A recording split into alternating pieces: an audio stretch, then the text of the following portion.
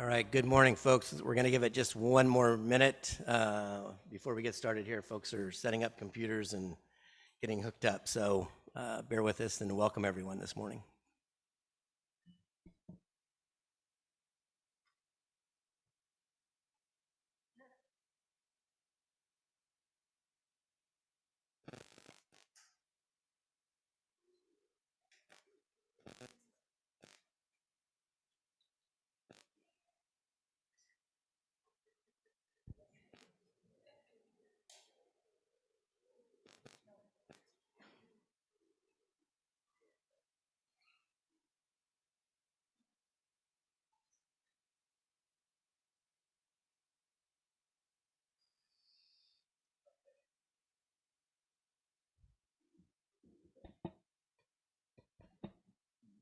You're on.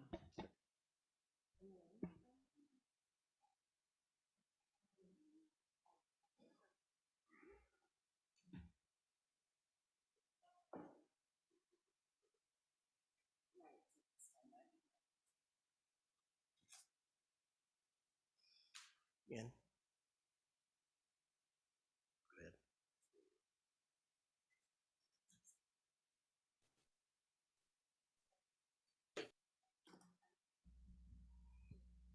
So how's everybody doing? All right?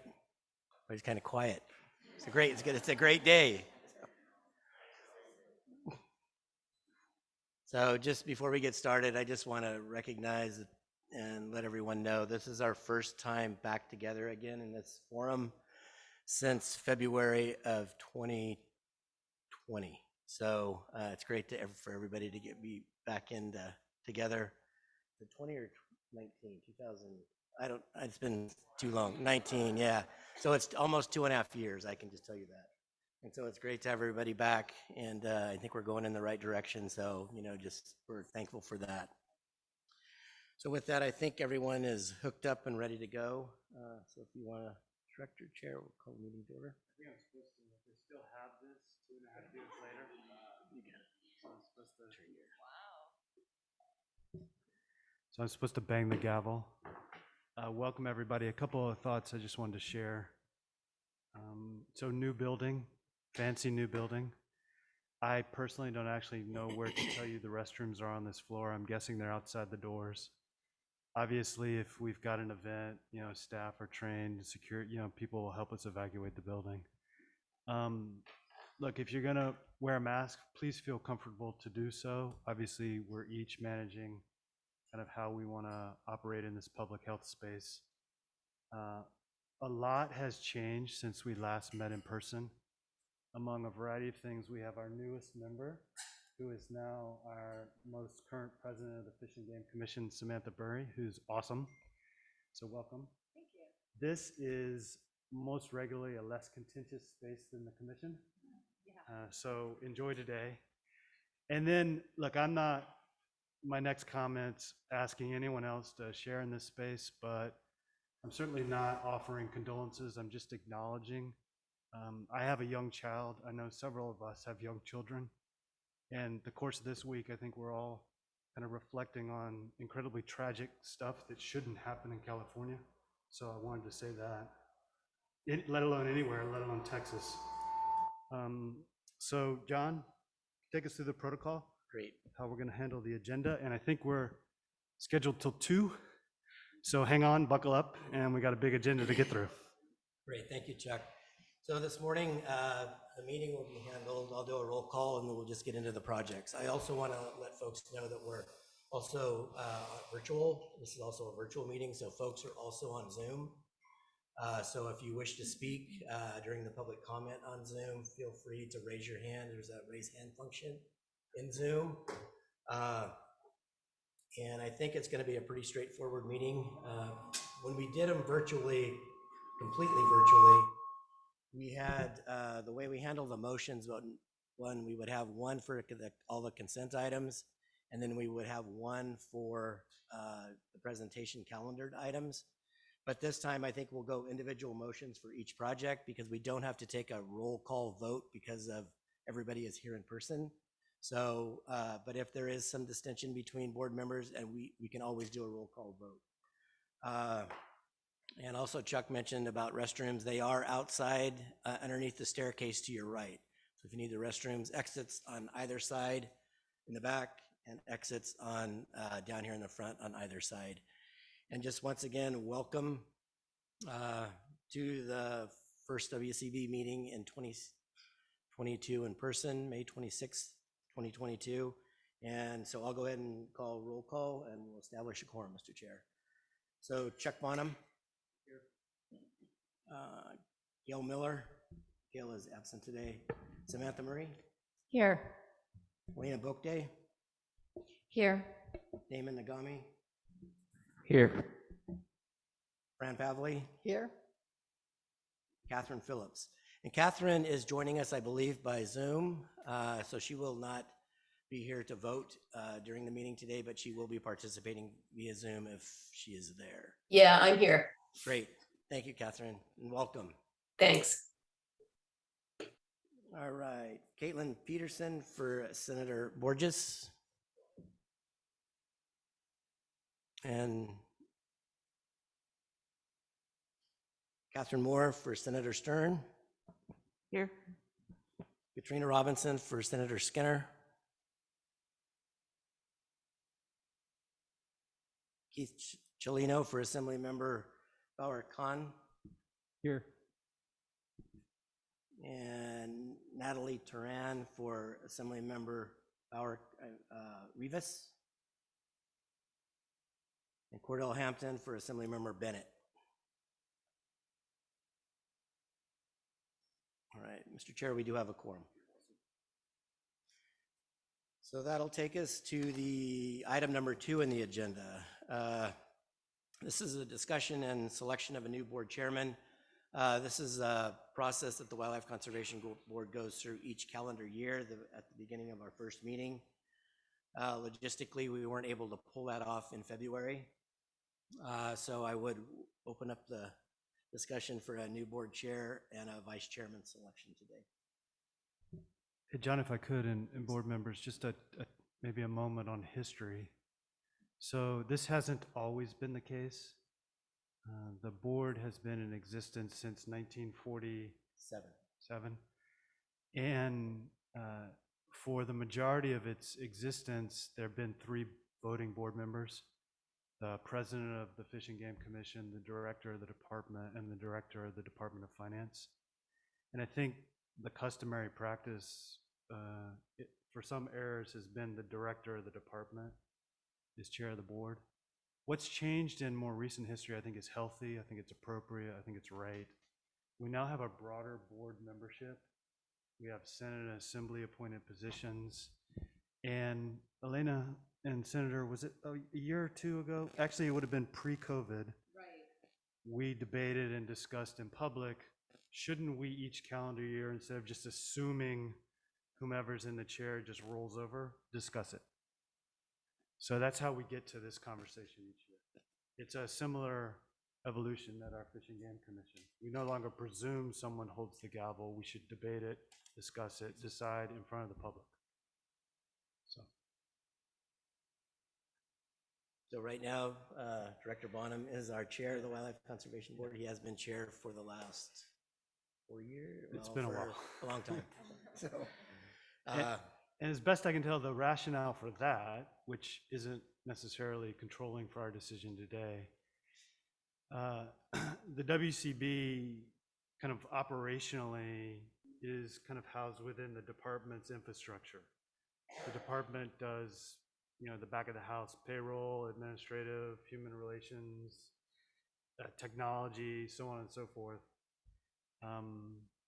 There's a dynamic where our budgets are kind of looked at, systemically, and our department scientists often serve kind of as the affected scientific staff to do the project planning and vetting.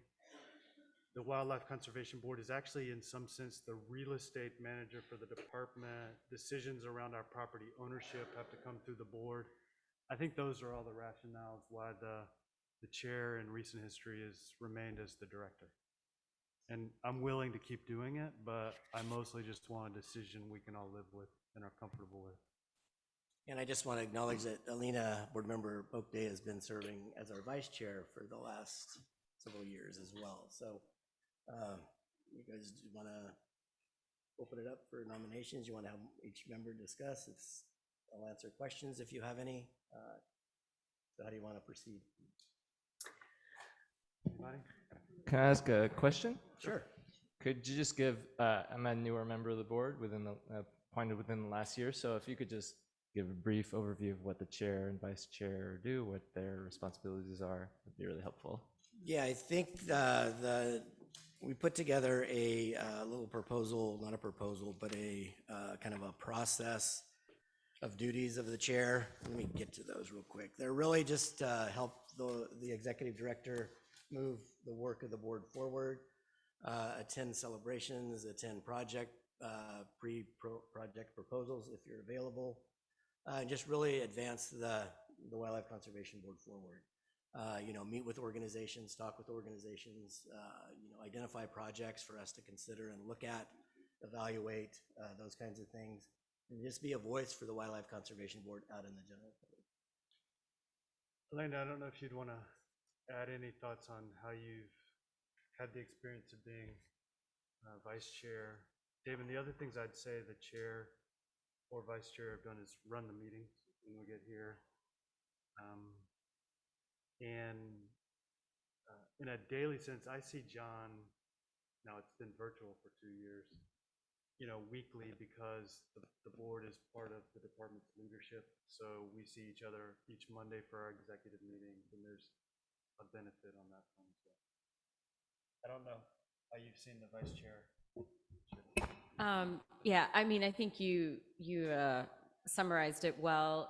Really, the vice chair's role is just to support if the chair is out. So primarily in being able to run the meetings, have obviously do any check-ins on, I know when we were working on the update to the strategic plan, being engaged at some of those higher kind of policy level discussions, but primarily the function is just to support running the board meetings, I think, as vice chair.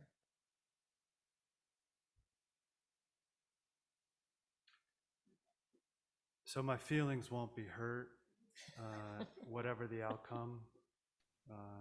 So Senator Pavley or anyone, any other, Samantha, any questions? Yeah, this is Catherine, speaking from outside. Chuck, I appreciate that you're going to do this again. It's you. Since we've been on, Damon and I have been on in August. I think we both would agree that you've done an excellent job.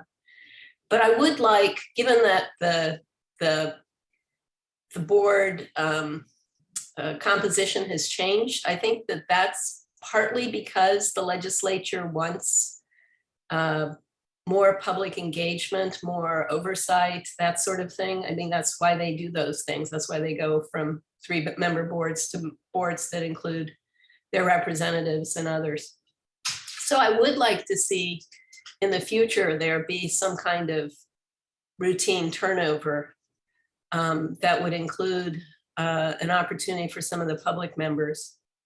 And I'm particularly thinking about wanting to see some new generation folks get into a position of doing some leadership on this. So maybe between now and next year, if you identify somebody on the board you think has an interest, you can start mentoring them so that we have an opportunity to bring somebody from the public member role into that position. I agree, Catherine. And, having the position shouldn't turn into tenure for life. And I'm certainly a demographic that, is often too common in resource agencies. And we should think about that for our leadership at the board as well. So thank you for weighing in that way. You kind of are up in the ceilings with this incredible audio and visuals. So when you speak, it's kind of coming up from the top of the building. It works really well on our end, but I think apologies if we just don't remember each agenda item. You're actually up there participating virtually. So thanks for raising your hand. I'm just coming through like a godlike voice. Is that what you're saying? I don't know if that was an implied motion or not, because Catherine did start by saying thank you, but Senator. Yeah, and I think we've had these discussions before as a board in terms of, so in full agreement, Catherine, that I think previously we did have a discussion about the desire to want to see the chair position rotate, and so, and hence actually establish the vice chair, I think, to think about kind of that transition. But I, again, kind of echo and I think we're all in agreement that there should be a rotation of chair for the board. So I think, you know, Chairman Bauman, you've been doing a wonderful job. And so I do think that there should be, I mean, I would be very supportive of next year identifying if there is interest on the board to be chair, to have some mentorship, to be able to transition, because there is already, as you already stated, Chuck, there's already kind of a lot in place that makes the engagement and relationship between, you know, the Wildlife Conservation Board and your agency so embedded and kind of, you know, those practices and kind of communication already kind of set in place. And so I think bringing in, if we're looking at rotating the chair position for next year, then I think being able to have some of that mentorship to start to establish some of that structure for inclusion in some of even just more daily kind of communication on the board would be important. So I think it would be great to think about, now that we're kind of, you know, back in person, you know, being able to think about what does that mentorship look like, and to be intentional about it, so that when this decision comes up in a year, which I know we'll probably all be like, wait, didn't we just talk about that?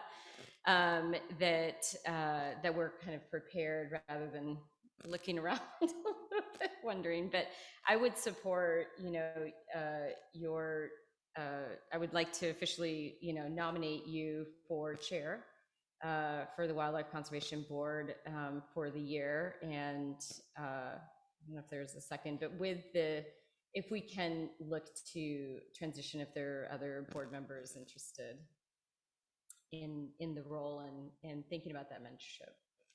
I'll second that. Right. I guess, do you accept the nomination? Just Yeah. want to make sure officially. If called to serve, yes. And I'd like to just add a comment if it's appropriate at this time.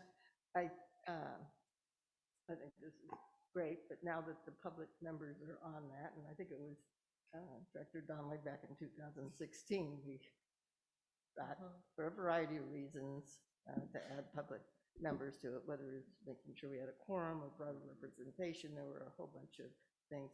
I sort of like also the concept of, if the chair or the vice chair is maybe connected with the administration and the Natural Resources Agency, then the other position is a public member. So it's not both of one or the other. I like the connection between the WCB and people that you work with all the time, but it's helpful to have someone who's maybe from a different area of California, increasing the representation. So probably shouldn't be both positions in the same slot. So maybe that's one way to think of it too, to just the vice chair's one, the other chair's the other. So anyway, I look forward to a successful year. Thank you. Great, thank you, Fran. So any other board member comments?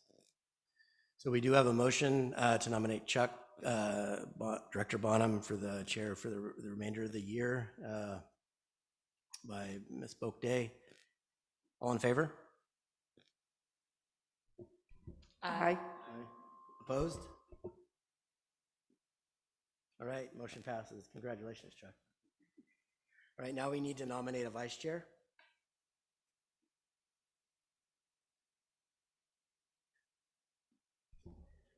If there's no other people wanting to step forward.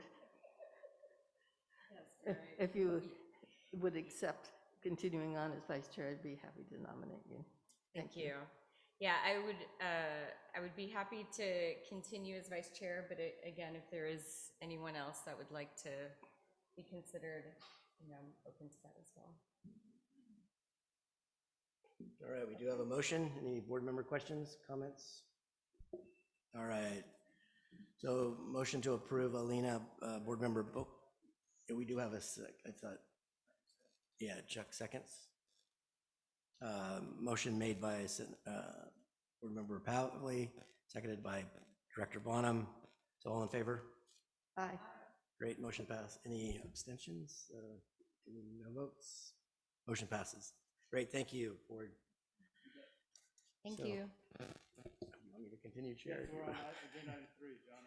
All right, thank you, Jack. So board members, this is item number 3. This is a section of the agenda to allow public comment for any items that is not on the agenda. So please make sure that if you want to speak about something, please make sure it's not on the agenda, because there will be an opportunity for you to speak on that particular item. And we do have some speaker cards in, but before we do that, is there any members of the public here in the room that would like to speak during this item? And please hold your comments to 2 minutes. We will be watching a clock, so 2 minutes would be appreciated. So seeing none here in the room. So on the speaker card list for the Zoom, we do have Nick Joslin from Mount Shasta Bioregional Ecological Center. Hi, thank you for allowing this public comment period. I'm Nick Joslin, a 5th-generation resident of Siskiyou County. My family began ranching in the Little Shasta Valley in 1854. I work for the Mount Shasta Bioregional Ecology Center, and I'm a geologist by training. I want to talk about fish and flow funding, which in a broad sense is funding for habitat restoration and stream flow enhancement. The targeting of fish flow funding by agricultural operations is troubling to me, since many of these proposals do not actually directly benefit the environment or deliver the results that the proposals present. Ag projects should be flagged and scored on a different criteria than actual restoration projects. I do not believe environmental scientists have the background to evaluate complex agricultural infrastructure projects. Using only a proponent's proposal to understand a project leaves out dialogue that could show unintended consequences, especially if there's local knowledge or even local institutional knowledge from previous studies. The dangling of future 1707 dedications has become normal practice to entice the Wildlife Conservation Board to fund ag projects. To this date, only 2 exist in the Shasta River. One is CDFW, and one was very recently accepted in the Little Shasta River on the Hart Ranch. In the Shasta Valley, if there was enough water for ranching, we wouldn't need a water master. The water master, appointed by the courts, has the sole job to assure that the most senior water right holders get their water in order of priority. This leaves me asking the question, are we to believe that there's ever water left for aquatic life in the imperiled Shasta River once the usufructuary senior rights are filled? Those water rights for beneficial use should also not be harming other beneficial users or public trust resources. Which leads me back to my original idea that ag projects that target public funding for improvements to private infrastructure need to receive more scrutiny and a more open comment mechanism during evaluation. Public participation should not simply occur when the project hits the final agenda and has essentially been given the green light for board approval. Thank you. Great, thank you. Okay, we'll move on to David Webb, Friends of Shasta River. Thank you very much, board members.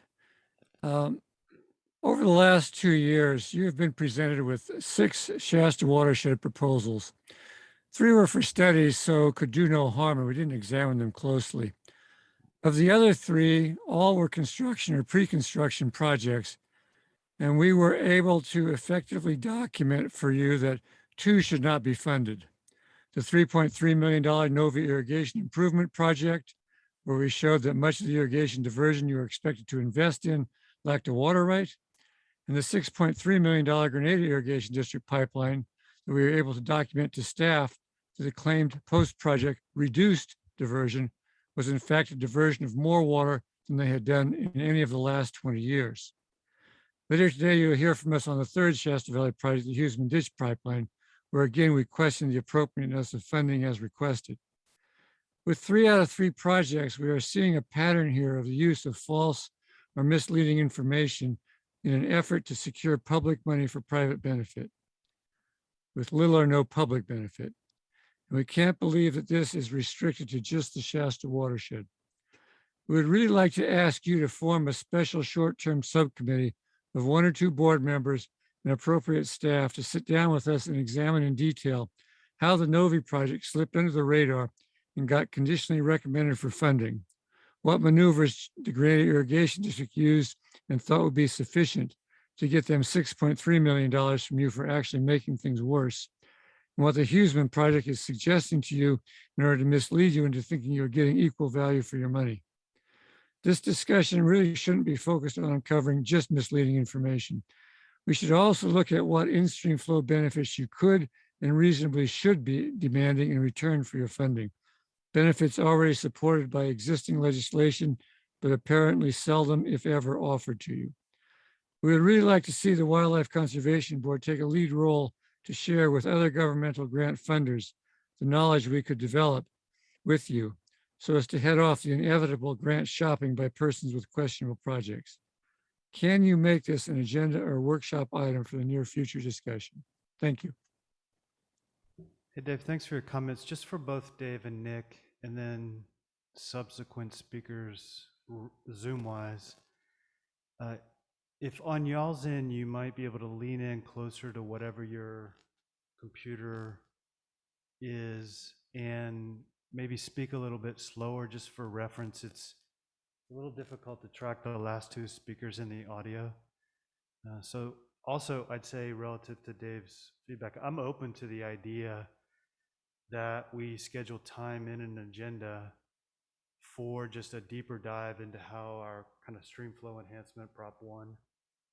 We should take a look at each granting cycle and judge, metrics for success. This is the state's first ever kind of program looking into how you enhance stream flow, and we should learn as we're doing. So, like in theory, I'm open to that idea and figuring out how to schedule it for, engagement that's informative. Great, thank you, Chuck. And can I just make one comment on that? The 5-year report that we put out for the stream flow program has a lot of that kind of information in it that we released earlier this year. So, if you folks in the public arena, if you want to take a look at that, make sure you take a look at that. If you have any questions about anything in that report, please reach out to me or my staff, and we'd be happy to walk through the information in the report with you.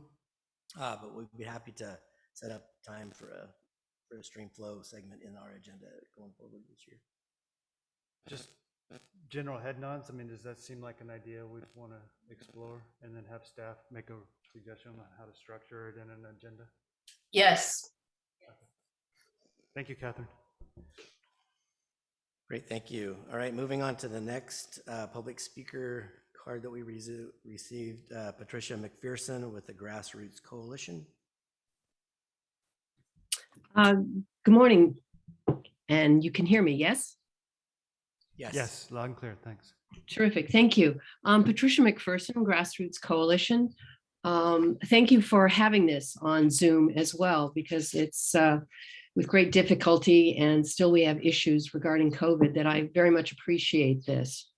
I would like to start out with asking for our ability to present to you for the board members, if we could, a potential for a grant application for a groundwater dependent ecosystem study for Baiona wetlands to help us understand the surface and groundwater connection that is missing in the final environmental impact report for Baiona. It's all started out with $140 million from the WCB for the acquisition of Baiona.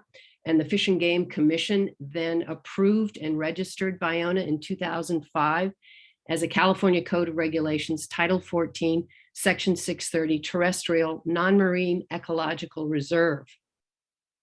And what we've been doing is working with the state on the Sustainable Groundwater Management Act, and the Groundwater Sustainability Plan has gone in acknowledging data gaps with regard to saltwater intrusion in the southern portion of the Santa Monica subbasin, which is the area of Baiona wetlands.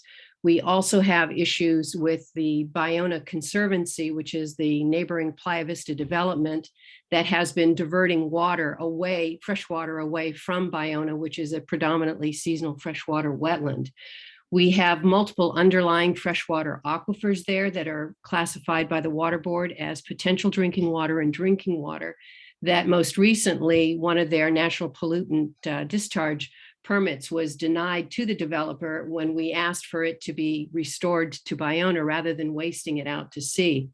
So what we're thinking of as the WCB as an independent entity that we're working with, if you could also potentially help us work with Sigma entities from the Department of Water Resources for grants that would be for monitoring well on the, which is what is recommended also in the GSP, the plan for the area, but also to actually get a groundwater dependent ecosystem done for Baiona, because there's never been a hydrology evaluation of Baiona itself.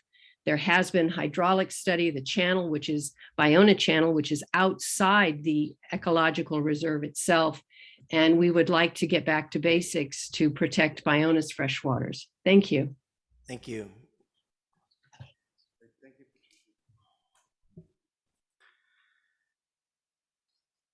All right, next is Sue Nash with Friends of the San Jacinto Valley.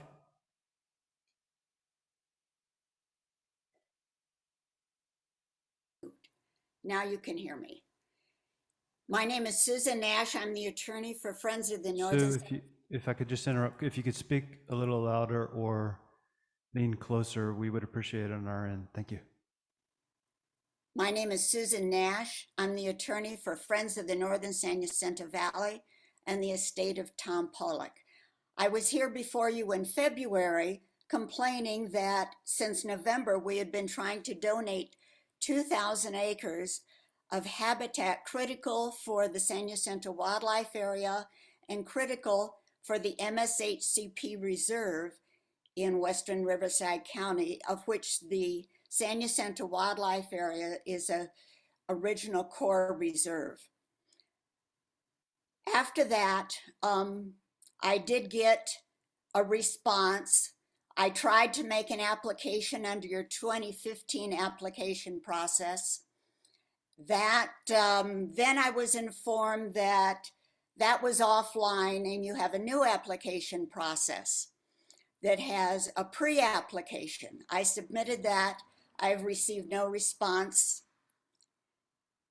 I've asked for a full application, or at least for the required meeting on the pre-application process. And all I have received, one from a deputy regional manager, is that they are not interested in these 2,000 acres with no explanation.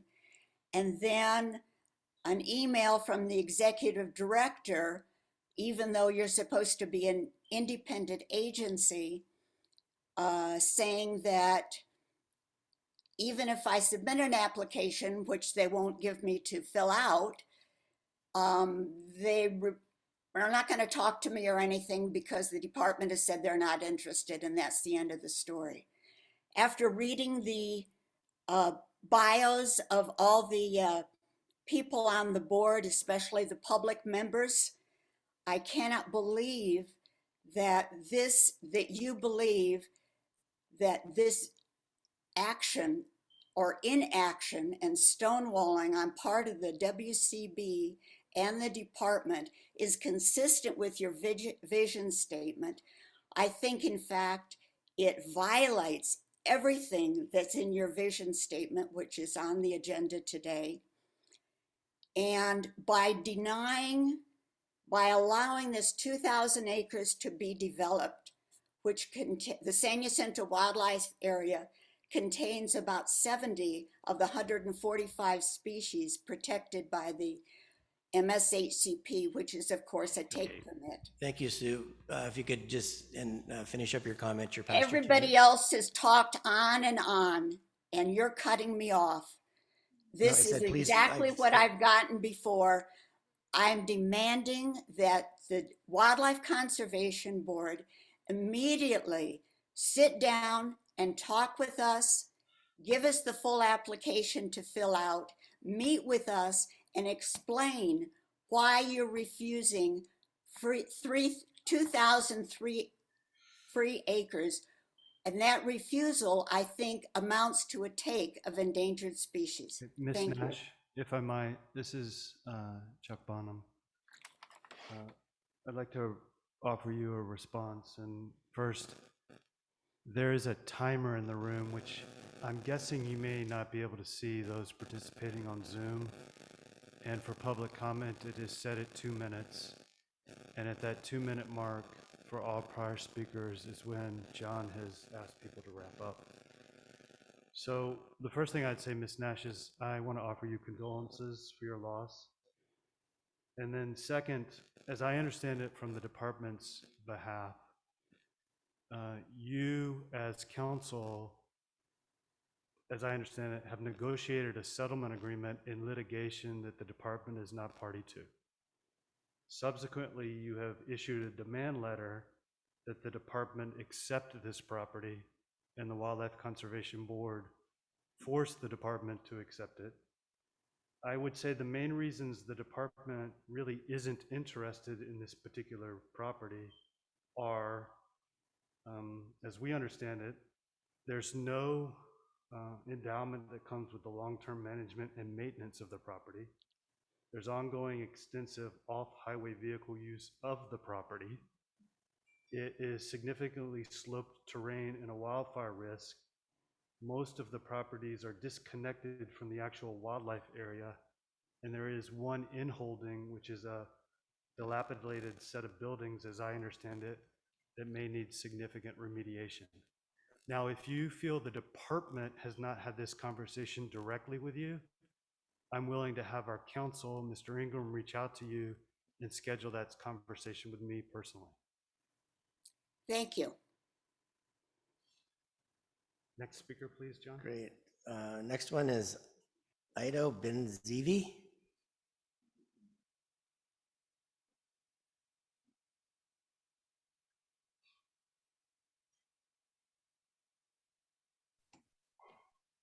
Good afternoon or good morning still. This is Ido Benzivi. Can you hear me? Yes, please go. Yes. I'm the president and CEO of Highland Fairview, the property owner of the 2,000 plus acres that Mrs. Nash has referred to. I just want to state that we're prepared to make the contribution in lieu of MHCP fees as agreed upon.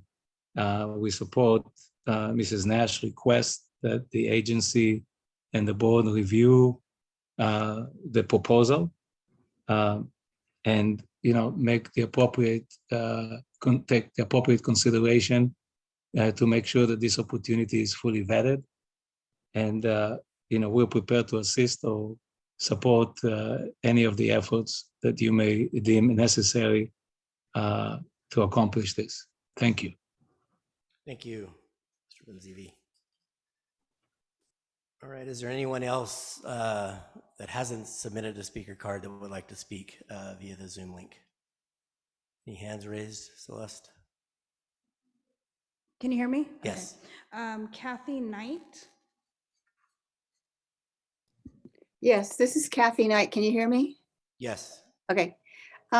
Yes, I'm with the Biona Ecosystem Education Project, and we've been volunteering for the past 30 years to save, protect, and restore the Biona wetlands in Los Angeles area.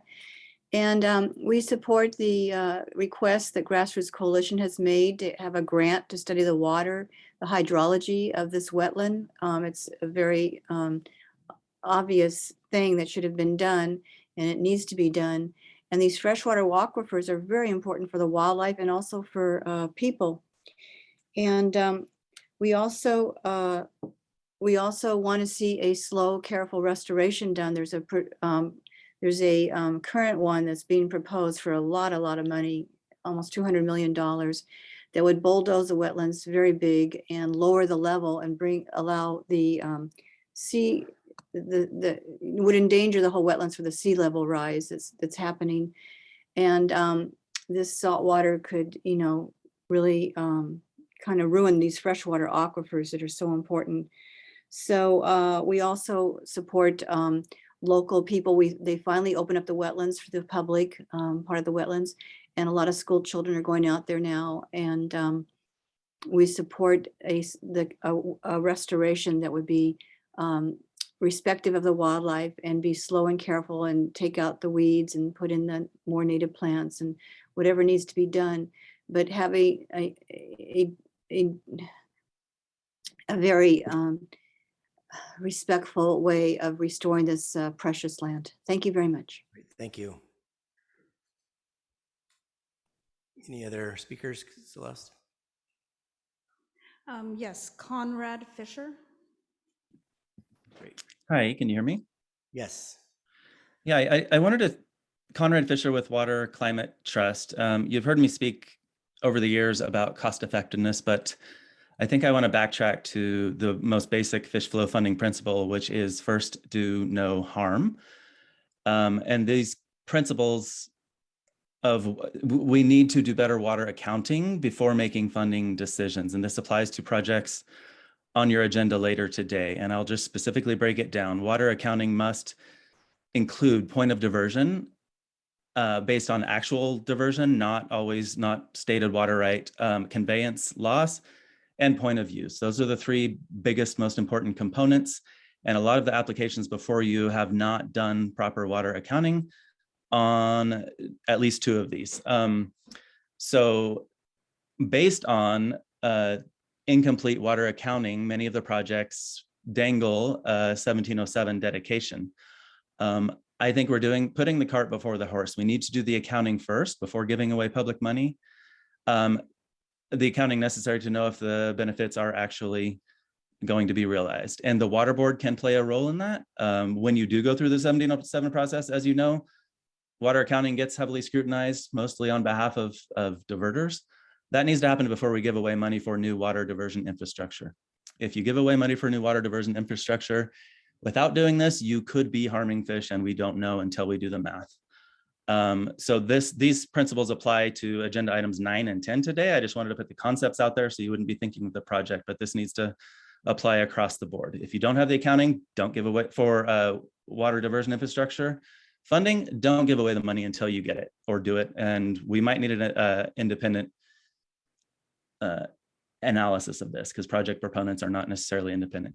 Final point, I would encourage CDFW and Mr. Bonham, specifically for the Shasta, but as many rivers as possible, to make an in-stream flow recommendation because Right. while we're Start finishing up, please, Mr. Conrad. okay, yeah, we should not be giving away money for water that the law requires. We don't know how much water the law requires until Fish and Game provides an in-stream flow recommendation. Great, Thank you.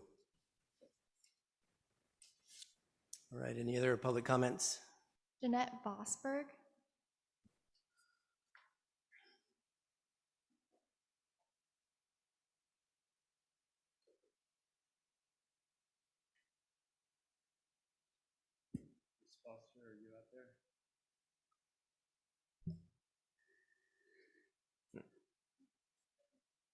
Jeanette Vosberg, you should be able to unmute yourself.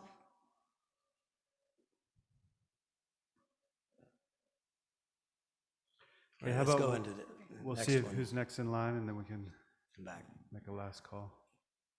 Greg Tucker. Hello, this is Craig Tucker. I'm a natural resources policy advocate for the Karuk tribe on the Middle Klamath River. I'm flagging an item on your consent agenda, the Huseman Ditch. These projects in the Shasta River are really important to us. The Shasta historically and even today is one of the significant producers of salmon in the entire Klamath Basin. In the 1930s, the Shasta hosted as many as 80,000 returning adult salmon in the Shasta River. These days, we have 80,000 returning adults to the entire Klamath Basin. We get pretty excited. We have complained vociferously about the federal safe harbor projects in the Shasta watershed. We've written extensive comments, and some of these projects like the Huseman Ditch appear to be part of that safe harbor process. We need more transparency and communication with the board when it comes to funding these kinds of projects. We need more opportunity to evaluate and comment on these projects.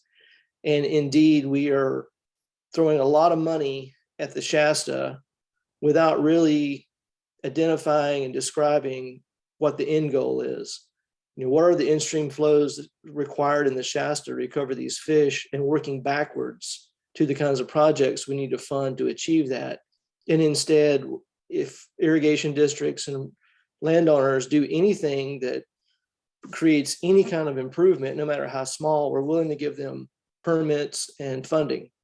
So I'm requesting that you pull these items for further discussion, involve the tribe, and develop a policy where these kinds of funding proposals that come to the board trigger some kind of process where the board reaches out to the Karuk and other impacted tribes to evaluate the proposals. Thank you. Yeah, duly noted. So we'll put an asterisk. We're not to consent calendar yet, but we have a comment about consent calendar item. Hang on a second. I think it was 9 and 10. 9 and, well, Just it's 10. unclear to me if it's more than 9, because when I look at 10, one of the letters of support is from the Karuk tribe. John, I gotta say the electronic agenda, it just takes a minute to go back and forth, right? So hold on.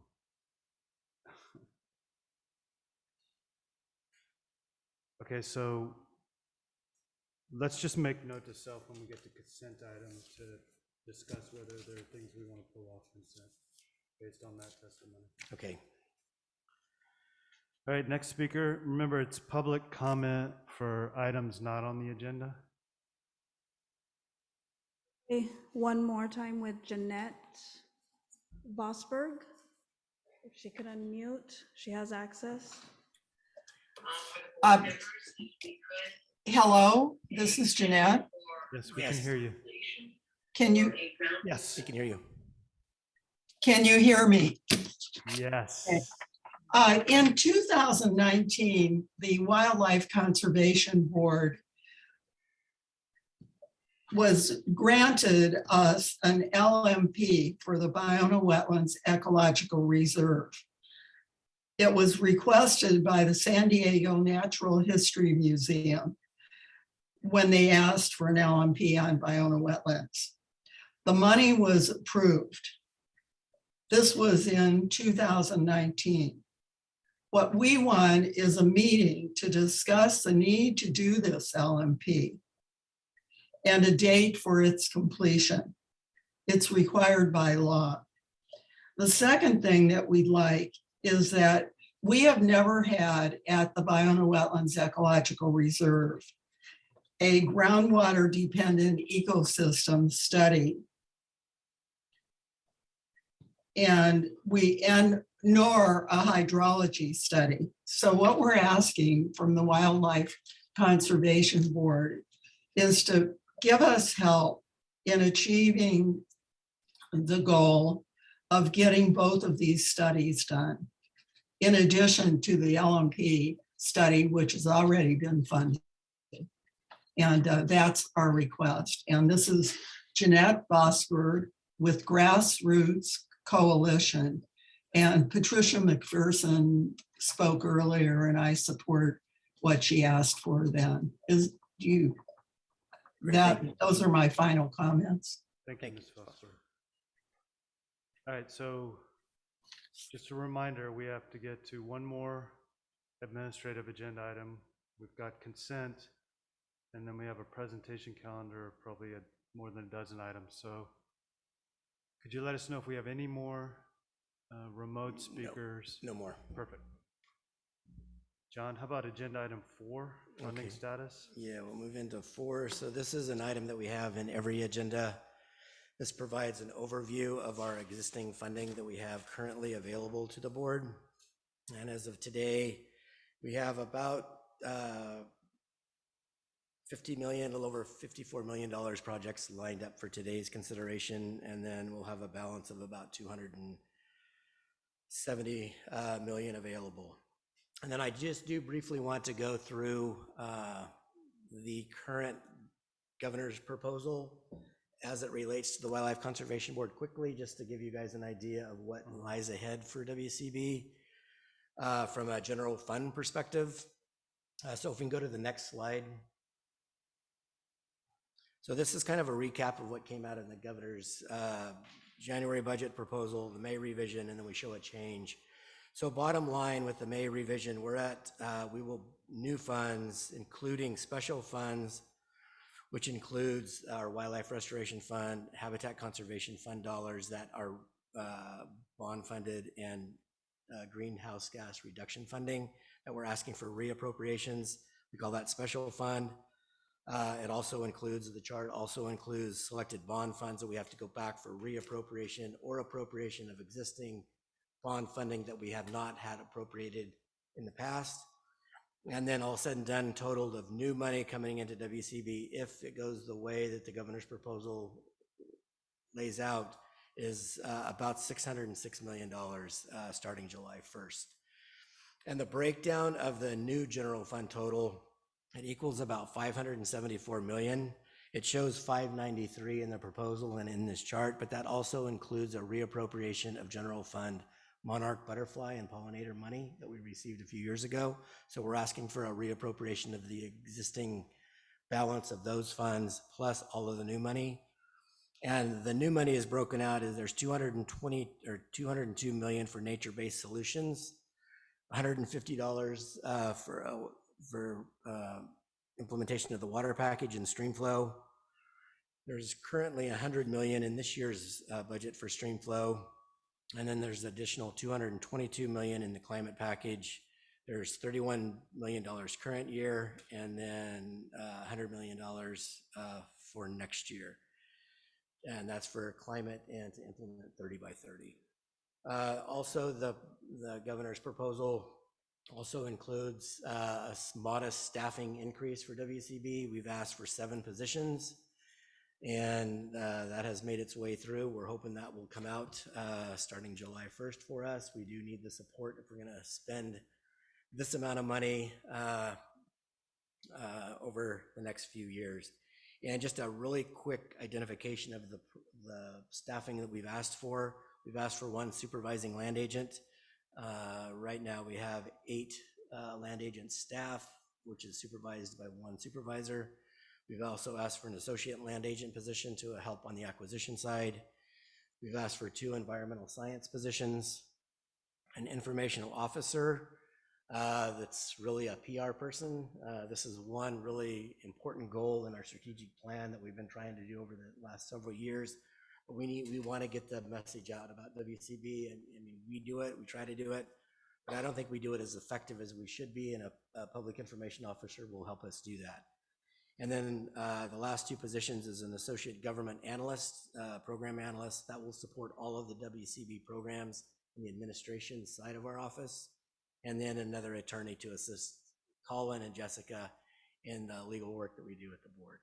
So that's kind of the recap in the governor's proposal as it came out of the revise for WCB. So I'd be happy to answer any questions.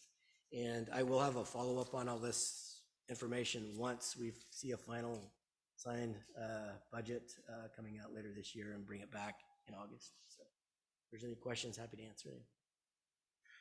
Any questions on funding status for John? This is Catherine. Thanks for this report, John. I'm pleased to see you're getting some new staffing. I think you all have been working really, really hard and can use some help.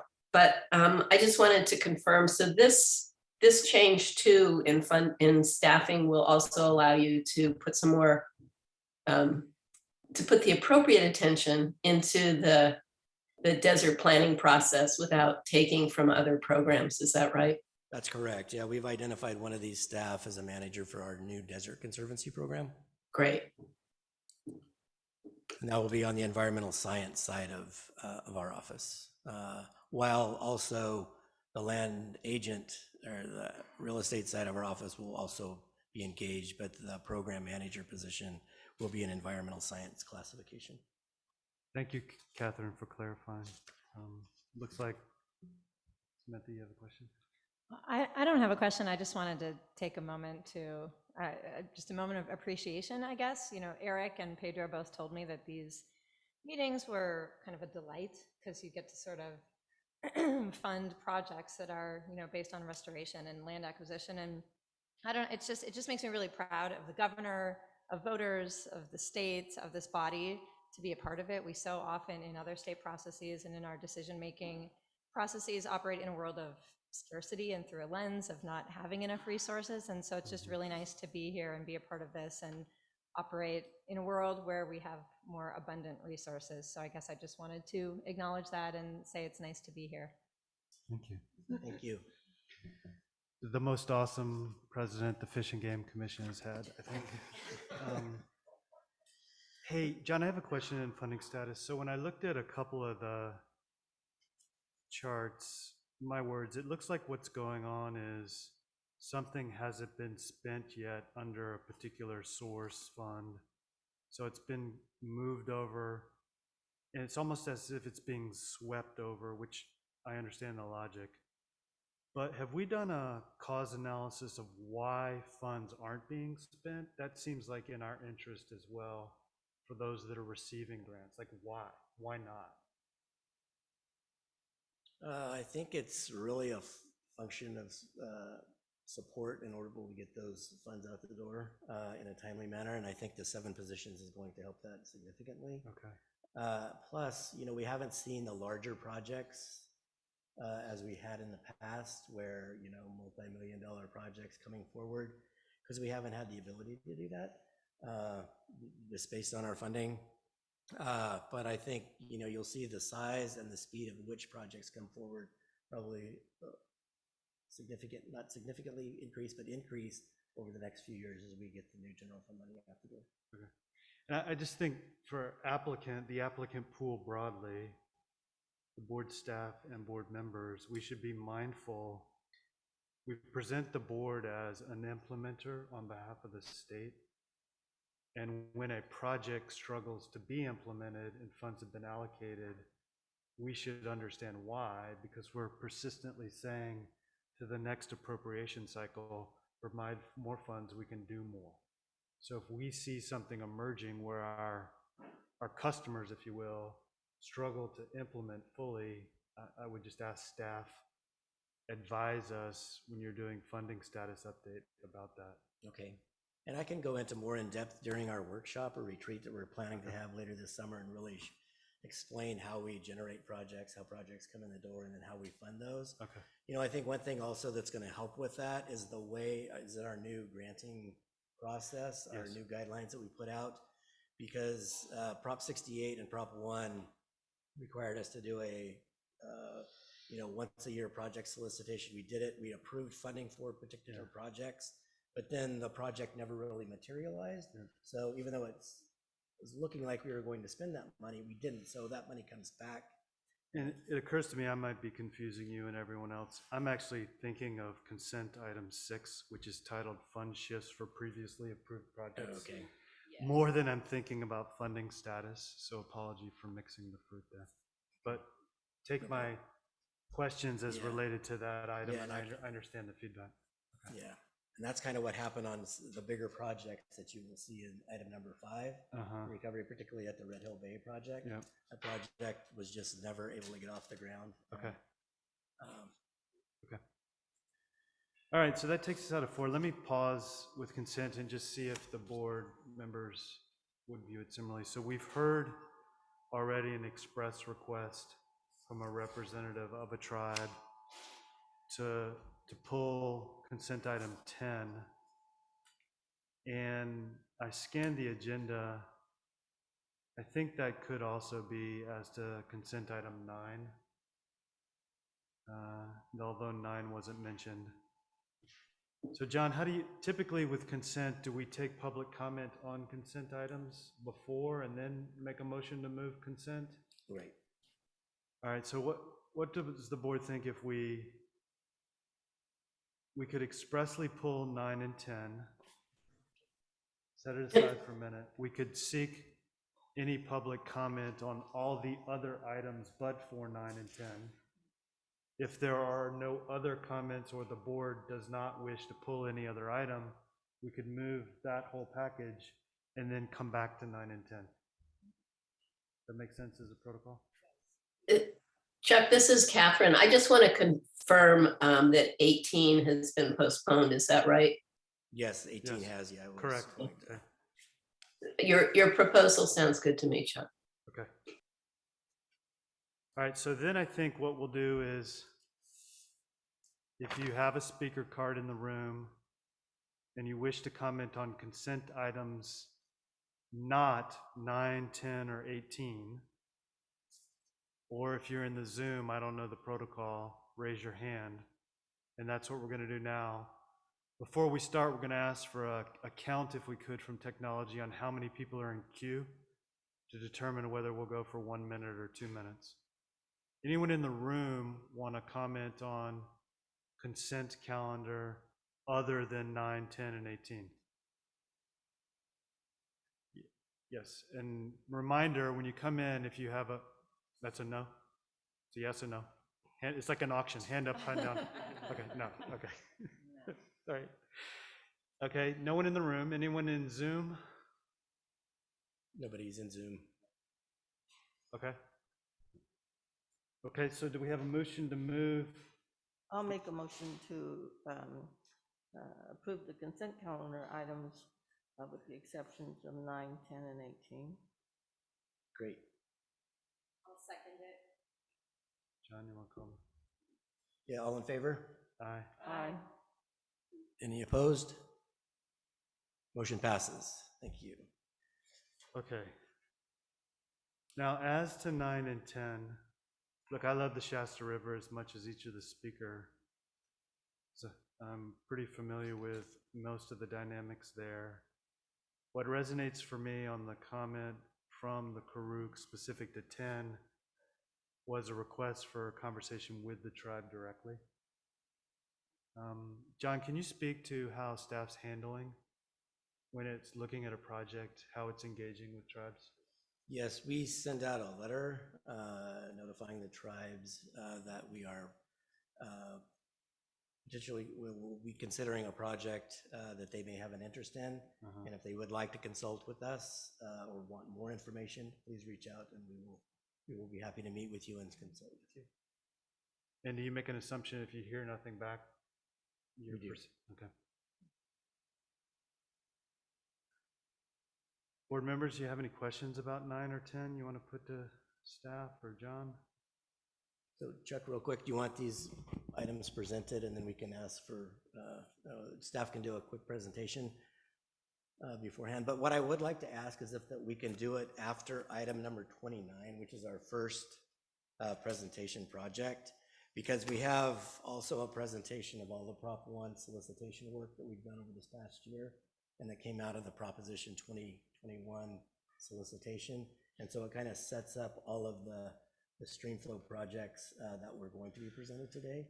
So what I would propose is that we do item number 29, that be presented, and then we will go back to 9 and 10. Does that sound like we'll ask for a presentation on 9 and 10 and we can discuss it, and anyone that wants to comment may. Okay. All right. Good. All right. Sounds good. Thank you. So that brings us to our presentation calendar, which is items 29 through 42. The first project up is the Redwood National State Park Riparian Restoration and Trails Gateway Project. Ms. Kara Allen on our staff will present the board the project. Okay, thank you, John, and good morning, everyone. Agenda item 29 is a proposal to consider an allocation to the California State Coastal Conservancy for a cooperative project with Save the Redwoods League, CalTrout, Department of the Interior, and the Ocean Protection Council for a multi-benefit project that will restore critical fish and wildlife habitat and prepare the site for renowned public access opportunities. The project is located in Humboldt County in the town of Orick, which is a severely disadvantaged community about 35 miles north of Cal Poly Humboldt. The site sits on Lower Prairie Creek, which is an anadromous fish-bearing stream in the Redwood Creek watershed and is of great importance to the recovery of coho salmon and other listed salmonids. The site is immediately adjacent to Redwood National Park, which is one of 4 parks that make up the Redwood National and State Park system. And the project is on the former Orick Mill site that was acquired by the League in 2013 with the vision of improving this site for fish and wildlife habitat and constructing a new visitor center for the National and State Park that will replace the outdated and inaccessible Thomas Cutchell Visitor Center that lies in the tsunami zone and does not have trail connectivity to the rest of the parks. And what makes the site even more special is that it's on ancestral lands of the Yurok tribe and is less than 8 miles from the Yurok Reservation that is just east along the Klamath River. Next slide, please. In just a few minutes, we'll be showing a video that was produced by Cal Trout and does an excellent job describing the purpose and importance of this project. But first, the map on this slide shows how the project has been split into 4 phases, with phase 2 and 3 being the focus of the WCB proposal.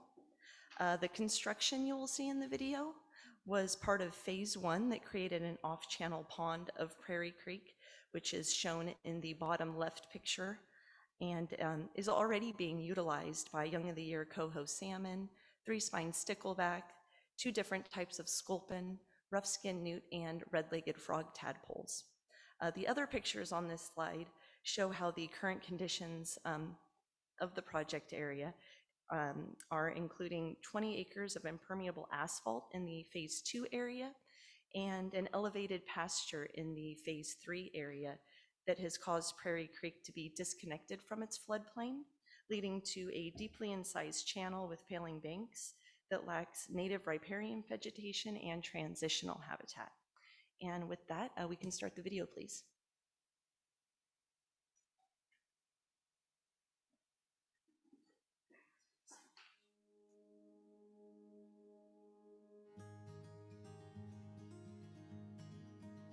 We are standing on the Orick Mill site, which Save the Redwoods League bought back in 2013, right where Prairie Creek and Redwood Creek come together at the southern gateway to Redwood National and State Park. Right here was where the mill that logged and milled the old growth that came off of this forest. Over the next 4 years, the Orick Mill site is going to be transformed into the Redwood National and State Parks Trails Gateway. It's going to have a brand new point of access for the visiting public to the North Coast Redwoods. And it's going to feature a segment of fully restored Prairie Creek, as well as a Yurok Village site.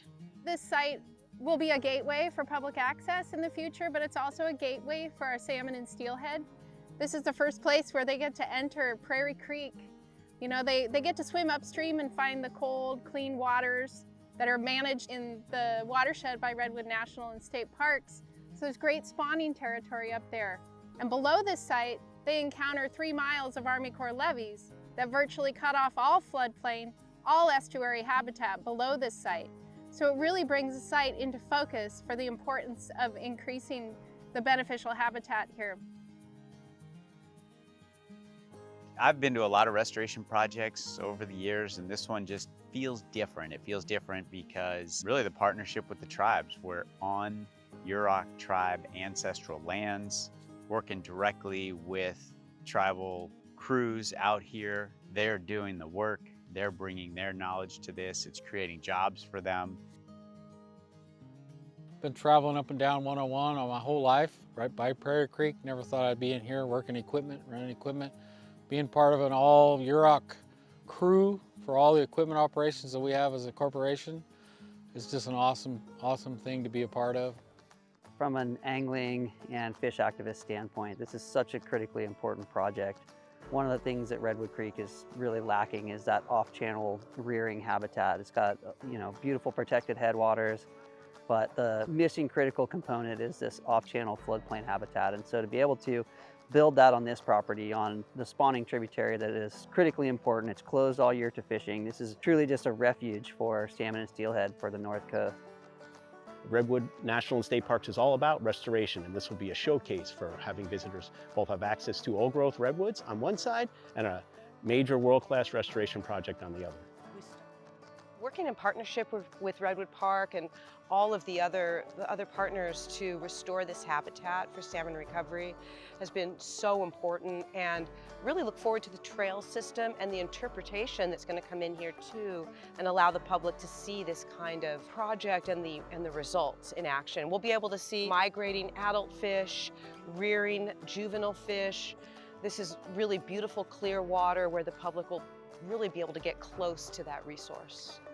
It's going to be cool to be able to bring my children here and say that I helped work on this. We're going to be creating habitat for salmon and steelhead and hopefully bring better numbers to our future generations, for our children and our elders.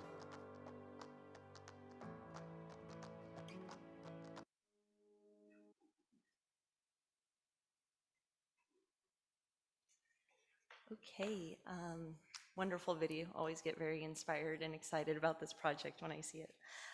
So on this final slide is the list of main work proposed for funding that addresses the priorities of WCB's riparian and public access programs.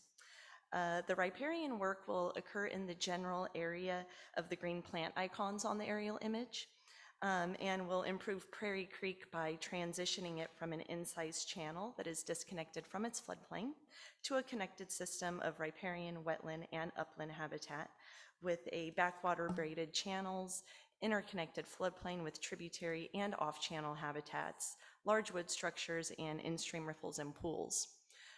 This work will complete the most complex and largest phase of the project by moving Prairie Creek out of its constrained location against Highway 101 to a meander for increased aquatic habitat and improved hydrologic conditions that will enhance ecosystem functions throughout the site and support 4 listed fish, 2 listed birds, and over 39 migratory birds.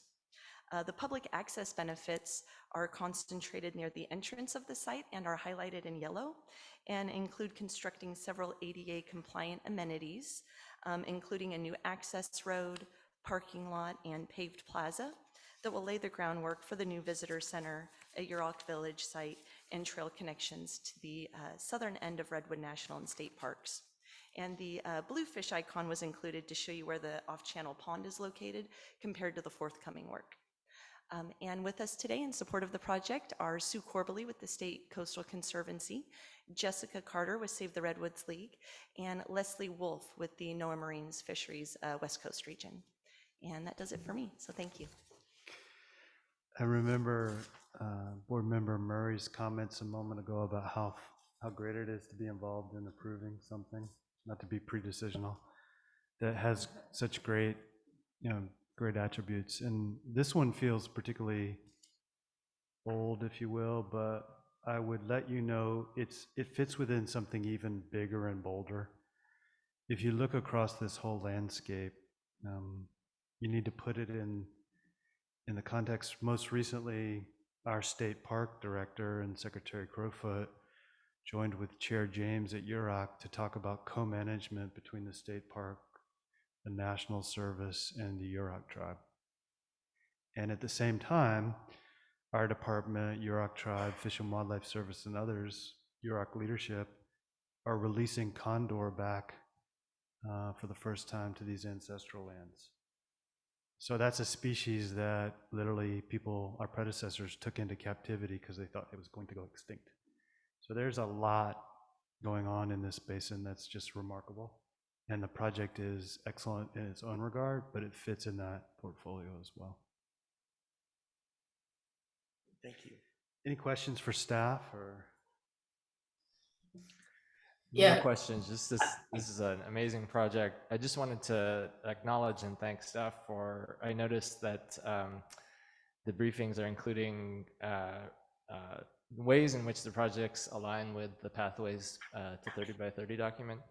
I found that to be really helpful throughout the materials, and it's just one more reason, including all the ones that you mentioned, that this is a great project aligned with the state's policy, so thank you. Catherine? Yeah, yeah. I appreciate this project. I think it's a good project. If I were voting today, I would certainly vote to fund it. But I do want to note, I appreciate too that staff has been asking about pesticide use. This money that we're giving won't be used for pesticides, but it will be used for mechanical and manual methods. That's great.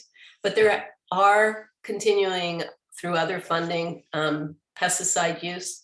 And what was striking to me for removing thistle, what was striking to me was that the applicant said that they would not be able to do excavation and soil removal and replacement because of the expense. And I just want to urge future applicants to not let expense prevent them from considering alternative methods. We are in an odd time where there is a lot of money to be given away for proper restoration. And at this point, you don't have to worry about whether or not adding additional funding for doing something that won't use pesticides. You don't have to worry about avoiding that. So. Thank you, Catherine. Elena? Hi, just a quick comment. Just also want to commend, I think, a lot of important, benefits and attributes to this project, and excited about the public access component. In your report, it does say that it's going to provide direct benefits and services to the severely disadvantaged by providing public access. So I know you mentioned the Yurok tribe members and the local conservation crew, which is great. But wondering, is the public access is it more of a passive public access, or will there be any programs to bring community members who are living within the severely disadvantaged area to the site once built? Yeah, so that's a great question. And one of our speakers will be speaking directly to your question. So if we can actually call them up, I think you will get an amazing response. Good, sure. So why don't we go ahead and call the folks who filled out a spear card for this agenda item, which is agenda item 29. Okay, and you look like you're ready, so come on up.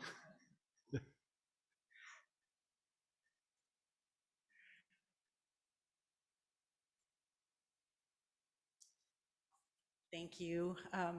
My name's Sue Corbley. I work with the Coastal Conservancy. I just want to, before I start my comments, I would like to respond to the comments about the pesticide use, if possible.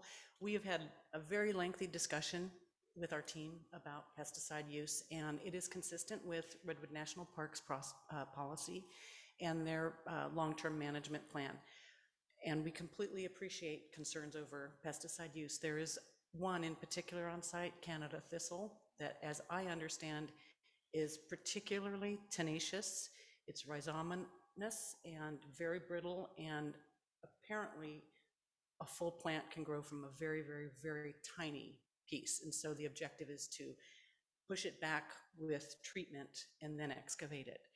There's been a lot, very deep rhizomes also, and so it's very, very difficult to manage. And there are about 2 acres that we will be removing of that in this next phase. So we have considered the implications of pesticide use and take it very seriously to decide to use it. Okay. With that, I would just like to make a few comments about Conservancy's involvement long-term in the project. I'm really pleased to be here today as you consider funding for this project. If approved, this funding will help us reach completion on more than 50% of the Oric Mill site restoration, and it will build public access improvements to connect locals and visitors from the town of Oric within Redwood National and State Parks. The Conservancy has been involved with the project since 2014. Our initial objective, excuse me, was to help restore fish habitat and develop a stretch of the coastal trail. But as we move forward with planning, working with the landowner, Save the Redwoods League, state and federal agencies, and engaging the local communities such as Oric and the Yurok tribe, it became apparent that there was an opportunity to integrate restoration with the League's vision of a future visitor center to bolster the local lagging economy. Through all our planning with the restoration, and despite our enthusiasm and our confidence about the expected outcomes, there has been an underlying concern for us. How do we fund restoration at this scale and achieve our lofty goal of completing all restoration across the property by the end of 2025, when the property will transfer to Redwood National Park? We have remained optimistic. The Conservancy, Save the Redwoods League, and NOAA joined forces and funded Phase 1 restoration in 2021, hoping our confidence would provide the spark that would ignite enthusiasm with other funders. When we applied to the riparian program last year, we were seeking a grant to procure plants and install vegetation across the 11.5 acres restored area. And though we had applied to other funders and secured some funding for construction, we would still be significantly short to complete Phase 3 as envisioned. Fortunately for us, Kara Allen understood our vision and recognized the significance of what we were trying to accomplish: restore and enhance vital habitat, engage local disadvantaged communities in the planning and on-site work, develop a project that will be sustainable in light of climate change, and highlight restoration for visitors that will use the site. The funds you are considering today will help us leverage future funding to complete restoration by that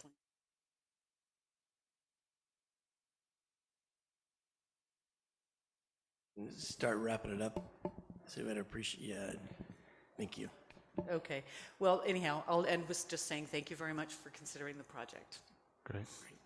And it occurs to me, I think, John, you have the list of folks that have given a card for speaker, so why don't we go to you? Yeah, and what I have is a list of speaker cards or people that have asked to speak by sending in a speaker card in advance. There's also speaker cards out in the hallway or out on the front desk when you came in. If you wish, if you're in the room and haven't submitted a speaker card, feel free to go out and fill out one of those, and the staff will definitely get them up here and we'll call on you. But the next person is Leslie Wolf with NOAA Marine Fisheries. I don't see her. She said she was going to be here in person, but she's on Zoom.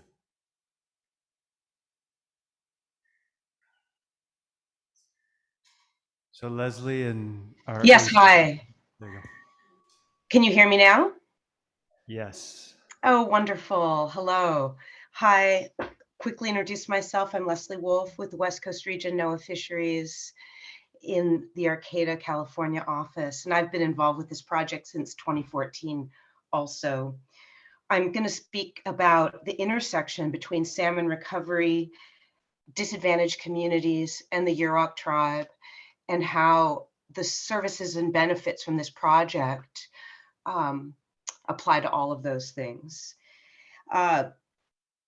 Some examples of the way that we're going beyond public access in providing benefits and services to the community of Oric include the revitalization of local businesses in downtown Oric. For anyone who's driven through Highway 101 there, it can look pretty boarded up. But just recently, the Palm Cafe and 2 of the boarded up hotels have been sold and are all being renovated by Oric families and residents. The vision for the visitor center includes concessions and other ways to continue to engage the community in this amazing new site. And the riparian restoration part of the project and its importance to salmon recovery in this really unique location can't be understated. And the Yurok tribe participating as the implementation crew and included in the design process and the environmental compliance process has been huge at expanding capacity, and also for the kind of spiritual well-being that you heard the Yurok tribal members speak about during the movie. So I just, the intersection between between these things is a really unique part of this project. And thank you for letting me tell you about that today. Thank you, Leslie. Moving on to Jessica Carter. Let's say the Redwoods League. Hello, good morning. I assume you can hear me. Yes, we can. And Jessica, I don't know if it's for you or not, but reminder, we have a board member kind of standing question, like help us understand. I heard that. Yes, thank you. Perfect. Yeah, thank you for the opportunity to speak on behalf of this project and for your consideration of the combined riparian and public access grant to the project. As you heard, the Save the Redwoods League owns the Oric Mill Site property. Again, my name is Jessica Carter, and I'm the Director of Parks and Public Engagement with the League, and I'm also the project manager of this overarching integrated project. And we are working collaboratively with a host of partners you've already heard about. The project goal is to establish a brand new visitor gateway on the southern end of Redwood National and State Parks that restores and showcases the ecological integrity of Prairie Creek. And you've heard from my colleagues and Kara about the many benefits of a restored Prairie Creek and the local community impact. So I will focus my remaining moment comments on the public access components of the project, because what we're trying to do here all together is heal the landscape and the human relationship with it. So the brand new Trails Gateway will add visitor capacity to the increasingly popular Redwood National and State Parks, which receives about 1 million visitors each year and experiences substantial overcrowding in peak season. It will create linkages to a large trail network, including iconic trails like Lady Bird Johnson and Berry Glen.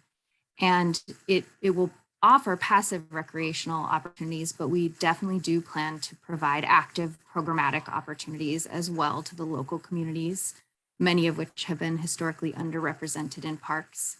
Save the Redwoods League delivers education, outreach, and interpretive programming in the area already, directly serving such communities.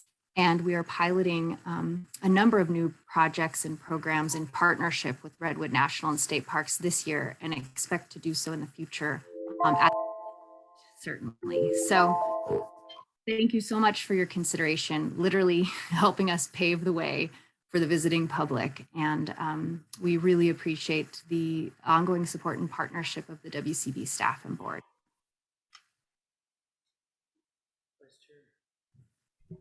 Any follow-up?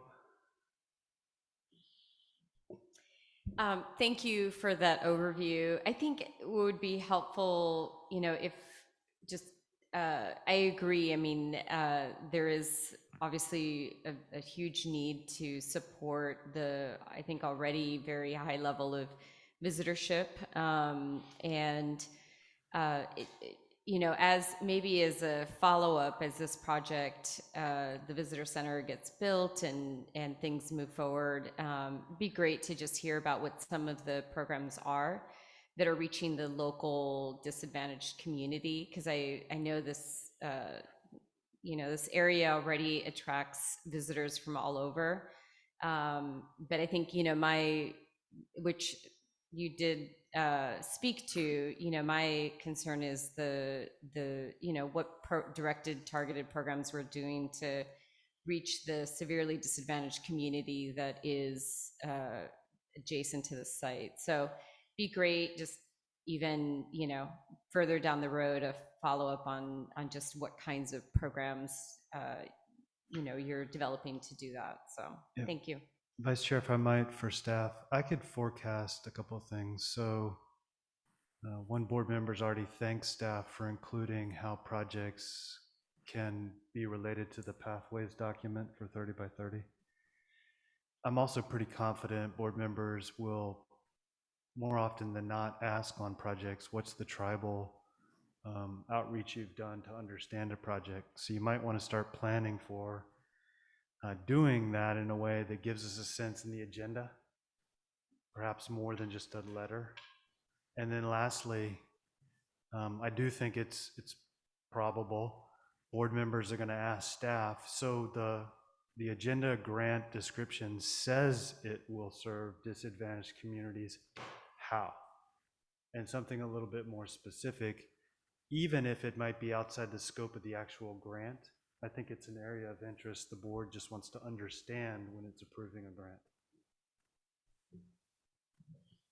Yeah, I agree with that a lot, Chair Bonham. I also, we saw in the video quite a bit about the ways in which the Yurok tribe is involved in the sort of physical restoration and construction.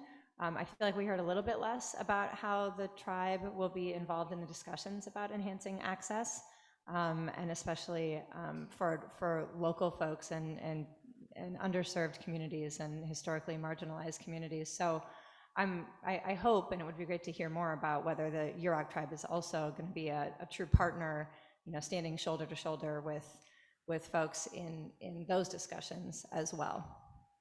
I wish that we had a letter from Yurok, or that they were at this meeting, even on Zoom, expressing their support, because although There is, whoops, there I'm is. sorry to, Yeah. but there is a letter Oh, from great, the Yurok great. tribe, yeah, from the chairman Oh, of the great, tribe. great. Thank you for that. So I don't think these suggestions are to be taken negative as to the agenda item, but rather like just continuing to shape how you present materials to the board. I think put it in that category. So John, any other kind of registered public comment? There is no other registered speaker cards at this time. Is there anybody else would like to, any other public comment? All right, seeing none, anyone want to make a motion? I'll make a motion. I move we approve as presented in the agenda, staff recommendation for project agenda item number 29. Second? John didn't second, he's No, I asking said, do whether I have there a is a second? second. Yes. I'll second. Great. All right, all in favor? Aye. Aye. Any opposed? Motion passes. Thank you, Mr. Chair. All right, so we're out of practice, but just a reminder, we're going to go agenda item by item, and then we'll have staff presentation. John has a list of folks who have signed up as commenters. Because we're committed to public comment, we'll do a final look-see if anyone wants to say something. We'd ask people to be mindful. We got a dozen plus projects to get through. And then, John, that brings us to, we'll have deliberation amongst board members. Any questions for staff? And then we'll see if there's a motion for approve. Yep, that's it.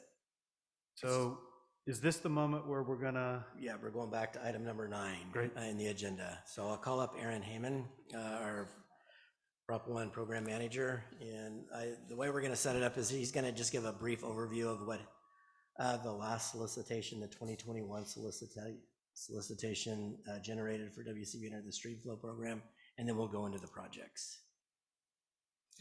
Good morning. Let's see, next slide. The Proposition 1 funded 2021 Stream Flow Enhancement Program solicitation notice was released in September of 20. Can you, yeah, I Closer. can't hear you. All right. A lot closer. Yeah, How's that? please. Better? Better. Excellent. The Proposition 1 funded 2021 Stream Flow Enhancement Proposal Solicitation Notice was released in September of last year.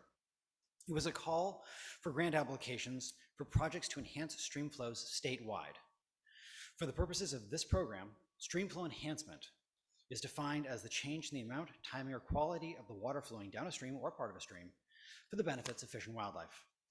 Funding priorities that were identified included acquisition or long-term dedication of water rights, projects located in Southern California, proposals to evaluate previous stream flow enhancement program projects, and projects that are consistent with the California Water Action Plan. Next slide, please.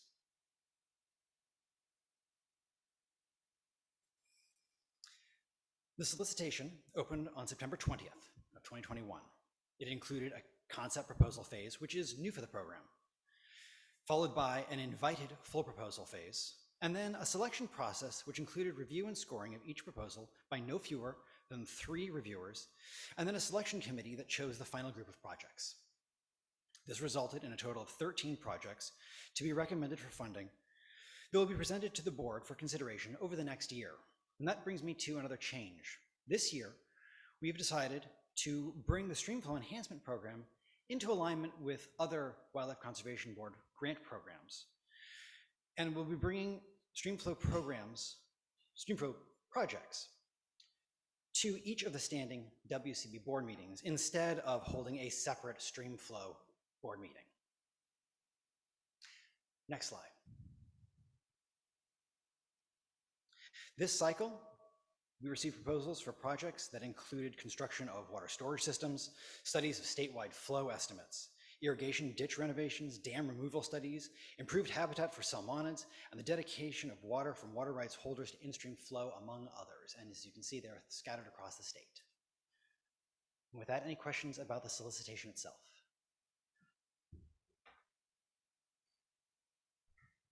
Just a quick question. Oh, sorry.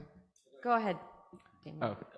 Thanks for the presentation. I noticed that one of the priorities was to focus on projects in Southern California, and looking at the map, it seems there are only a couple. So have you identified sort of what was the source of having trouble either getting submissions, or the competitiveness of the submissions? Be helpful.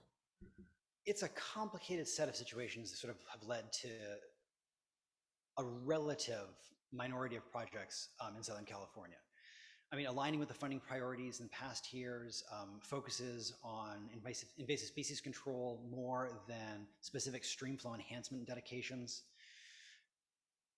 The fewer rivers in Southern California compared to Northern California. These all combine to sort of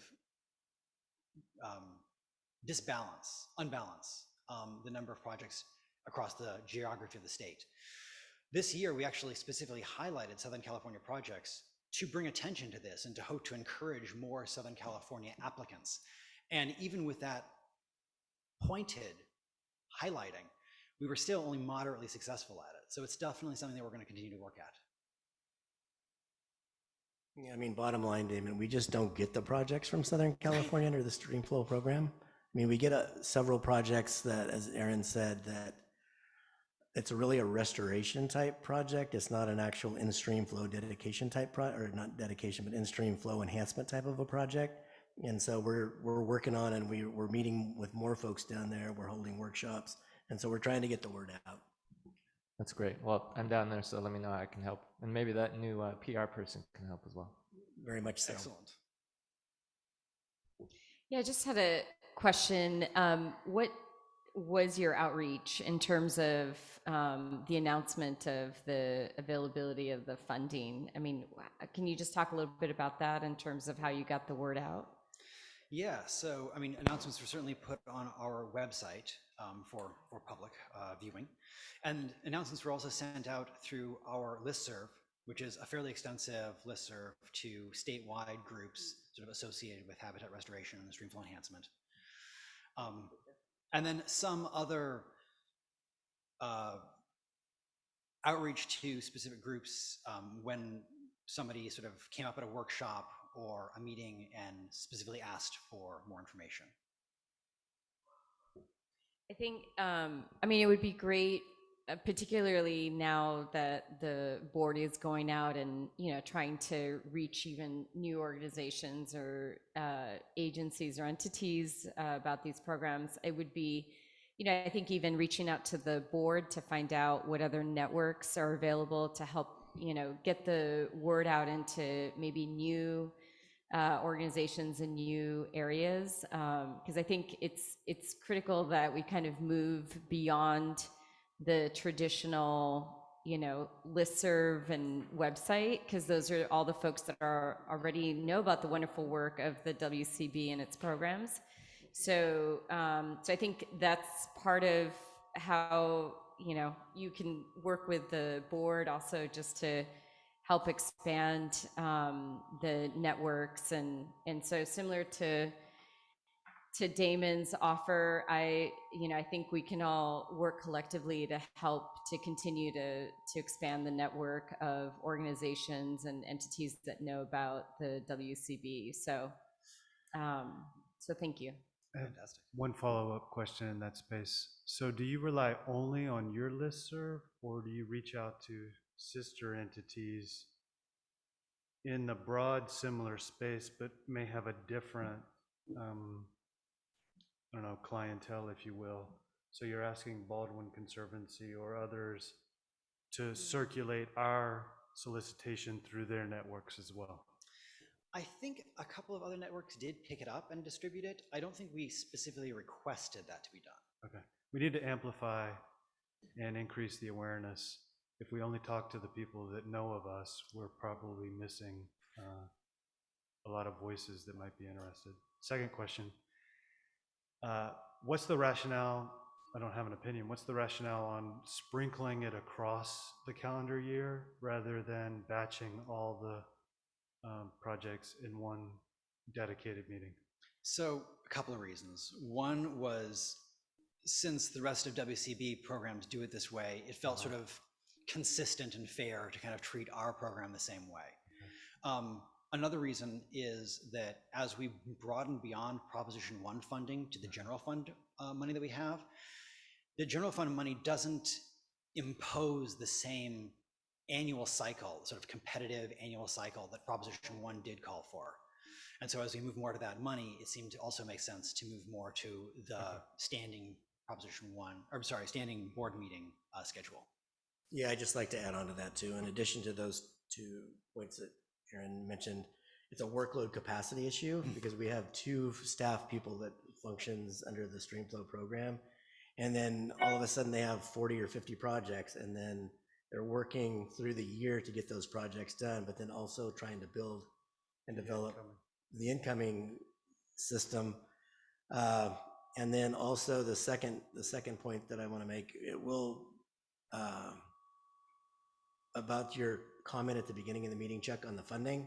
So when we bring projects forward to one board meeting, we're asking you to approve all of those projects. And they may not even have, I mean, they've submitted the application is great, it's gonna do what it said it's gonna do, but then there's also all the due diligence that needs to be done. There's all the grant and the legal side of things that need to be negotiated and worked through. And oftentimes, you know, many of those projects don't even advance because all that due diligence brings up red flags that we weren't, and then we have to go back, we have to recover the funding, and then that funding goes out the next year. So we're already behind almost 2 years for expenditure of money. This way we can build and put the projects in the queue as we work through them on a continuous basis. And I think it's just gonna help the workflow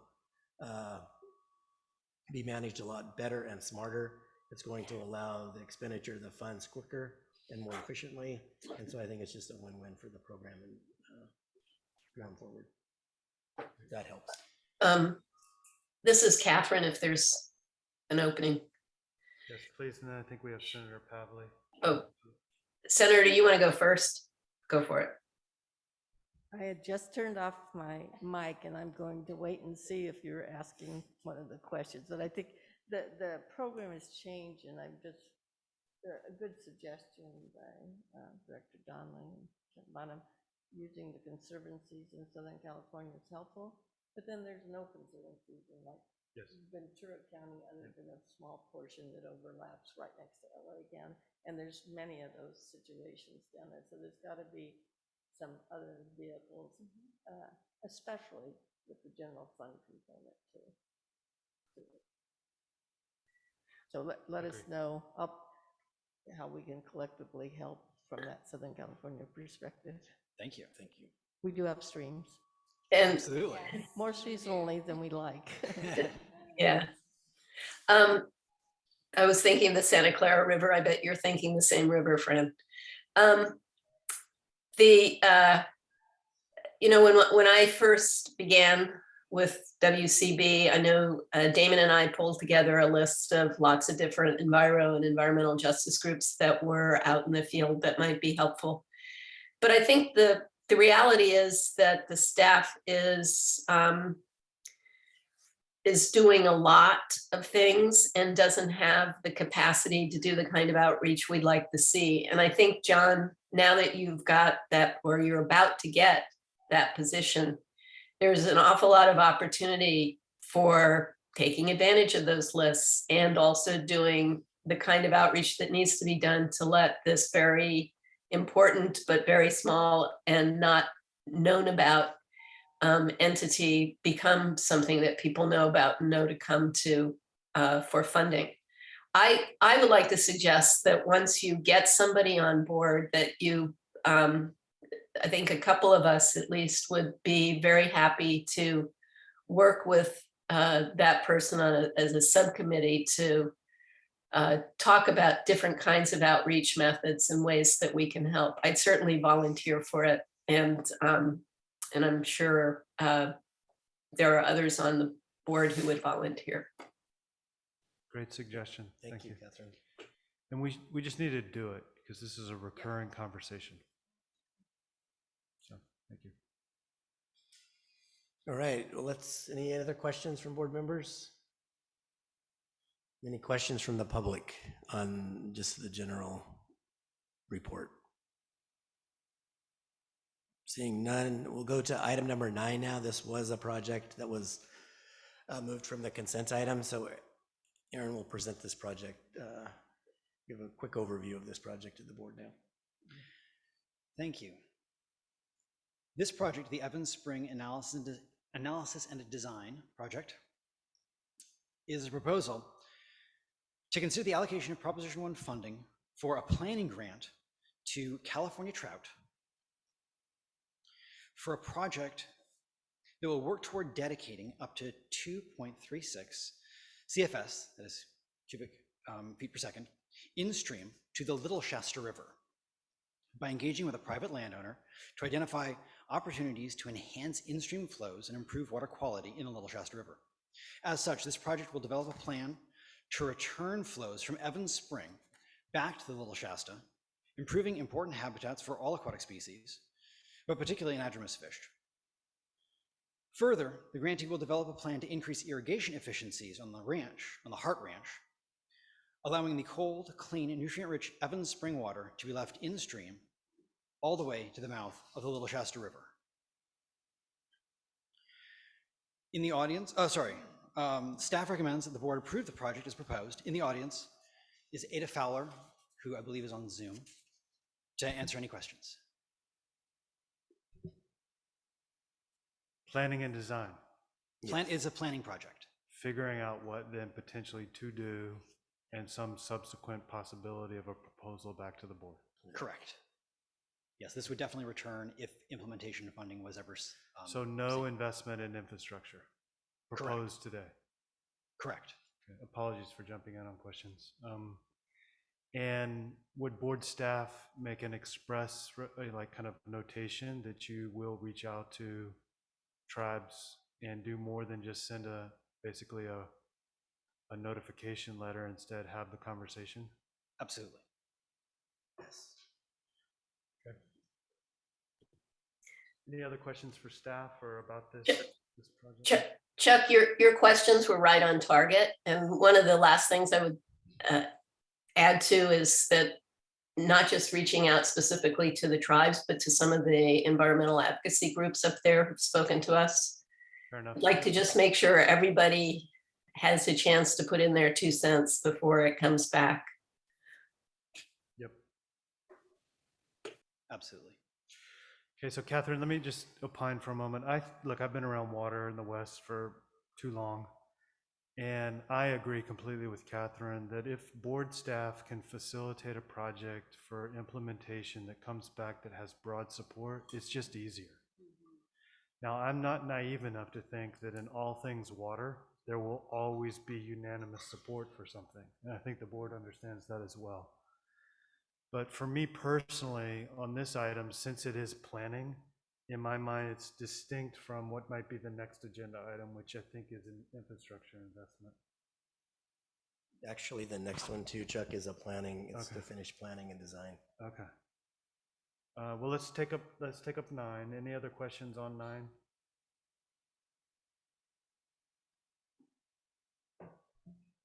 Yeah, I would just reinforce what Chair Bonham said, and in addition to what he described in terms of working with tribes and what you sort of committed to, start by talking to Craig Tucker, who spoke earlier, and maybe get some of his ideas or the tribe's ideas on other new avenues for working with tribes and reaching out to tribes. in addition to just letters.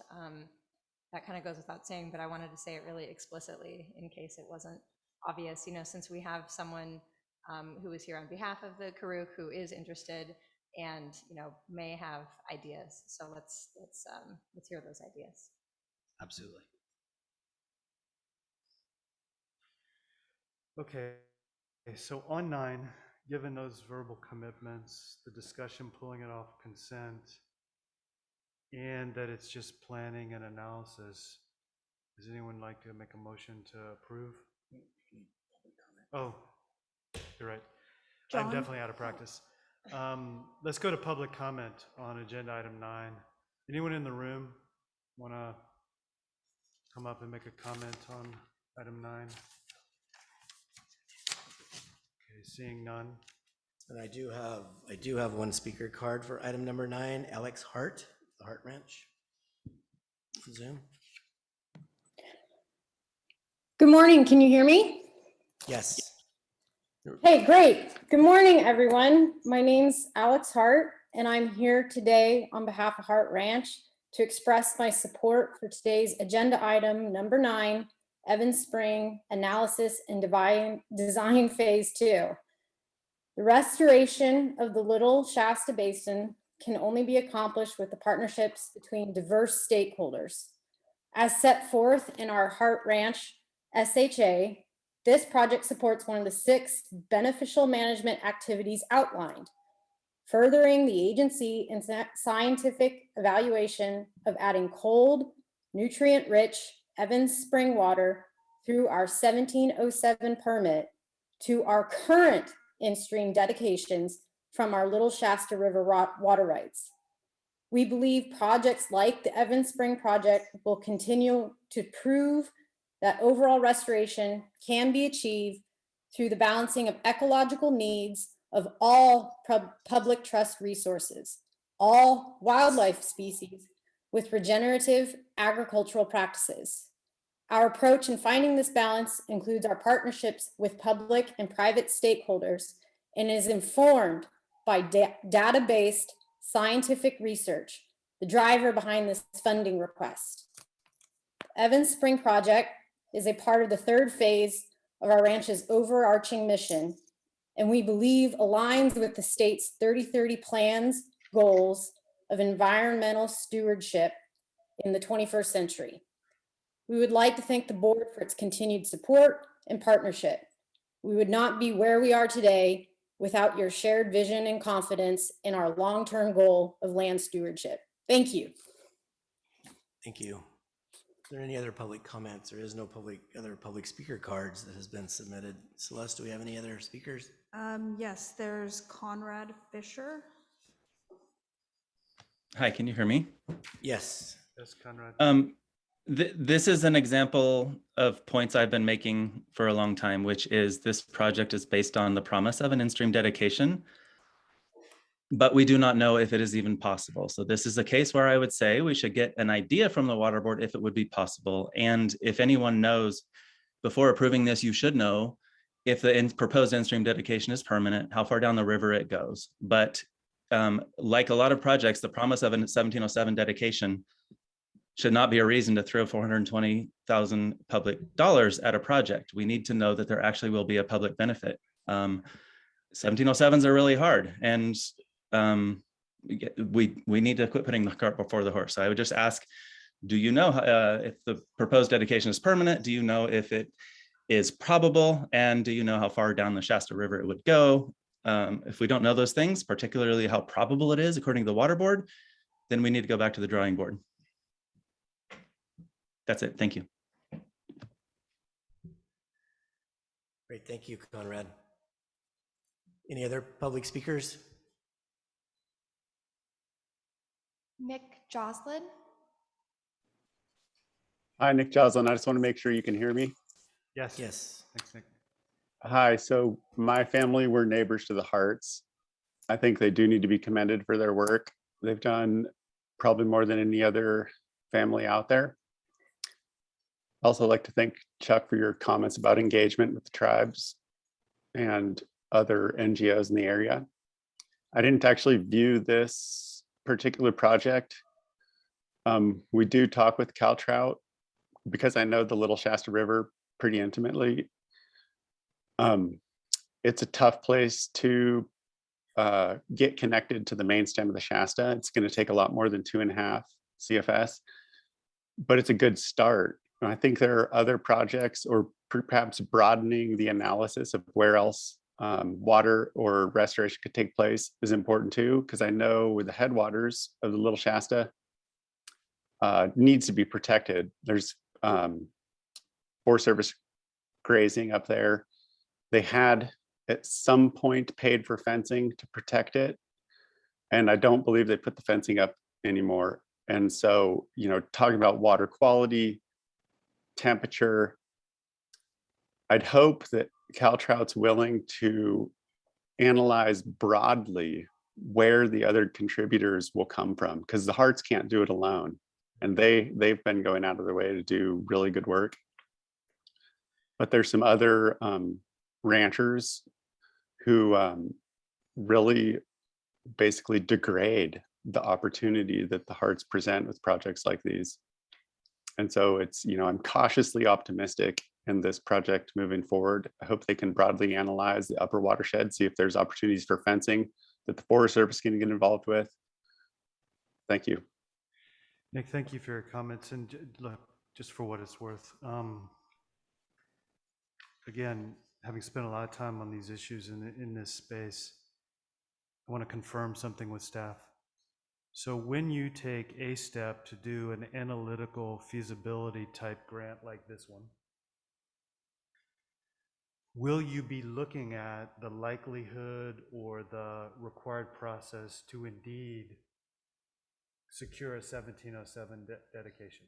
Yes. Okay. So I want to be equally clear. I agree with the policy point.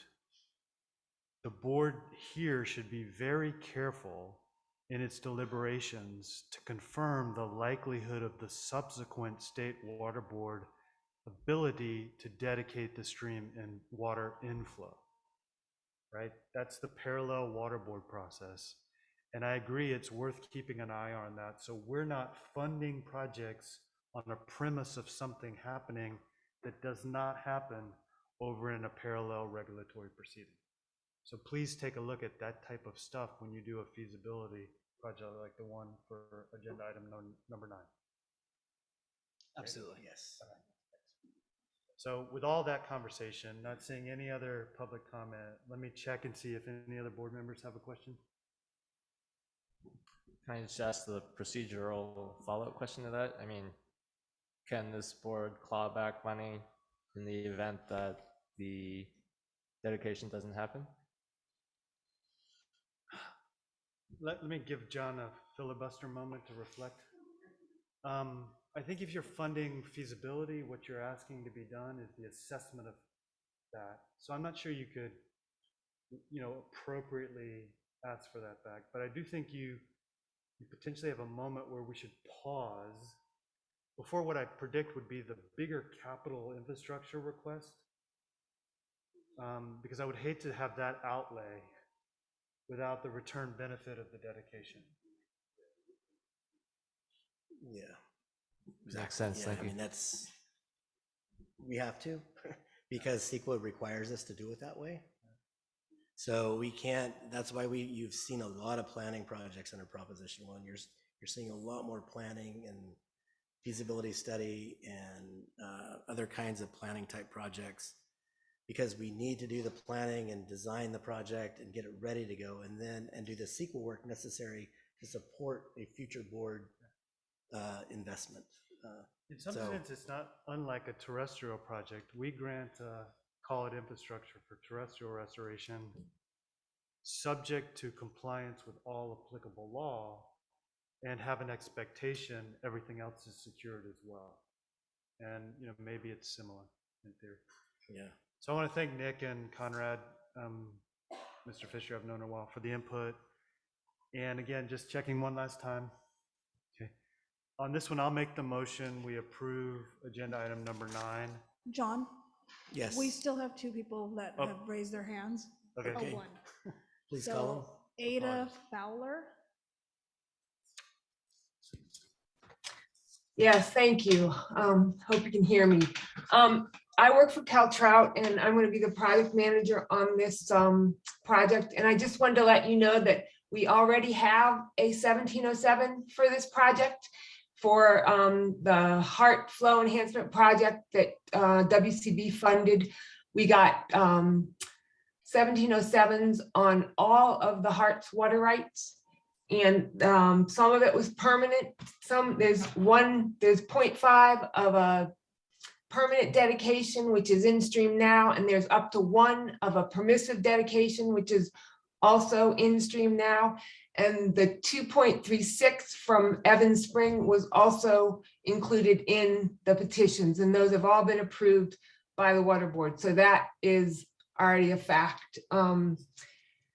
We don't yet know how much water, if we put the 2.3 in, how much water would get to the mouth of the Shasta, given the Little Shasta, but given that the Little Shasta goes dry, it's very difficult to assess those amounts until we get water in stream. So that is something that I'm well aware of, and we have funding to do some more science on that fact. We have pending funding through another grant, and that will be determined before the implementation. So within the next couple of years, at the same thing as this project is. So, and that's kind of all I wanted to say. So yeah, the 1707s are already in hand for this project. And the Heart have been doing a lot. They've already dedicated up to 1.5 CFS in stream, and this 2.3 or whatever gets left in stream would be on top of that already 1.5. So I just wanted to clarify that. Thank you. And thank you for considering this project. Okay, Celeste, the next speaker. Sorry. No, there's no more. Okay, great. I'll renew my motion, approve the project based on staff recommendation and the verbal commitments from staff and John. For the things we expect as you're implementing. Chuck, we can't hear you back here. Can I just say what I said, or do I have to say it again? I will renew my motion to approve agenda item number 9, a staff recommendation, along with the verbal commitments we have from John and staff, to check each of those important items, which will be reflected in the verbal, in the record of the meeting, for the feasibility study. Feels like it's been a long meeting already. So. I know. I'll second. All right. Great, thank you, board members. So we do have a motion and a second. All in favor? Aye. Aye. Any opposition? Great. Motion passes. Thank you. So we need to get through 10 and then back to 30. We'll go back to 30. Hey, I know a moment ago, I'll just start on 10. And John, if you could get ready to tell us who in staff, how many people we have who want to speak, that would be helpful at the beginning. So I do, just for what it's worth, it seems to me there's a distinction between 9 and 10.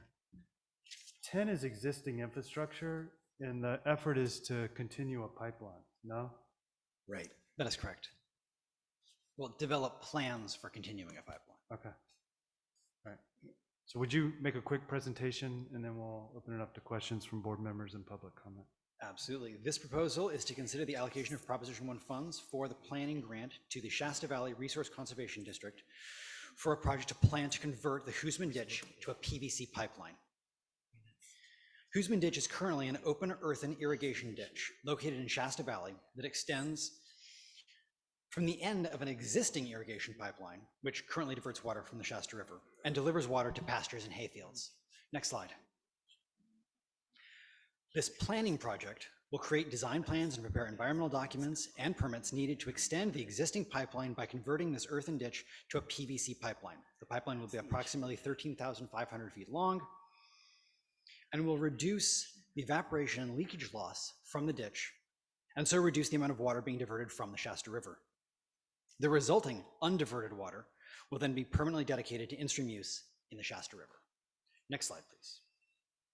Low flows have been identified as one of the limiting factors for the long-term survival of several submonid species. Documents that will be developed under this grant represent a significant step towards the dedication of flows that will improve conditions in the Shasta River for multiple life stages of several submonid species, including the endangered coho salmon. Staff recommends the board approve the project as proposed. And in the audience are Rod Dowse of the Shasta Valley Resource Conservation District, Gary Black, and 2 landowners from the Hoosman Ditch Association, Mr. Rice and Mr. Nicoletti. Great, thank you. We do have 2 speakers signed up to speak for this item. Yeah.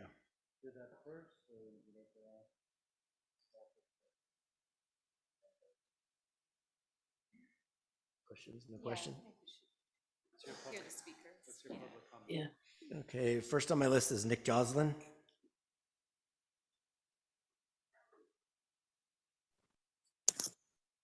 Hi, thanks for all the considerations you've been making for these Shasta River projects. This one's a little different than the Hart. It's definitely not as straightforward. I think the 1707 is going to be a lot harder for them to obtain. I think having the water board explicitly explain how ditch leakage can be promised to in-stream flow. So this project, particularly Quartz Valley, Yurok, PC, FFA, and Friends of the Shasta all commented about this when the Safe Harbor document was put out for public comment in 2019. They were all opposed. Safe Harbor is voluntary, so touting the benefit to groups who could withdraw or sell their property later means there's no real permanent conservation available. Holistic management, which was used in the proposal, it's not what's happening in the Shasta Valley. They're using extremely old irrigation systems, and a lot of the pastures haven't received any modern improvement to reduce the amount of water needed. No field leveling or check dams have been used. No soil moisture sensors are proposed. And while this is a planning grant, we believe simply funding the 1707 dialogue with the water board is prudent, but doing all the future engineering might not be money well spent if the water board is not going to grant a 1707. Also, I do appreciate that the idea of tribal consultation is being brought up. I work in a lot of different areas, and it varies from agency to agency, but we are seeing more and more that letters get sent to the wrong people or to the wrong department. And just like agencies, tribes have changes in positions, so the contacts may not be the same. And it really does take a little more effort than a single letter. So thank you for your time. Thank you, Nick. Next up is David Webb.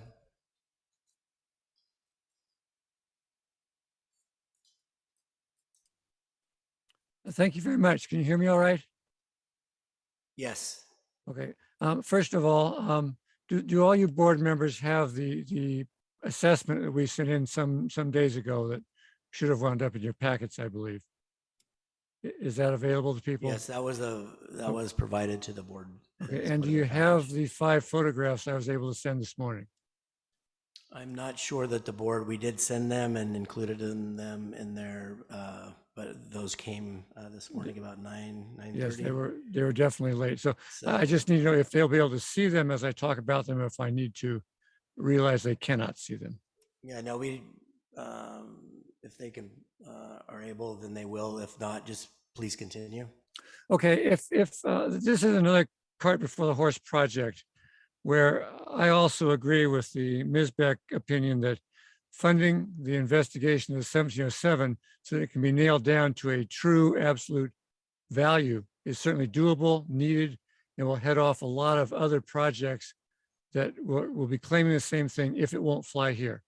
So we need to resolve whether or not in a system where groundwater and surface water are interconnected, that ditch leakage can be removed from the system for other uses and dedicated to in-stream flows.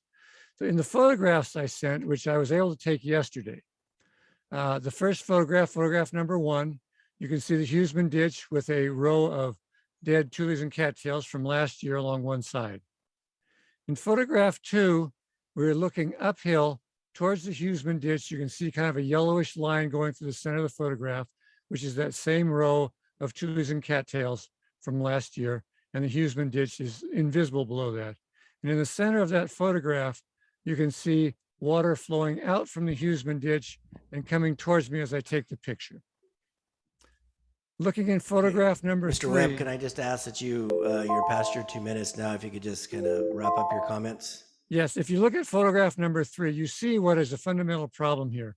No improvements have been made on the distribution of water since 1884. This is wild flooding, uncontrolled by land. You can see the water collecting and ponding against their ranch road. Once it works its way through the road, it runs back to the river as irrigation tailwater. Before you fund a pipeline to supply them with an excessive amount of water, they should first get themselves more efficient so that you supply them with an appropriate amount of water. Please finish for up your land they're comments, Mr. irrigating. Webb. Thank you very much. Thank you. Okay, I have no other speaker cards. Anybody else lined up? Celeste, raise their hand.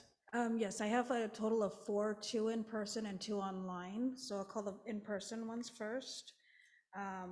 Gary Black.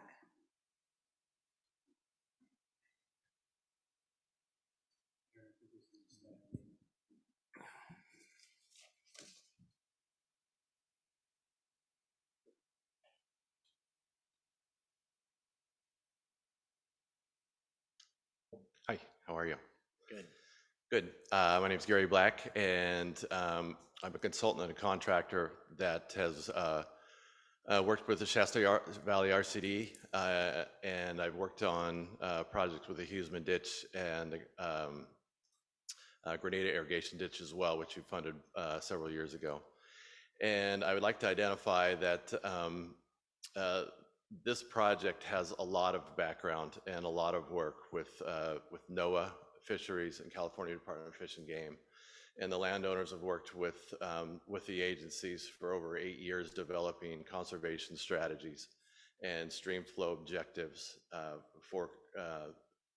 with the water that's conserved by these projects.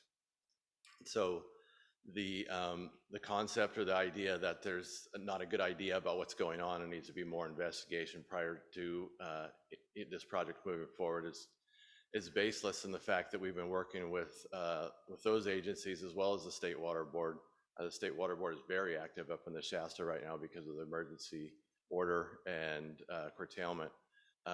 We're talking about these projects a lot with the State Water Board.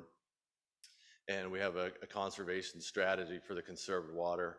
The State Water Board definitely feels like 1707 is an option there. In fact, we're working on extending the distance that the water can be conserved. And so I think there's a lot of opportunity with these projects. This is just a design project. It's not a construction project. It's been developed with the agencies over a lot of years. And I think the other thing that's important to identify is that some of the public comment that you received has misidentified the volume of water that has been conserved and in your previous projects. And so I just wanted to clear that up, that there's been a lot of misinformation out there. Thank you. Thank you. Just if everyone had picked up that noise, is I think a 2-minute mark. It is, yes. And just, yeah, I mean, as the next speaker comes up, go ahead and call him, Celeste, please. Rod Dowse. Yeah, and after this project, you might think we may need to, just checking on, watching the time, we may need to limit public comments down to a minute going forward on future agenda items. So just be prepared. Please. Okay. Hi, I'm Rod Dowse with the Shasta Valley Resource Conservation District. Thank you to the board and staff for helping facilitate this process.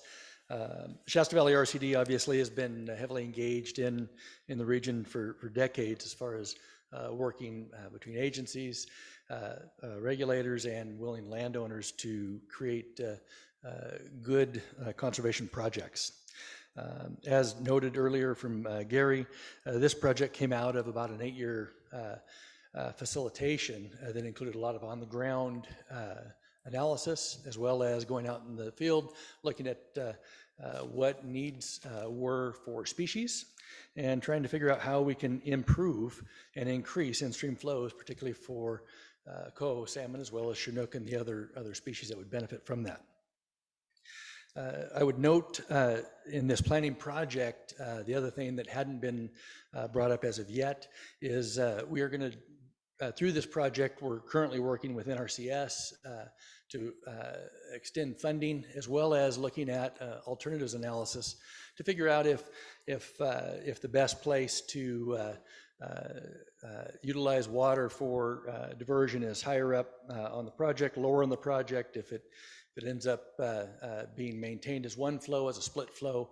So truly looking at what's going to be best as far as keeping flows in stream and creating that benefit. Working with CDF&W, with NOAA, we worked with Cal Trout and California Farm Bureau on the project. And it should be noted that actually we'll be implementing soil moisture sensors in the project to make sure that we're not overutilizing the resource. And CDF&W and NOAA will be part of the selection committee that will help us discern which alternative makes the most sense to achieve our biological goals in this end. Anyway, just one, it is a good project as far as in-stream flows, and looking forward to finishing this analysis with your help. Great, thank you.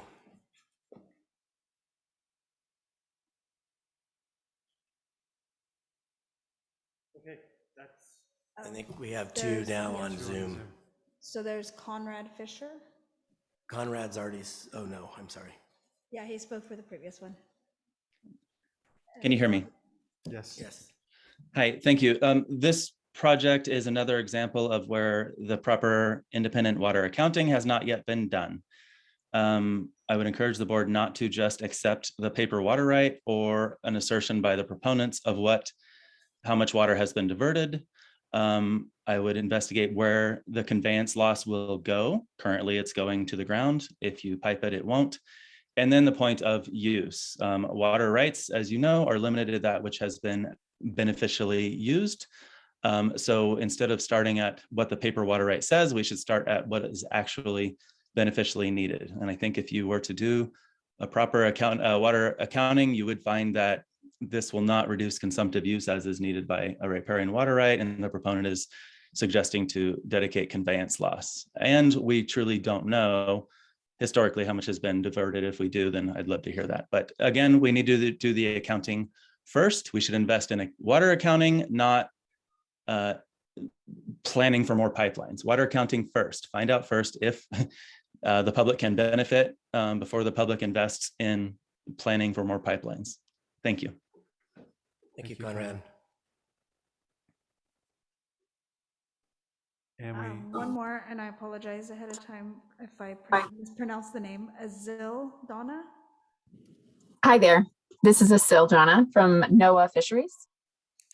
I want to thank the board for considering this project and putting it on the agenda today for us to discuss.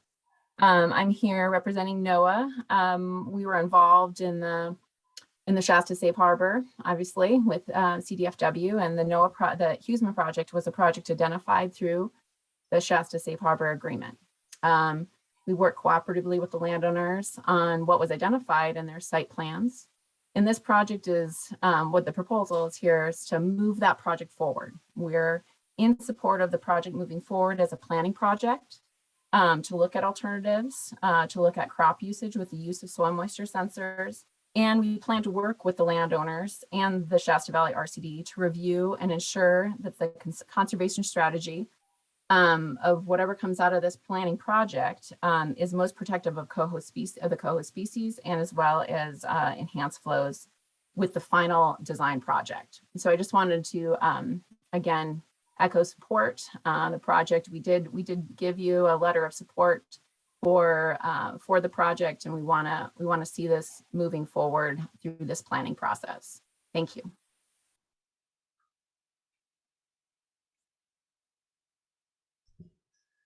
Great, thank you. Okay, what's the mood here with board members? on agenda item 10. Questions for staff? I have some really basic questions. I'm still trying to understand what this project is. It's basically planning. The expectation is that there will be a pipeline built to replace this ditch. So what we are doing is the plans for how to build that pipeline. Is that what's going on? That's part of it. Yeah, there's plans for the ditch and engineering designs for the ditch. So when I look at this project, I'm looking at these photographs. I'm trying to imagine what would a pipeline look like. Would that mean that all of this water we see in this ditch would go away? Or would the pipeline only be handling a portion of that water? Yeah, Catherine, I'm not, look, I mean, the theory, as best I can track on these types of projects, is you have an open conveyance canal. Yeah. So you have seepage, you might have inefficiencies, and you have evapotranspiration. Now, you know, seepage may produce its own natural benefit, but it's just by function of the aged infrastructure. So as best I can tell, the theory is take the open canal and make it a closed conveyance, right, a pipe. And whatever the entitlement is to the water, you run it through the pipe, but there's a savings that's projected. You analyze what the savings might be, and that amount of water eventually becomes put in stream permanently for the environment under the legal entitlement everyone's referring to as 1707. So what we're looking at, all of that water in that ditch will go into a pipe, so there will be no seepage. And then one of the arguments seems to be that if you no longer have the seepage, then you're getting less public benefit. Well, I'm also wondering what is and I don't want to suggest the ditch is a good thing or anything, but I am curious about what is the habitat value of this ditch? I mean, how long has it been there? Are there roots in it? That kind of That's a fair question. I'll just say, keep in mind an equally fair question. You know, you have a river here, which, you know, most parties, at least the fishery agencies and other advocates, think needs increased stream flow. So the theory is the water you save by the infrastructure improvement is water that then is put into the river for the benefit of the coho salmon. I acknowledge your questions really speak to a legitimate confusion of what's being proposed, but that might be why they're proposing a feasibility study to specify all of that.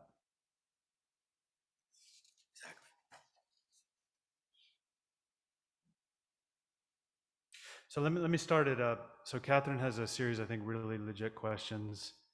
Other board members may as well. So one way to handle this is, do you even want to contemplate a motion to approve?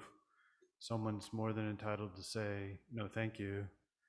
There could be, well, if you want to contemplate a motion to approve, what conditions, you know, might you want to put on that? How do y'all want to handle this one?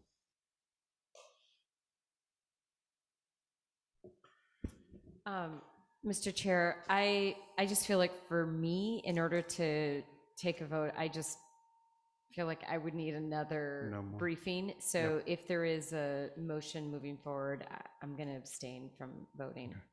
So that illustrates possibly a third way I'll throw out, like say neither yay nor nay, but ask for something that's more specific and detailed for deliberation at a subsequent meeting. I mean, that's a third path.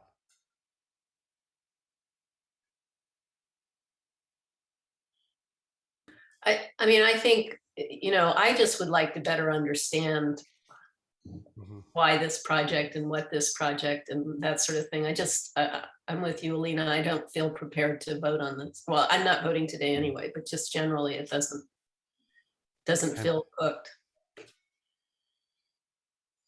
Any other? Samantha, Damon? I guess I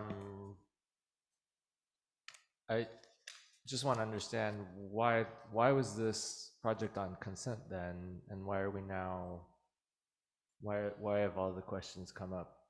I appreciate the additional discussion. I think Catherine's question and the conversation about the habitat value of the ditch versus the benefits of the increased stream flow, I think that's important to understand. I'm glad I understand that now. If this is a planning grant, I'm not, I guess I don't have as many, well, I just want to know why it was on consent if there are these issues popping up now. I can address that real quick. It went through the application process. It was scored and prioritized and ranked by a set of experts, including Department of Fish and Wildlife. It scored relatively high for a planning project. And up until last week, we had no opposition on the project. And so we received the opposition letter, and you guys received the letters that you all got as the agenda was going out. And so that's why it was on consent. You know, a project like this for construction would probably not be on consent. But since it was a planning, that was one reason. It was a relatively low dollar amount was another reason.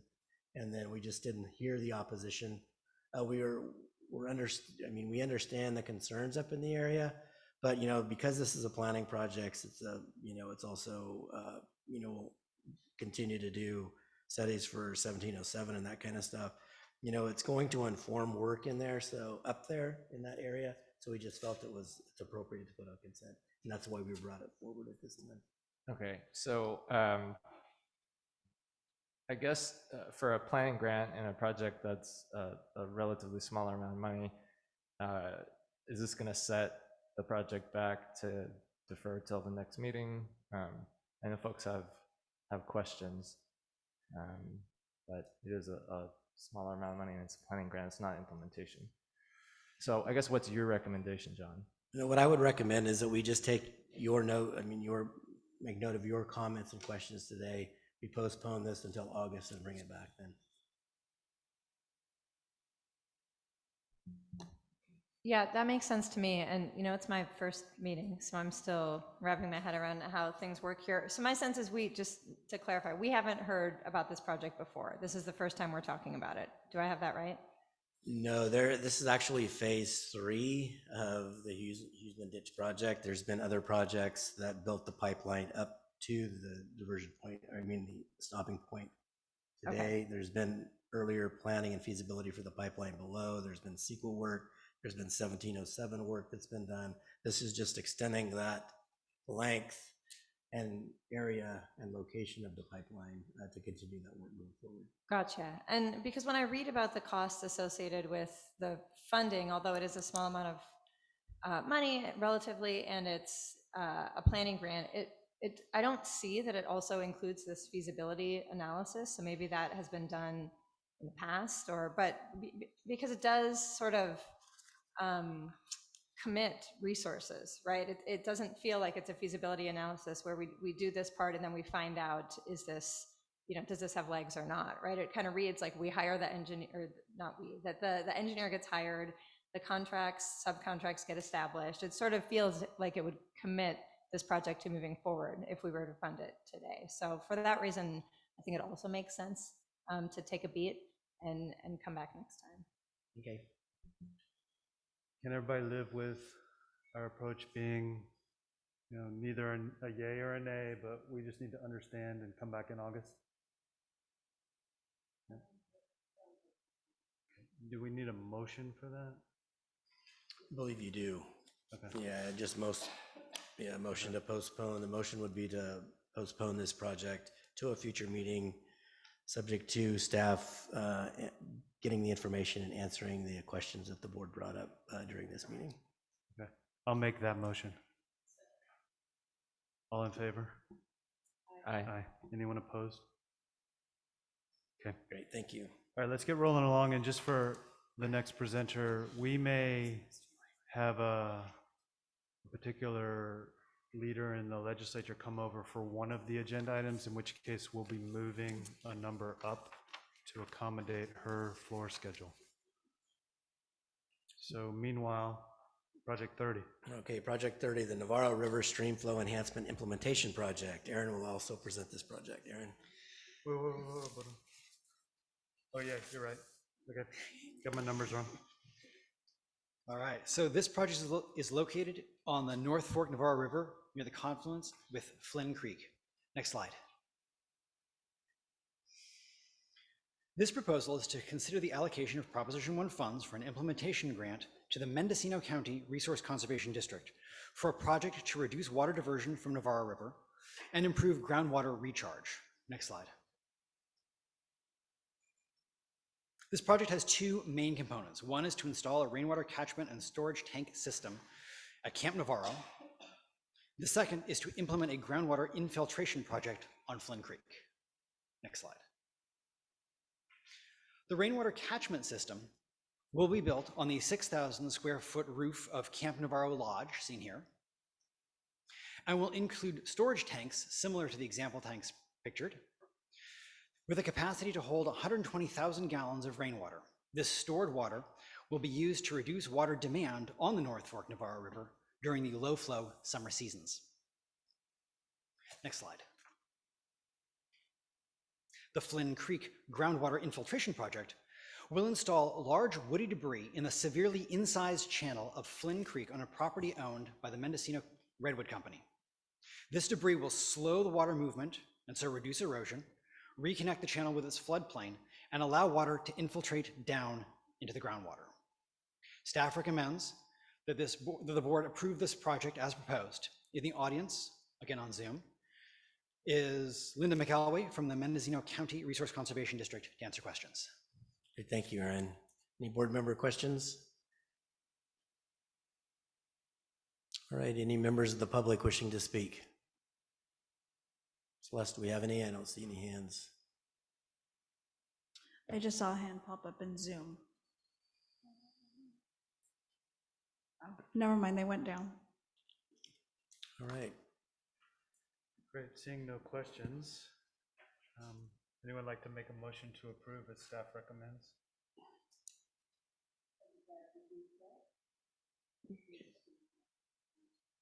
Okay, I'll second. John? Okay, all in favor? Aye. Aye. Okay, we do have one board member out of the room, but recognizing that we do have a quorum for that, so it does pass. So we'll move forward. Great, thank you, board members. Moving on to item number 31. This is the Honey Lake Wildlife Area Wetland Enhancement Project up in Lassen County. James Croft on our staff will present the project to you today. Good afternoon. Thank you, John. This project was selected to be presented to the board for funding consideration from the 2020 Pacific Flyway Conservation Solicitation. This proposal is to consider the allocation for a grant to Ducks Unlimited for a cooperative project with the California Department of Fish and Wildlife to enhance wetland habitat for the benefit of migratory birds at CDFW's Honey Lake Wildlife Area in Lassen County. Next slide, please. Habitat in Honey Lake Wildlife Area includes freshwater and alkali wetland, alkali meadow, alkali playa, grassland, desert scrub, desert dune, and riparian scrub habitats, as well as some agricultural lands. Wetlands at the Honey Lake Wildlife Area are managed to provide habitat for waterfowl and other migratory birds. Public uses at Honey Lake and Wildlife Area include waterfowl and upland game bird hunting, bird watching, and wildlife viewing. Next slide, please. Within the Fleming unit of the Honey Lake Wildlife Area, undersized water control structures limit water conveyance within and throughout the wetland units. This project will install new water control structures to improve water use efficiency and effective management of wetland units for the benefit of migratory and resident waterfowl and other water birds. Next slide, please. This project will improve levees within the wildlife area to improve the water holding capacity of wetland units. Material used to improve the levees will be generated through wetland recontouring and construction of swales within units, which will improve moist soil plant management capabilities and improve delivery and drainage of water throughout the wetland units. Next slide, please. The project will improve the resiliency of these wetlands in the face of climate change by installing overflow weirs on the levees of the wetland units adjacent to Honey Lake proper. These weirs will mitigate the impacts of flooding when the lake is full. In past flooding events, these levees have been significantly degraded and damaged to the point where units can no longer hold water for wetland management purposes. Rehabilitating these levees will allow them to function properly over the long term, and reduce flooding during high water events. At the picture here, you can see about 3 or 4 different wetland units at the top of the area there. None of those should be holding water at this particular time. Those have all overflowed. Next slide, please. Lastly, the project will provide enhanced nesting cover through upland native grass plantings to improve breeding habitat for resident waterfowl. This is an example of water control structures that would be replaced to support irrigation of upland plantings. Staff recommends that the Wildlife Conservation Board approve this project as proposed. On Zoom today to answer any questions you may have is Ducks Unlimited Regional Biologist Amelia Raquel. Thank you very much. Thank you, James. Any board member questions? Any members of the public wishing to speak? I have no speaker cards on this one. Any hands raised? No. Thank you. Great. Seeing no questions, no public comment. On this one, I'll make a motion to approve as staff recommends. Do we have a second? Second. All in favor? Aye. Aye. Opposed? Great, motion passes. Thank you. Thank you, James. Moving on to item number 32, the Cedar Creek Hatchery Dam Removal Project in Mendocino County. Don Crocker on our staff will present you the project. Don? Thank you, John. This proposal is to consider the allocation for a grant to California Trout for a cooperative project with CDFW and a private landowner to remove the Cedar Creek Hatchery Dam, which prevents migrating anadromous fish species from reaching 9 miles of upstream habitat and rearing habitat near the city of Leggett and Mendocino County. Next slide, please. In 1949, CDFW, then known as California Department of Fish and Game, built the Cedar Creek Experimental Station on Cedar Creek in the South Fork Eel watershed. It was designed as a combination fish hatchery and stream improvement / rescue headquarters. The station operated for 25 years until severe flooding led to the hatchery being decommissioned in 1964. The infrastructure there was partly demolished in the 70s, and everything except for a concrete diversion dam was removed. Unfortunately, the remnant dam has become a fish passage barrier that allows only partial migration by large adult salmon and completely prevents juvenile salmon migration. Next slide, please. The remnant dam is the final fish passage barrier in the Cedar Creek watershed portion of the South Fork Eel River and blocks miles of prime anadromous fish habitat.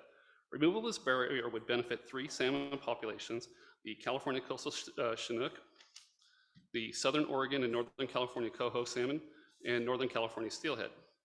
The South Fork Eel watershed is also part of CDFW's North Coast Salmon Project, which is the department's effort to expedite and enhance efforts to recover threatened and endangered coho salmon in California. Removal of the hatchery dam is an appealing restoration target because the year-round cold water flows that were part of the reason Cedar Creek was chosen as a hatchery site also make it a potential high-quality spawning habitat.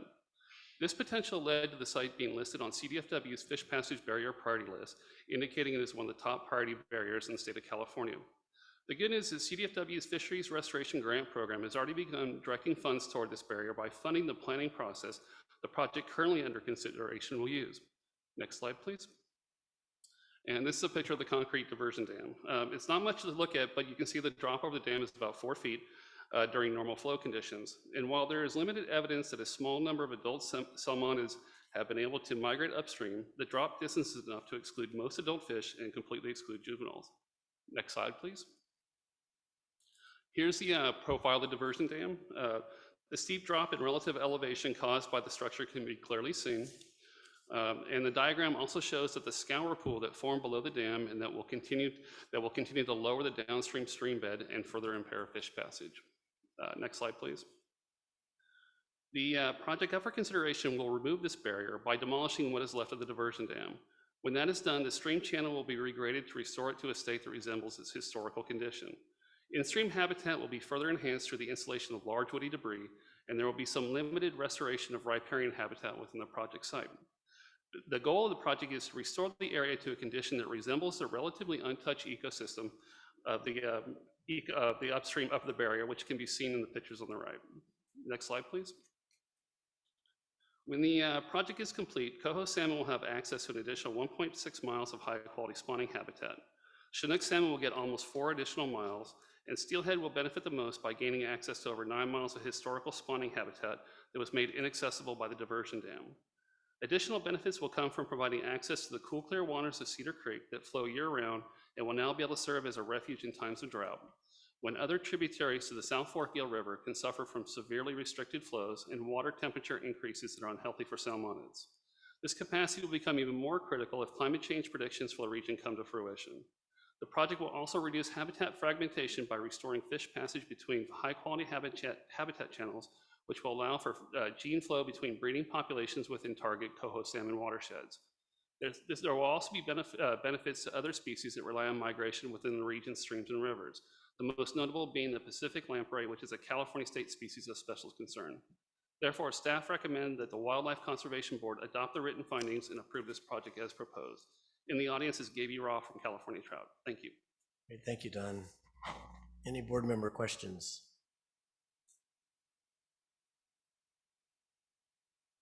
I just have a quick question. So after the work is done, I know it says the California Trout has entered into a management agreement. Right.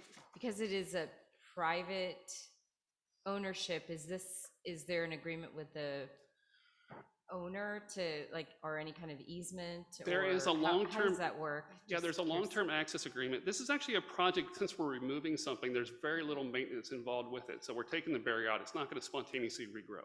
So, there's not much there, but the grantee, California Trout, is on the hook. If for some reason the project site no longer provides the fish passage benefits, they will be responsible for the 25-year period to make sure it's corrected.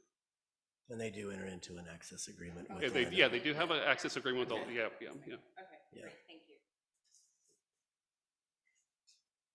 Any other board member questions? Any public comment? Yes, we have one speaker in the room, Gabby from CalTrout. Sorry, I can't read the last name.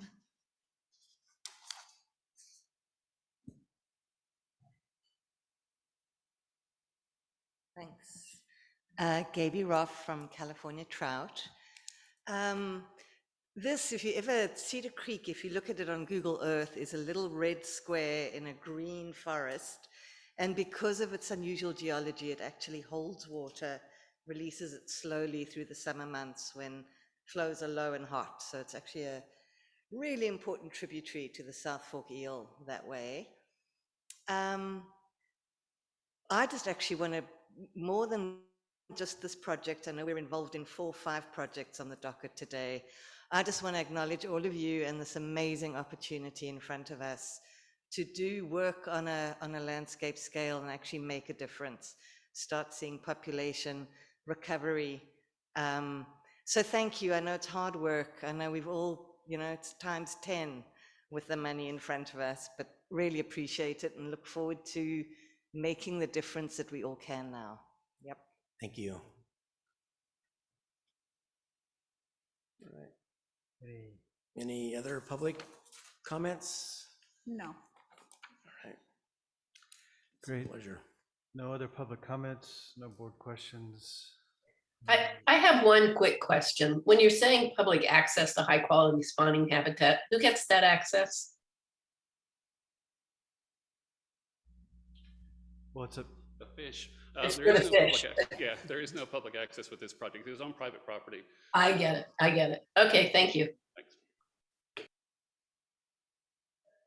That's a great question.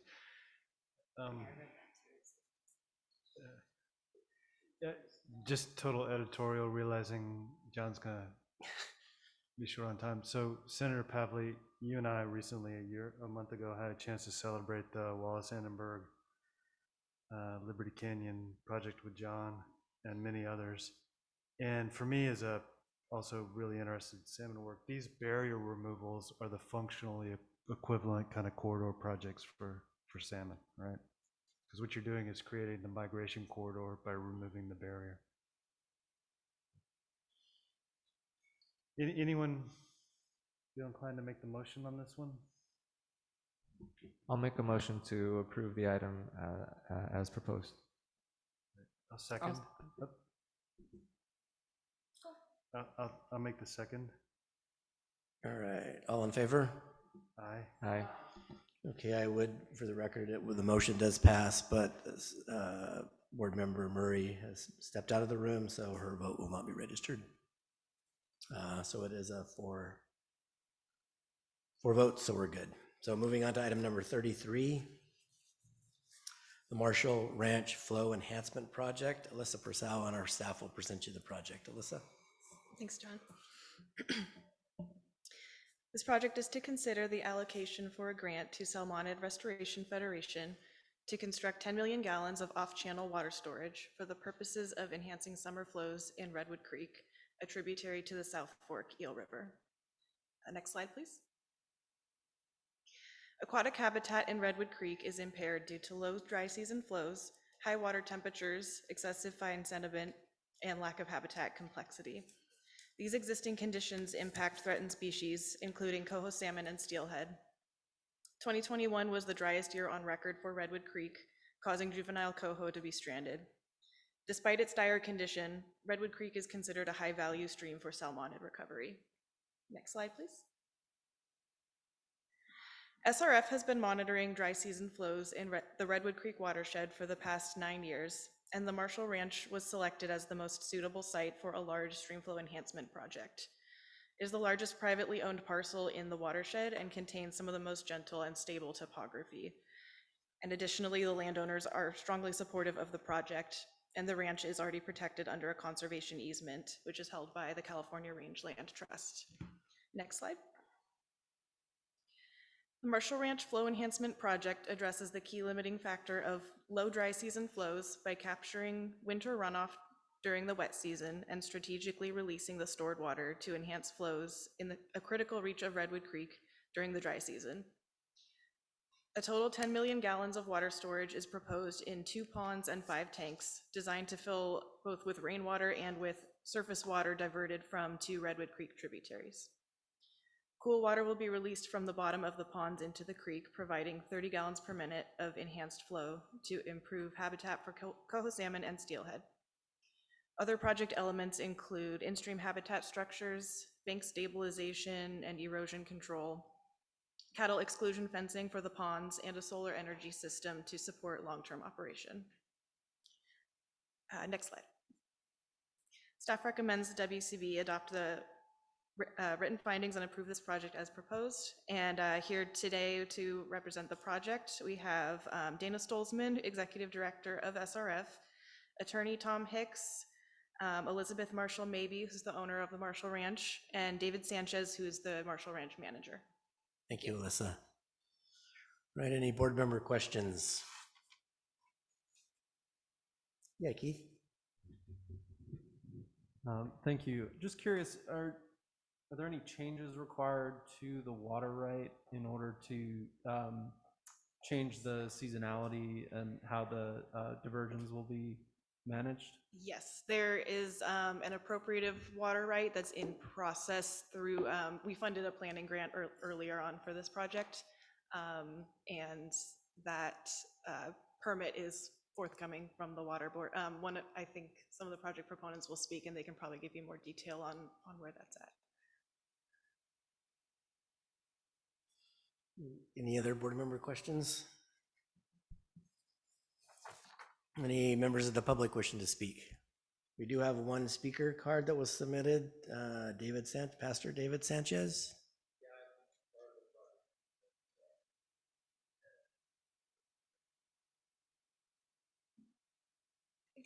Okay, yeah, this is the time.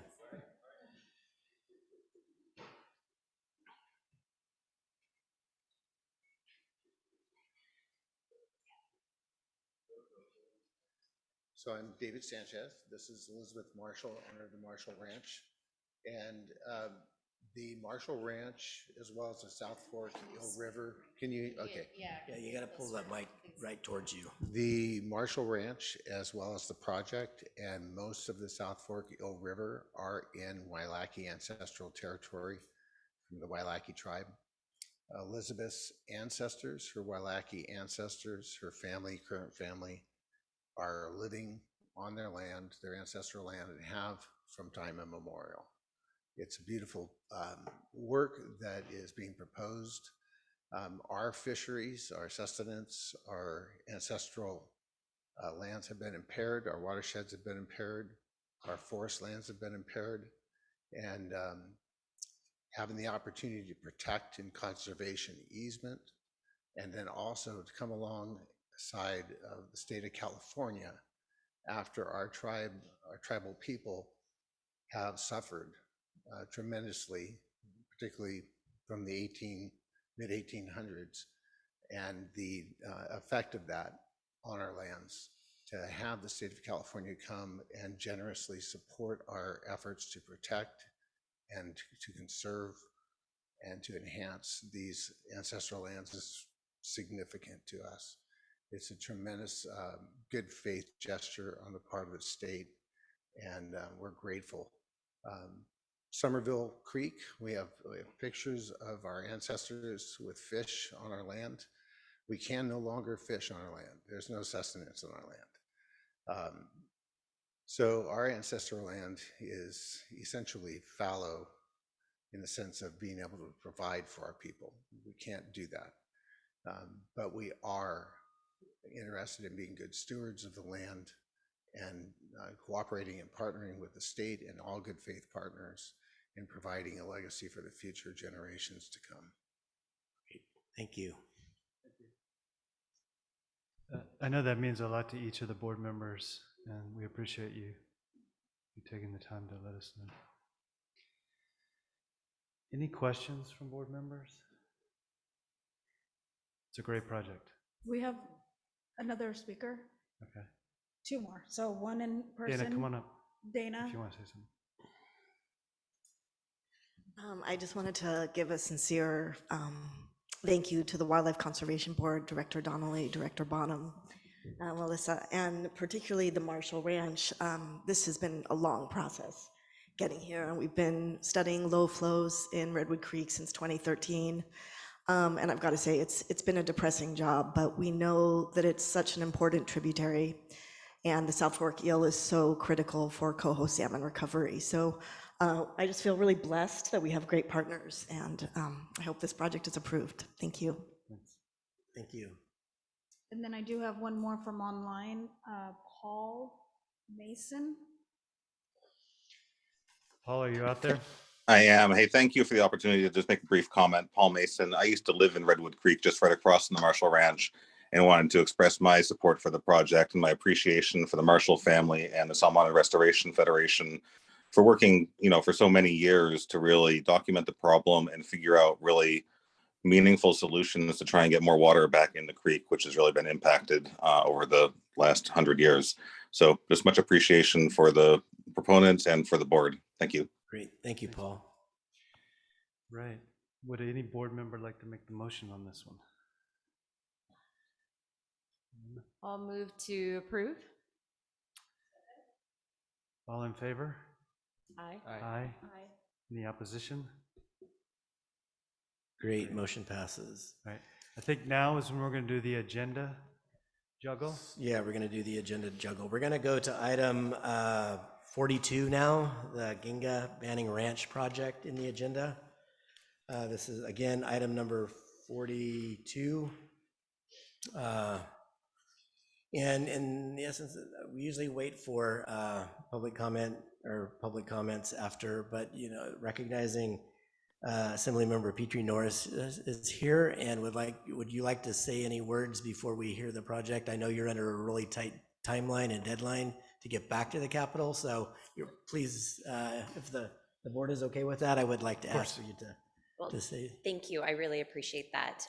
And very pleased that the timing did work out for me to step away from session briefly to join you today. I am Assemblywoman Cotty Petrie Norris, and I'm privileged to have the Ginga Banning Ranch property located in my district. And I'm here in full support of the WCB staff recommendation to approve the Ginga Banning Ranch project as proposed and to allocate $15.5 million towards the project. Shortly after I was first elected to the Assembly in 2018, in fact, even before I was sworn in, I first met with Trust for Public Land and a couple of our local elected officials, and we started to really envision what it would take to secure Banning Ranch as a permanent public asset. I was able to work with Assembly leadership, with the governor's office, many of you, and we were able to secure an $8 million state budget allocation to help to meet the purchase price in order to acquire this property for the public in perpetuity. I've championed Banning Ranch because of what I believe this will mean for Orange County, for Southern California, and for the region as a whole. I truly do believe that this is a once-in-a-generation opportunity and a legacy project. So really grateful for your support. I'm grateful for the staff recommendation, and as I said, here in full support of that, and appreciate you taking a moment to hear from me on, as I said, something that really is a priority for me and for so many in our community. Great, thank you. Thank you for your leadership on this project. Thank you. So with that, we will have a staff presentation of the project, and Jason Yee, he's going to be on Zoom, so he'll be doing this through Zoom for you all. Jason wasn't able to join us. Good afternoon, everyone. Yeah, thank you, John. Please take it off, Jason. Do you hear me? Yep. Okay. Yeah, thank you, John, and sorry for not being physically present as I was subjected to COVID at my daughter's high school graduation, so want to play safe. So with that, let me get the show on the road.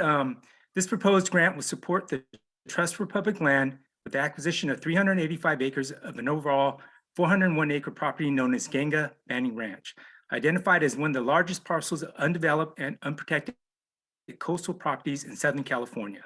The property is located in Newport Beach, adjacent to the Pacific Coast Highway, next to the south bank of the Santa Ana River mouth in Orange County. Entrance to the property is off the Pacific Coast Highway along with 17th Street, which meets its eastern boundary. Next slide, please. The property is situated in an urban landscape consisting of residential, industrial, and commercial uses. However, this project will act as a link to the adjacent open spaces of Sunset Ridge Park to the south, Army Corps of Engineers salt marsh basin to the west, and the Talbot Nature Preserve and Fairview Park to the north. There's a high demand to live within the outlying area of the property, but there is a limited supply of residential infrastructure to support it. A recent trend to meet this demand has been the development of industrial properties to residential uses, which has been occurring frequently east of the property. Since the late 1940s, the property has been operating as an oil field. The majority of the oil wells are now abandoned, with about 10% that are operable and will be confined to a 17-acre fenced-in footprint on the property. Years of oil production has led to degraded habitats, but also has spared the property from residential or commercial development. Next slide, please. The 385 acres form an irregular-shaped tract of land characterized by level to rolling topography with an ocean view bluff that divides the property into lowland and upland areas. Interior dirt roads traverse the property with improvements that include a ranch house, along with various scattered portable buildings and outbuildings. The property is zoned for suburban multifamily residential and light industrial uses, along with allowances for oil production. For the past decade, the landowners have pursued the prospect of developing the property and have drafted a proposal that includes 531 residential units on 20 acres. Next slide, please. Approximately 200 acres of wetlands and 100 acres of coastal sage scrub cover the property. The upland area is in the southeast portion of the property and contains arroyos, vernal pools, grasslands, and coastal sage scrub. The lowland area in the northwestern part of the property contains freshwater and brackish wetlands, vernal pools, riparian forests, and marshlands. These lowland habitats are connected to a larger wetland ecosystem along the lower Santa Ana River. In addition, the property's wetlands serve as a buffer for sea level rise and provide a rare opportunity for wildlife species to migrate to higher ground in response to climate change. The diverse habitat supports a variety of wildlife, including the federally endangered California gnatcatcher, San Diego fairy shrimp, and the Pacific pocket mouse, the federally threatened and state endangered Least Bowes vireo, along with the state endangered spouting savanna sparrow. The acquisition would prevent the permanent loss of habitat for these listed species and eliminate ongoing degradation associated with oil operations. The acquisition will also support the preservation of intact core habitat and linkages with the adjacent open space areas and wetlands for these dependent species. Next slide, please. The acquisition will also protect significant cultural resources and important indigenous lands. Documented evidence shows that indigenous people inhabited the property for at least 3,000 years. The property, in addition to the nearby Fairview Park and other bluff areas near the Santa Ana River, are known to have been part of a native village site referred to as Genga. The indigenous community also see the property as an important site for their people and would like to participate in the management of the land once it is purchased and pursue future acquisition of a portion of the site.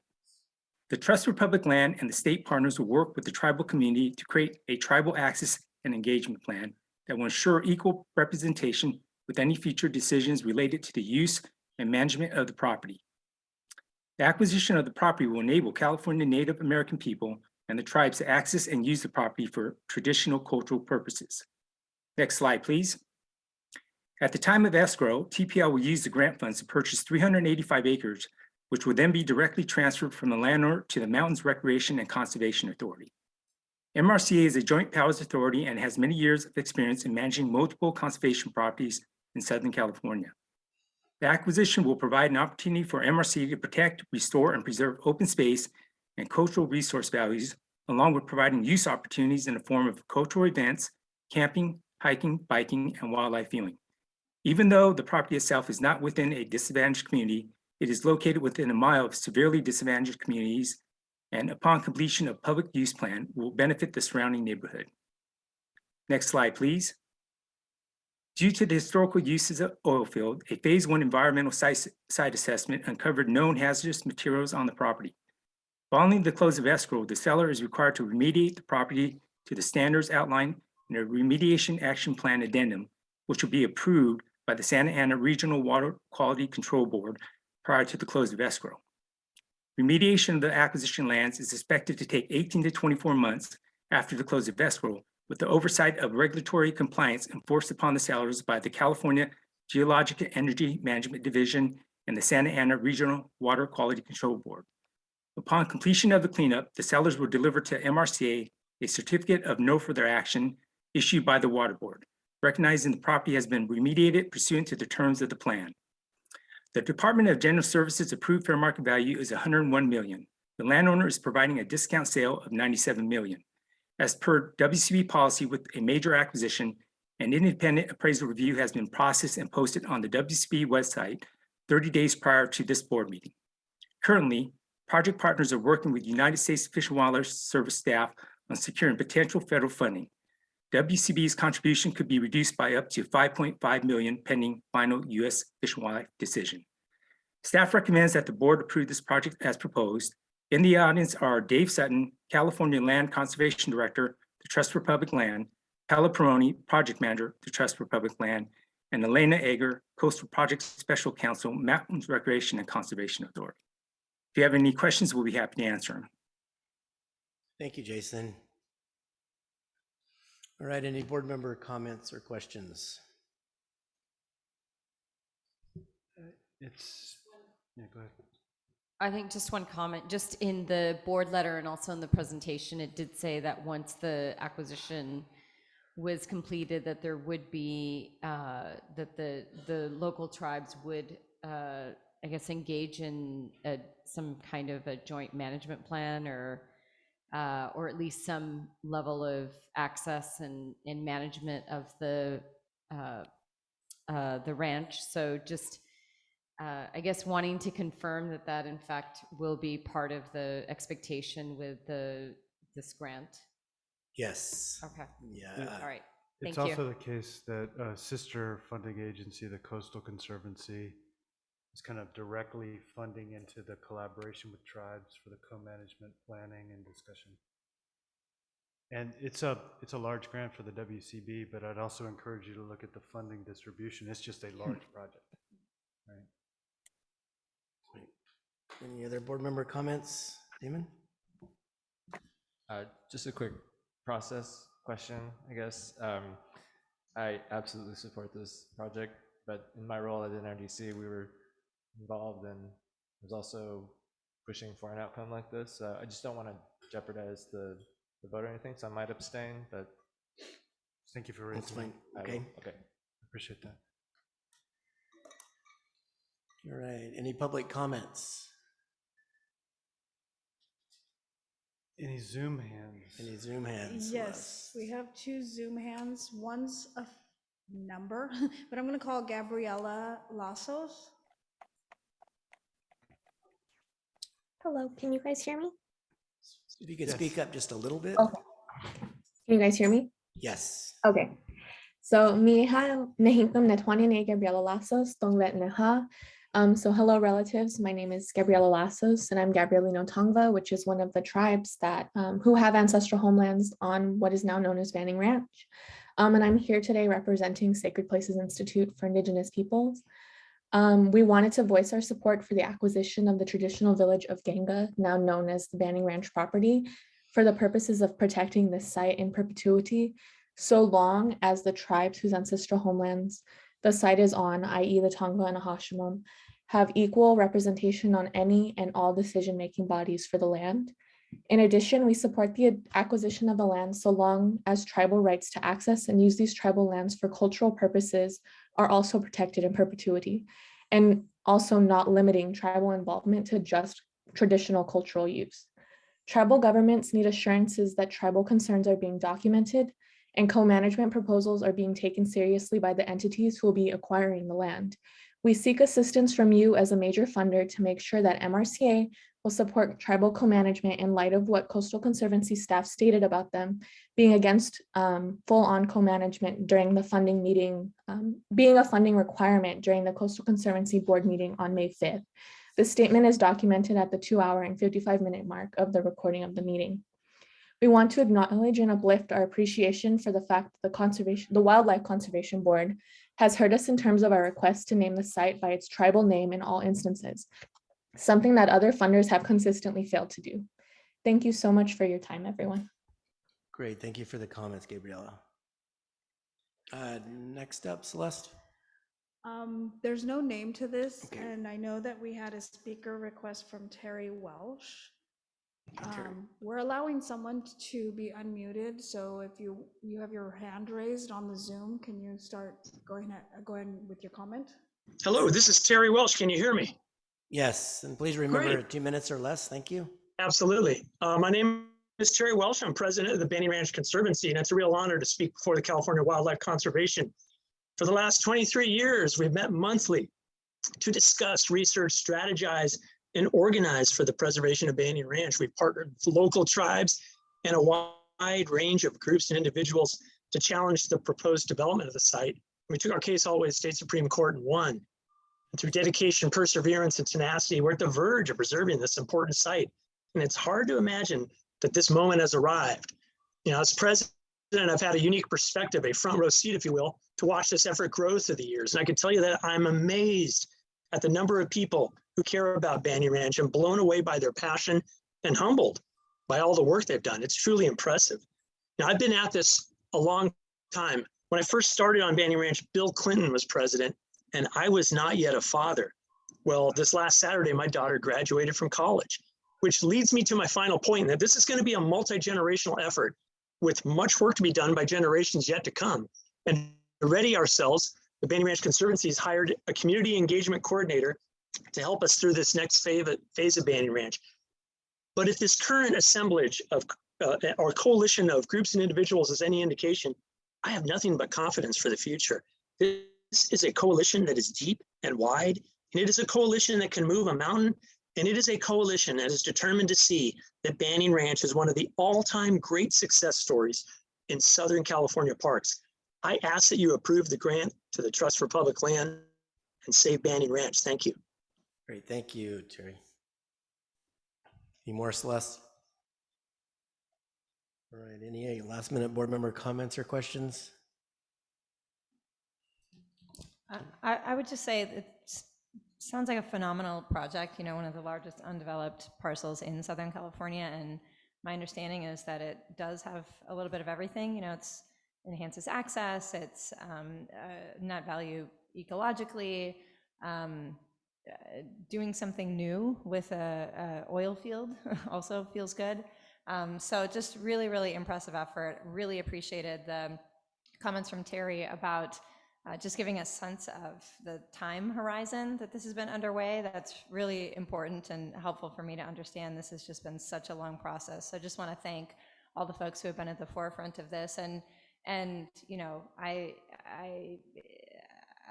think that it is important just to say out loud, reiterate what Gabriela Lasso said, which is, you know, that they really support it, and just to hope that all those assurances that she was asking for moving forward are there.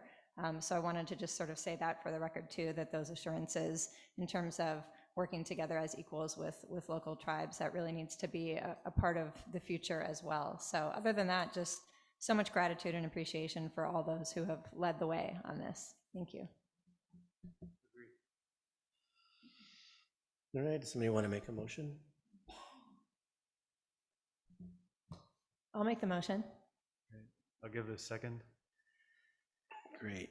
So we have a motion and a second. All in favor? All in favor? Aye. Aye. And we have one abstention? Yes. All right. Board Member Nagami's abstaining, but we do have a majority vote, so motion passes. Congratulations, Banning Ranch. Great, thank you. All right, this brings us back to item number 34 on the agenda. The Childs Meadow Restoration Project. So we've got about 7 projects in the director report from John, and that'll be the end of the meeting. Mine will be quick, but Will there be a report on the 30 by 30 as well? yeah, there's going to be just a Okay. quick one because we're going to go into it in more Okay. depth during the Oh. retreat. But I do have California Natural Resources Agency. Jen Norris is here to actually Yeah, great. to go into that a little Thank bit. you. So item 34, the child, Kurt Malchow on our staff will present you the project. Kurt. Thank you, John. Good afternoon, board members. This proposal is to consider the allocation for a grant to Point Blue Conservation Science for a cooperative project with Collins Products LLC, Tehama Resource Conservation District, the Nature Conservancy, CAL FIRE, and the U.S. Fish and Wildlife Service to enhance and restore up to 406 acres of wet montane meadow. Next slide, please. Childs Meadow is a large meadow complex located approximately 5 miles south of Lassen Volcanic National Park at up to 4,900 feet in elevation. Childs Meadow lies at the intersection of the Sierra Nevada and Cascade Ranges and forms the headwaters of Deer Creek, a regionally significant watershed for anadromous fish. The site also serves as a migratory corridor for the Tehama deer herd and other wildlife. The meadow complex is privately owned and under a conservation easement held by the Nature Conservancy. The next slide. Though Childs Meadow still provides ecological benefits, much of the area is impaired and at risk of continued degradation. The primary sources of this degradation are over 100 years of livestock grazing and ditches, diversions, and other efforts to consolidate flows to accommodate the grazing, roads, and timber harvest. These activities have led to active head cutting and stream channel incision as shown here, alterations to stream flow, desiccation of wetland soils, and conifer encroachment. The loss of beaver in the area has reduced the recovery rate from these conditions. The Childs Meadow watershed also burned at mixed severity in last year's Dixie Fire. Next slide, please. These images show additional examples of active head cutting where the lowered water table has desiccated the surrounding wetland soils and thereby altered the vegetation and reducing habitat value, attenuation of water, carbon sequestration, and storage potential. Next slide, please. This project seeks to restore the meadow's natural processes and associated benefits to fish and wildlife, increase its resilience to climate change and other stressors, and increase its carbon storage capacity. Depending on the impacts, restoration approaches would include installation of livestock exclusion fencing, as seen on the left, decommissioning and recontouring roads, eliminating ditches and incised channels, redispersing concentrated flows, and revegetating. Beaver dam analogs, as seen on the right, and post-assisted log structures would be placed where needed to restore the form and function of the meadow areas. Conifers that have encroached in the meadow already would be removed and used as construction materials for the restoration work. Next slide. The project site has the benefit of a nearby reference reach of healthy meadow habitat where Guernsey Creek flows into Deer Creek about 4 miles downstream. This area is populated with beavers that are doing the work to maintain the meadow complex. The intent is, following restoration, to eventually facilitate this activity back up into the project area. Next slide, please. In recent years, the local community has been involved at Childs Meadow. This slide shows community engagement and hands-on restoration activities facilitated through Point Blue's Students and Teachers Restoring a Watershed, or STRAW program, which was piloted at Childs Meadow in 2018. To date, over 180 students, teachers, and community members have participated. The project intends to further this collaboration to promote long-term resilience through meaningful engagement and community buy-in. Next, please. Once implemented, the project will benefit multiple threatened and endangered fish, wildlife, and plant species, provide water quality and quantity benefits, and improve soil health while increasing net carbon storage. Staff recommends that the Wildlife Conservation Board approve this project as proposed and allocate $1,164,055 of Proposition 68 funds. Ryan Burnett, the Sierra Nevada Group Director from Point Blue Conservation Science, has joined in the meeting through Zoom to address any questions. Thank you. Great, thank you, Kurt. Any board member questions? Go Beavers. Any public comment? No speaker cards? No. All right. No hands raised? No hands raised. Okay. I'll make a motion to approve the item as recommended in the agenda. Sorry, we have to have a hand raised. Whoop. Ryan Burnett. Table that. Ryan? Yeah, you should never interrupt someone when they're about to approve your agenda item, but thank you for the moment. Yes, I'm Ryan Burnett. I'm the Sierra Nevada Director with Point Blue Conservation Science, and also the chair of the Sierra Meadows Partnership and the project lead for this Childs Meadow project. And so I think Kurt said most of what we wanted to bring forward. I think it is a unique opportunity and really excited to see the state thinking about more beaver-based restoration. So this really is kind of one of the first places we started thinking about Sierra Meadow beaver restoration. Piloted a project that CDFW funded. CDFW then funded the planning for this project, and here asking the WCB to fund the implementation of taking this approach to scale across a 400-acre meadow. So really exciting opportunity to work with the state and do beaver-based restoration and learn from it to benefit a lot of imperiled species like sandhill crane, willow flycatcher, and Cascades frog. So just really appreciate WCB's consideration of the project. Thank you. Thank you, Ryan. All right. Restate your motion, Jeff. I'll do a public service announcement first. One of the governor's May revise proposals in the budget project is to create a beaver-specific team within the department and fund 5 positions over time to advance this kind of nature-based solution work around the state. Go Beavers. So with that, I'll reemerge the motion and I'll move we approve the agenda item based on staff recommendation. Do I have a second?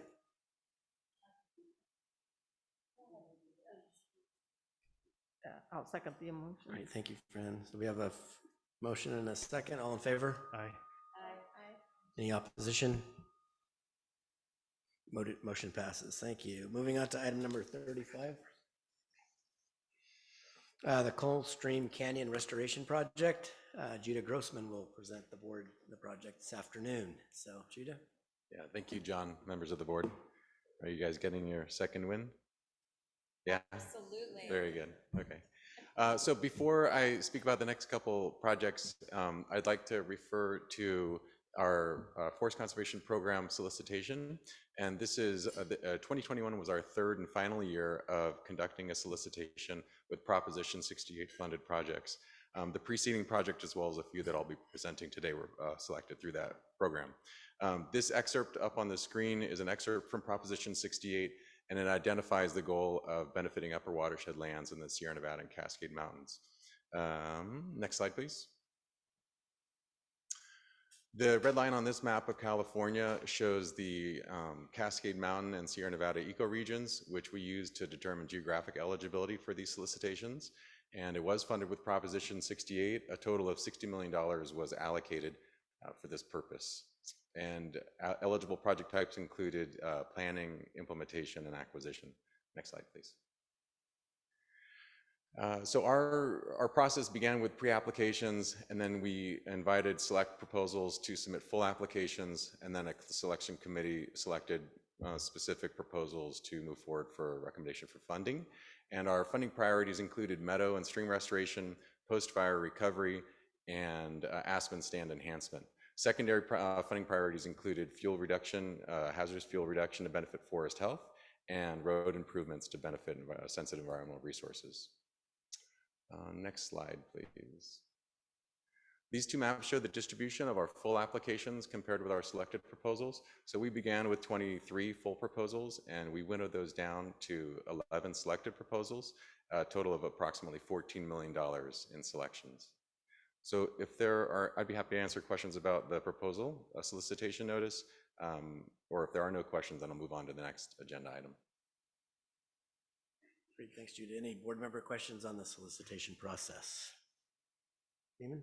No questions, just a comment that these refreshers are very helpful. So I think it's going to take a while to sink in. So I just really appreciate it. Yeah. Right. Okay, let's move into item. Go ahead, Fran. This may not be the best time to ask this question, but it's going to be an ongoing thing. And since you work here, I feel free to ask you this. The natural and working lands and the 30-30 plan, you're one of the 10 to 12 agenda items today that have it. And can you just real briefly give me an update on how you intend to quantify and preserve and protect that land so it can be counted in perpetuity? And are we keeping some kind of record somewhere of those percentages? I know we're at 26%, we're trying to get to 30%, and it's a little nebulous. And one of the reasons I'm asking, probably for a later discussion, is if we're counting some of that for offsets or for carbon capture and storage relating to climate policies, this becomes even more complicated and important. So yeah, a lot of the terminology in here is for maybe planning projects that may not be implemented, and then there's some that will be. So how is this all going to work? Yeah, these projects directly support ecosystem services that are in line with the 30 by 30 goals. In terms of tracking, I'm sure we are going to track those numbers. Rebecca, did you want to comment on that? Actually, I'll just comment on that real quick. And we will be having a short presentation during. It's the cumulative, just so there's a separate accounting adding up.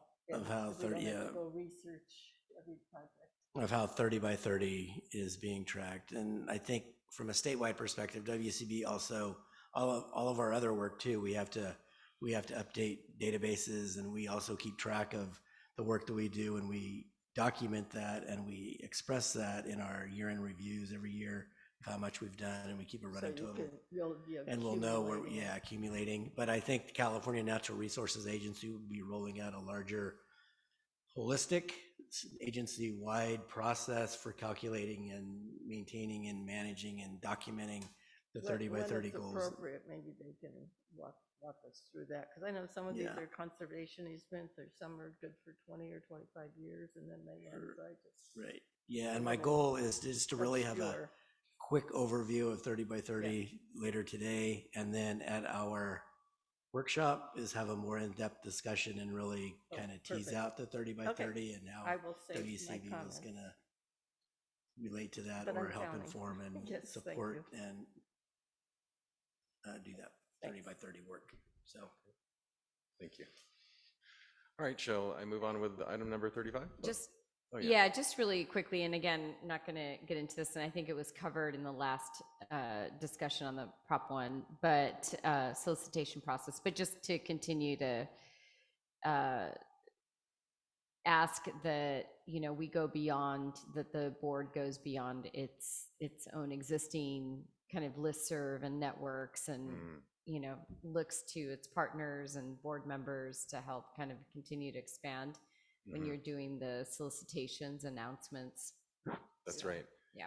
Can I make one comment about this particular solicitation and the particular funding that was involved? This was specifically identified for Sierra and Cascades.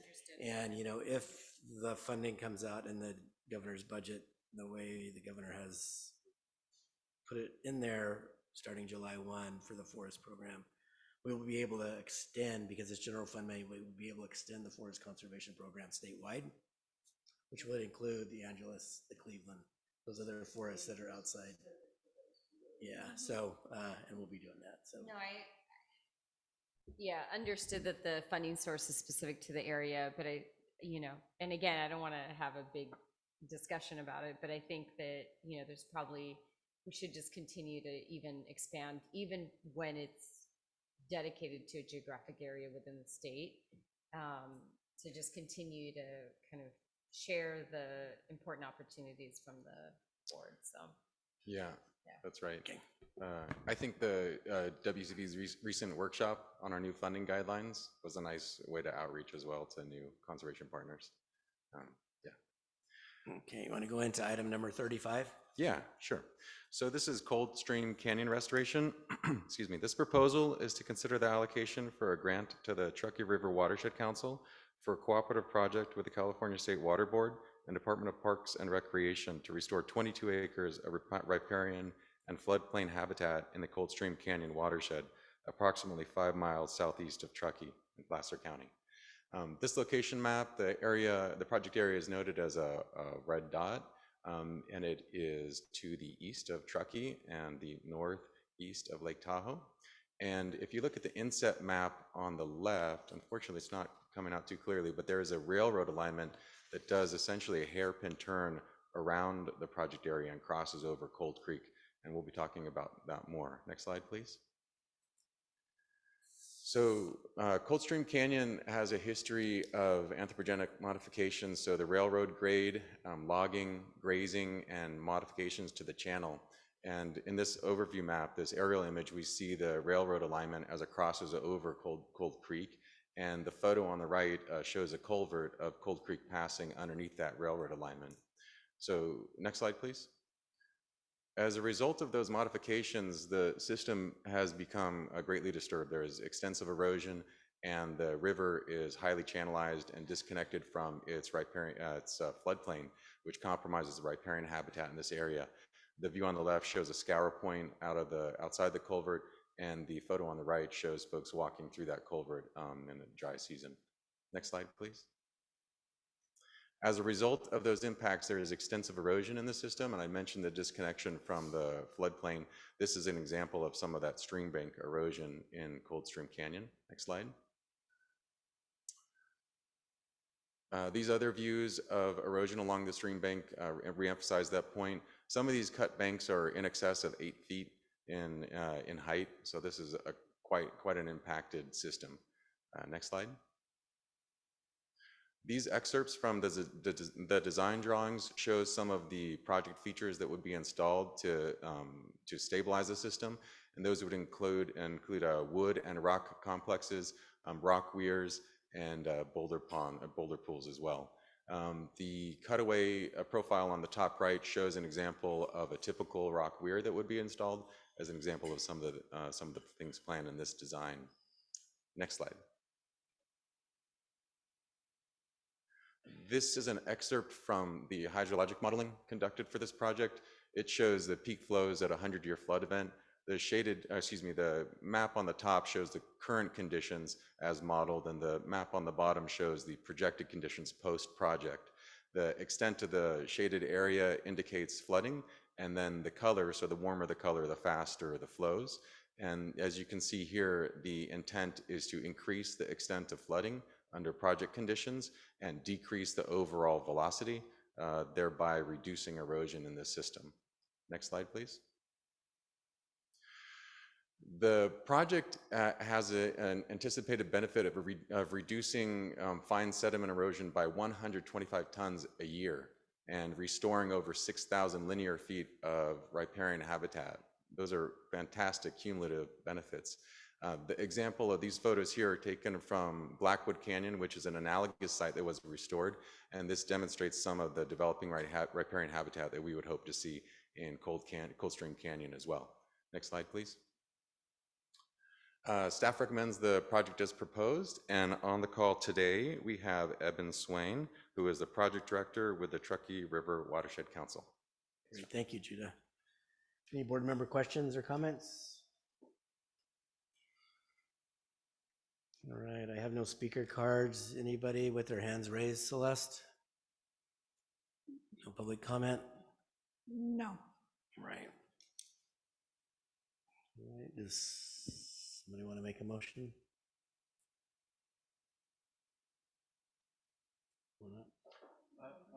motion to approve the project as staff recommends.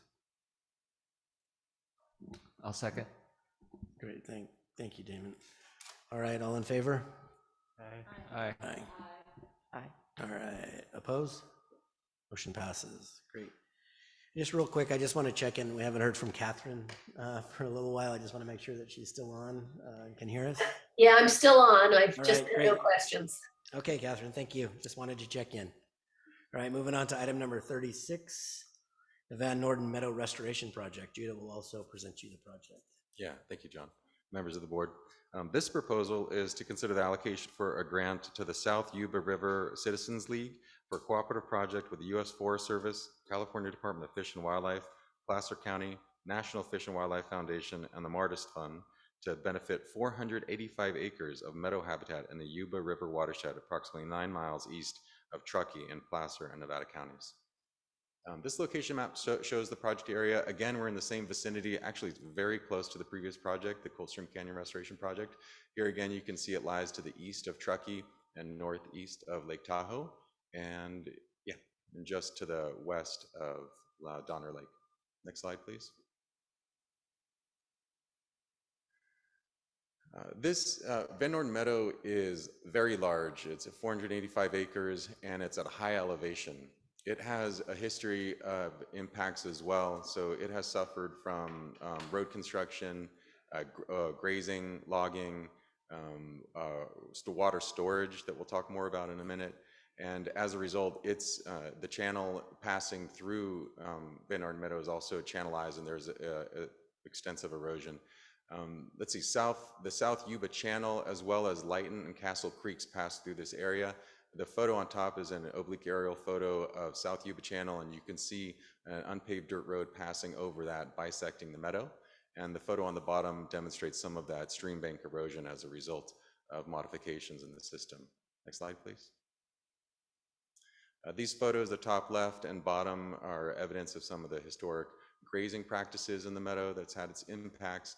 The photo on the right, it's a little bit hard to interpret, but it's of the earthen berm that was used to retain water for water storage in the meadow as well. Next slide, please. This photo from Castle Creek shows some of that stream bank erosion. I think it speaks for itself. Next slide, please. And these photos from South Yuba Channel also demonstrate some of the erosion in this system. Next slide. The photo on the left is an outflow point from a culvert, and the photo in the center is indicative of the channelization through the meadow and some of the disconnection from its floodplain, and the photo on the right demonstrates some of the poor water quality as a result of that erosion. Next slide, please. This map is an excerpt from the project design, and it indicates some of the intended project actions, which include thinning encroaching conifers, filling the incised channel, mechanically controlling some of the invasive species in the area, and degrading the berm that was used to retain water in this area in the past. And there are also a number of road improvements as well, intended to minimize their impacts to the meadow. Next slide, please. This drawing on the left is suggestive of some of the benefits that we expect to see from this restoration project, including groundwater recharge and reestablishment of wet meadow vegetation and wildlife habitat. Next slide. There's also a very robust monitoring program associated with this project, and some of the things that they will be monitoring include hydrologic monitoring, wildlife, and vegetation as well. Next slide. And staff recommends the project as proposed. And in the room today, we also have Alicia Weissman, River Science Project Manager with South Yuba River Citizens League, Melinda Booth, the Executive Director with South Yuba River Citizens League, and Rachel Hutchinson, District Ranger with Tahoe National Forest, Sierraville District. Great, thank you, Judah. Any board member questions? Any public comment? I know there's speaker cards that was submitted for Alicia Weissman.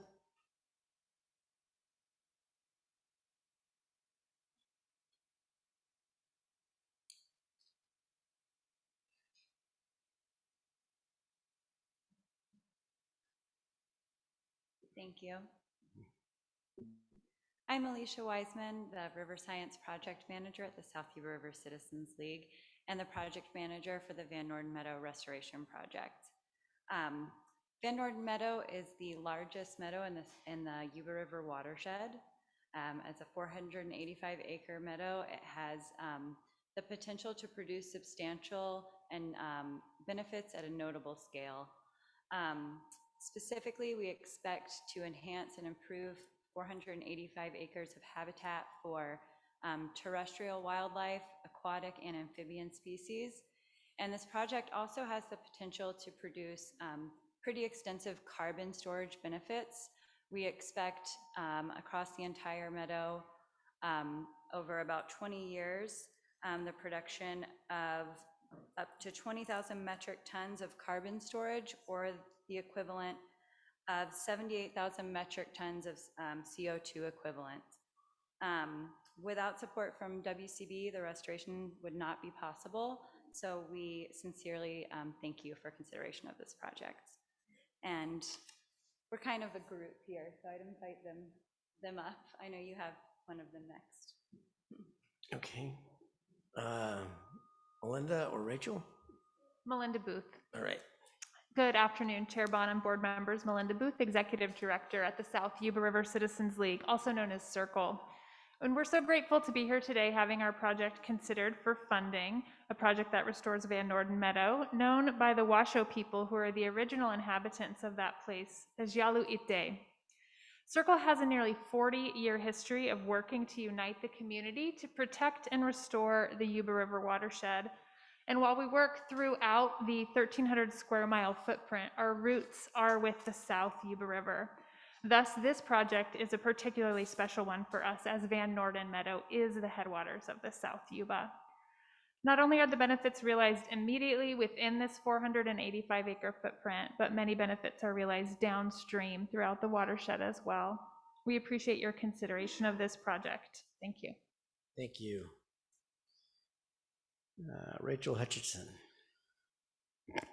Good afternoon. Thank you so much from the Tahoe National Forest. My name is Rachel Hutchinson. I'm the current district ranger in Sierraville on the Tahoe. This project for us and for me personally, I've been working on it since 2013. I want to thank you guys for considering the project for funding. This is a project that is representative of a conservation success story. In 2012, the property was protected from being developed. It was purchased by the Truckee Donner Land Trust. The Land Trust then transferred that property to the Tahoe National Forest in 2017. We've been working on the restoration of the project and the monitoring that was described since that time, since about 2012, 2013, and really feel that this project is not only important because of all the reasons that Alicia mentioned and Judah mentioned before, but also because it sits at in this headwater environment and is going to be able to provide long-lasting resilience of our forest ecosystems over time. So thank you again for your consideration, and have a good afternoon. Thank you. Any other public comment? No hands, Alexa? There are no hands raised. All right, any last minute board member questions or comments?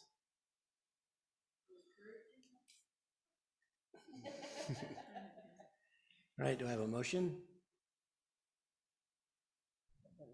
I'll move the bill. Or Thank you. the item, sorry. I can second it. Great, we have a motion and a second. All in favor? Aye. Oppose? Motion passes. Thank you, Judah. Thank you, board members. Moving on to item number 37, the Greenwood Creek Conservation Area Project, Lewis Ranch. This is to consider an acquisition. Joe Navari on our staff will present the project. Joe. Thank you, John.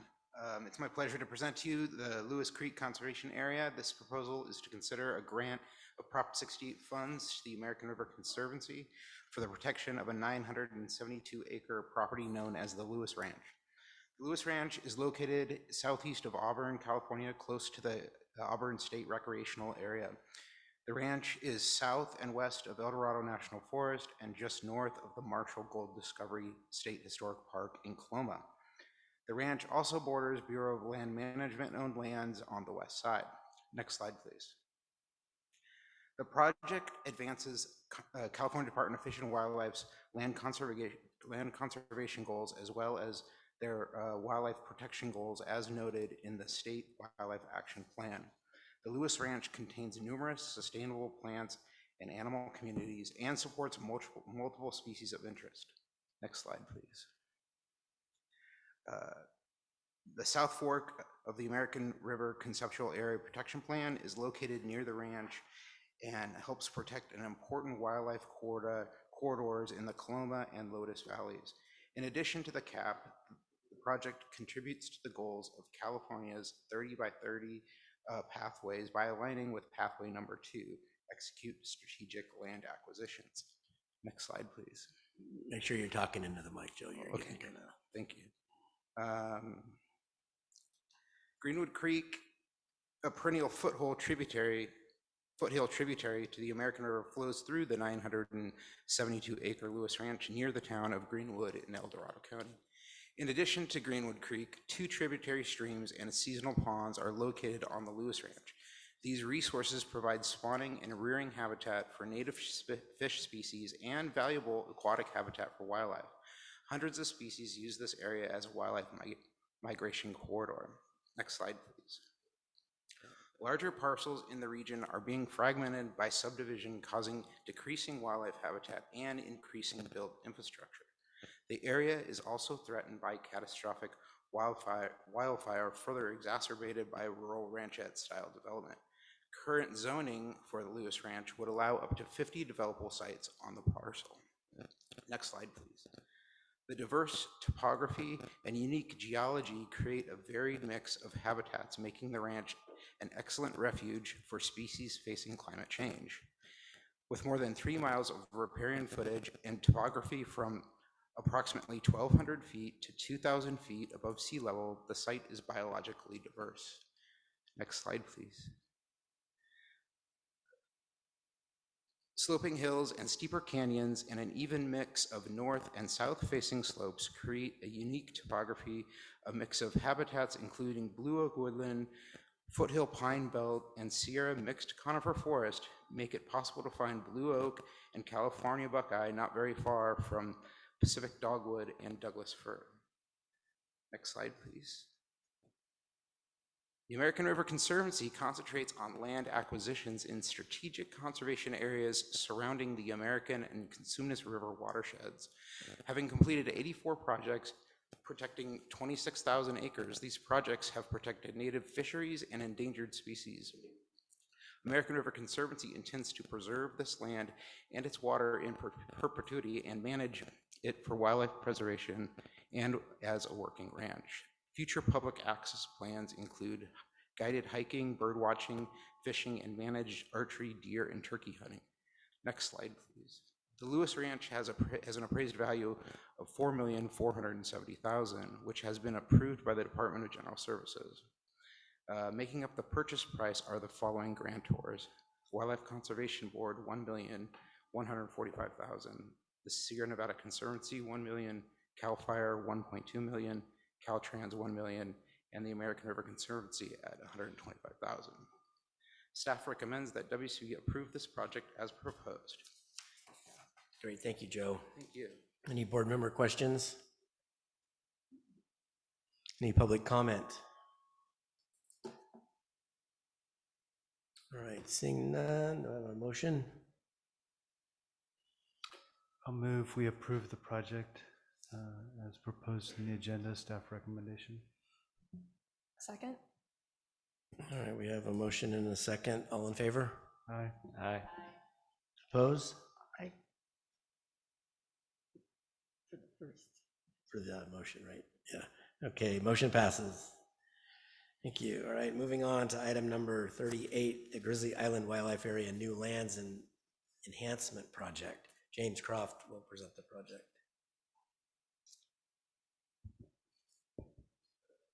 Thank you, John. This proposal is to consider the allocation for a grant to California Waterfowl Association for a cooperative project with the United States Fish and Wildlife Service and the California Department of Fish and Wildlife to enhance water delivery infrastructure and wetland habitat at the Grizzly Island Wildlife Area in Solano County. This project is being supported by a National Coastal Wetlands Conservation Grant awarded to the Wildlife Conservation Board in January of this year. The National Coastal Wetlands Conservation Grant Program, or NCWIC, awards funding for projects to protect, restore, and enhance coastal wetland ecosystems and associated uplands. The Wildlife Conservation Board is one of the designated state agencies who can apply for NCWIC funding. Next slide, please. In 2018, with support from the Wildlife Conservation Board, the California Department of Fish and Wildlife acquired 3 properties in the Sassoon Marsh as part of a land swap with a nonprofit organization. These properties are known locally as Long Point, Bent Barrel, and Crescent Family, collectively referred to as New Lands. Prior to CDFW's acquisition, the New Lands were privately owned duck clubs. The New Lands are now managed as wetland habitat as part of the approximately 13,000-acre Grizzly Island Wildlife Area Complex.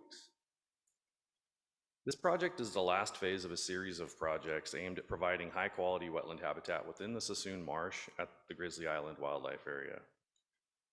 I've presented these projects to you guys about over the last year and a half. You've seen a few of them. With expansive wetland loss across the entire state of California, the remaining wetlands must provide maximum habitat value and diversity to support desired wildlife populations. As California continues to face an unprecedented drought, it is anticipated that many wetlands across the state will go dry this year. Tule Lake National Wildlife Refuge within the Klamath Basin is expected to have 0 acres of flooded wetlands this year for the first time since the 1950s. Winter flooded rice this year is expected to be at the lowest that it's been throughout many of the last droughts that California has seen. Conversely, wetlands within the Grizzly Island Wildlife Area are supported by reliable freshwater supplies, enabling the wildlife area to serve as a stronghold for migratory bird habitat within California during drought years. We talk a lot about implementing projects with climate resiliency at landscape scales. These types of projects that we're doing at Grizzly Island Wildlife Area are providing climate resiliency at a statewide scale for birds that migrate up and down the Pacific Flyway. Next slide, please. The project will enhance 390 acres of managed wetlands by improving water management operations. This will be achieved through improved infrastructure design and the addition of water conveyance features. The project will repair and/or replace failing infrastructure such as substandard levees that limit water management and equipment passage. Next slide, please. To enhance the public access facilities within the New Lands, the project will remove 22 old derelict hunting blinds and install 4 new hunting blinds. Reduction in number and spacing of blinds will provide a safe hunting experience for the public. Next slide, please.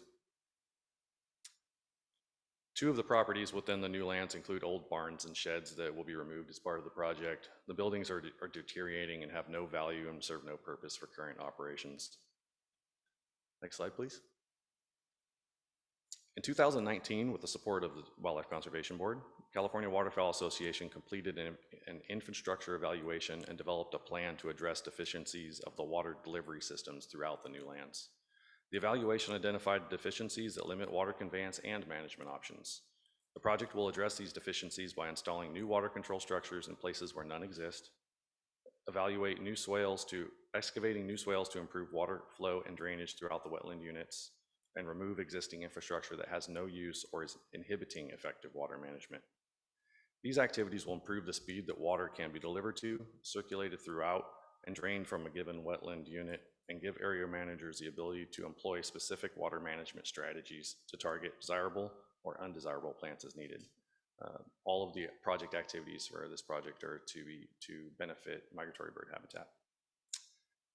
Staff recommends that the Wildlife Conservation Board approve the project as proposed. On Zoom today to answer any questions you may have is California Waterfowl Regional Biologist Robert Eddings. Thank you. Thank you, James. Any board member questions? Damon. Thank you, James. 2 questions. First, for public access, I'm not a hunter, so are hunting blinds, are they also used by public for non-consumptive purposes, or are there other non-consumptive related public access features here? Second question is just the amount that's being requested. I noticed a discrepancy. It seemed like 1.1 million at the top, but then down at the bottom from WCB 500,000. So just to clarify. So correct. I'll answer the second question first, and we can go back on hunting blinds. WCB applied for a grant to the National Coastal Wetlands Conservation Grant Program for just over $1.1 million. Of that, 600,000-ish or so, I don't have the numbers right in front of me, will be refunded. So it's they recover grant funds much like we do. They pay in arrears. So we're going to front the entire cost of the total project, and then the Federal Fish and Wildlife Service will reimburse us, leaving WCB at just over a $500,000 allocation for this project. And then hunting blinds, as far as I know, they have no other use, or would you really want to sit in them during hunting season if you're not hunting? So I don't believe that they have any other non-consumptive use. The wildlife area does have other facilities for folks who are engaging in bird watching and other non-consumptive use, but none are being implemented for this project. I have a couple of quick questions too. One is on the map, I noticed that there was a space between Benton South or something and the Crescent family land. Is that land also something that you all are targeting at some point or for acquisition?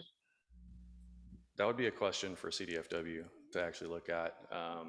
Not that I know of at this time, but the regional office of CDFW would be prioritizing parcels for acquisition and bring those projects to stakeholders to present at the board at a future date if the department and the stakeholders deem that that's desirable lands to acquire.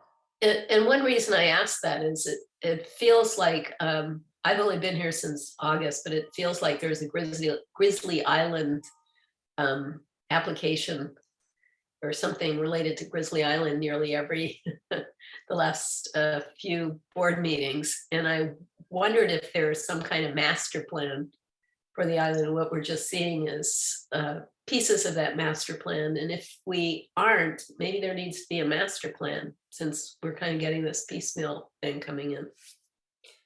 So one of the main reasons that we're getting these projects in piecemeal are operational or implementation restrictions that we have related to the general permit that is used to do work on the wildlife area. We have limits to the number of acres that we can disturb on the wildlife area at any given time. So if we had put all of these projects, like say into one large project, we would have gone way over the number of acres that we're able to implement or to actually disturb in any given year. By spreading these projects out into different board meetings, we can target each project to have a different construction season in order to comply with the requirements of our general permit for the wildlife area.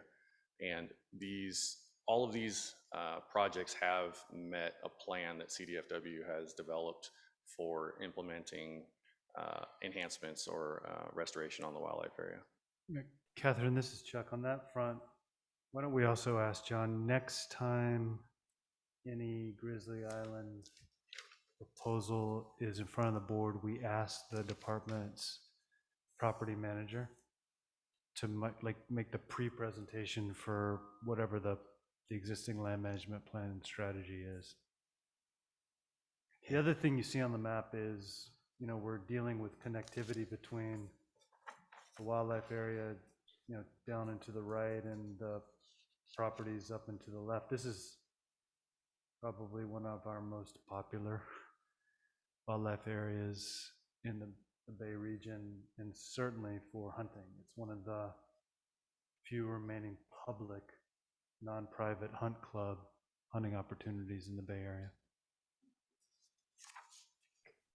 Thanks for that. Thanks, Chuck. And thanks for that clarification on what's going on there. Great, thank you. Any more board member questions? Any public comment? All right, seeing none. Do I have a motion? I'll make a motion to approve the agenda item as staff recommends. Do I have a second? I'll second. Thank you, Samantha. Everyone's in You need guys, of sugar and yeah, candy. are we a little late in the day? Is Yeah. this much going on here, or what are we doing? All right, so I have a motion and a second. All in favor? Aye. Any opposition? Motion passes. Thank you, James. Thank you. Moving on to item number 39, the Kings Canyon Restoration Project. Judah Grossman will present the project. Yeah, thank you, John. Try and move this along. This proposal is to consider the allocation for a grant to the John Muir Trail Wilderness Conservancy for a cooperative project with the U.S. Forest Service and the National Park Service to benefit 1,500 acres of high elevation habitat along the John Muir Trail between Selden Pass in Sierra National Forest and Muir Pass in Kings Canyon National Park, approximately 20 miles southwest of Bishop in Fresno County. In this location map, we can see the project area south and west of Bishop, and the project area is divided into 3 work sites. Next slide, please. The John Muir Trail passes along the crest of the Sierra Nevada, and it passes through high elevation sensitive habitats like alpine meadows and talus watershed basins. History of intensive recreation, climate change, and extreme weather is impacting this system greatly. Next slide, please. One example of the intensive recreation or of a preponderance of illegal campsites in the area is shown here in the top photo. The bottom map is an excerpt of some of the project area, and it shows some of the mapping that was done to identify these illegal campsite locations. Next slide, please. In addition, the trails that pass through sensitive habitat, they can become braided and degrade that meadow vegetation, excuse me, and it can also lead to drier meadow conditions, which impacts that sensitive habitat, which is slow to recover at these high elevations. Next slide. Oh, next slide. There we go. So the proposed work would take place over 4 work seasons, so 4 summers, and the specific actions would include closing, restoring, or rerouting trails to protect sensitive meadows and riparian zones, closing and restoring illegal campsites, removing invasive fish and invasive plants, reconstructing bridges and durable stream crossings over sensitive aquatic terrain, and coordinating education and enforcement to support those restoration activities, including an outreach video. So these photos show an example of an illegal campsite with compacted soil to the left, and that same campsite post-restoration on the right. Next slide, please. Staff recommends the project as proposed, and on the call today we have Marla Stark, President and Chair of the Board for the John Muir Trail Wilderness Conservancy. Thank you, Judah. All right, any board member questions?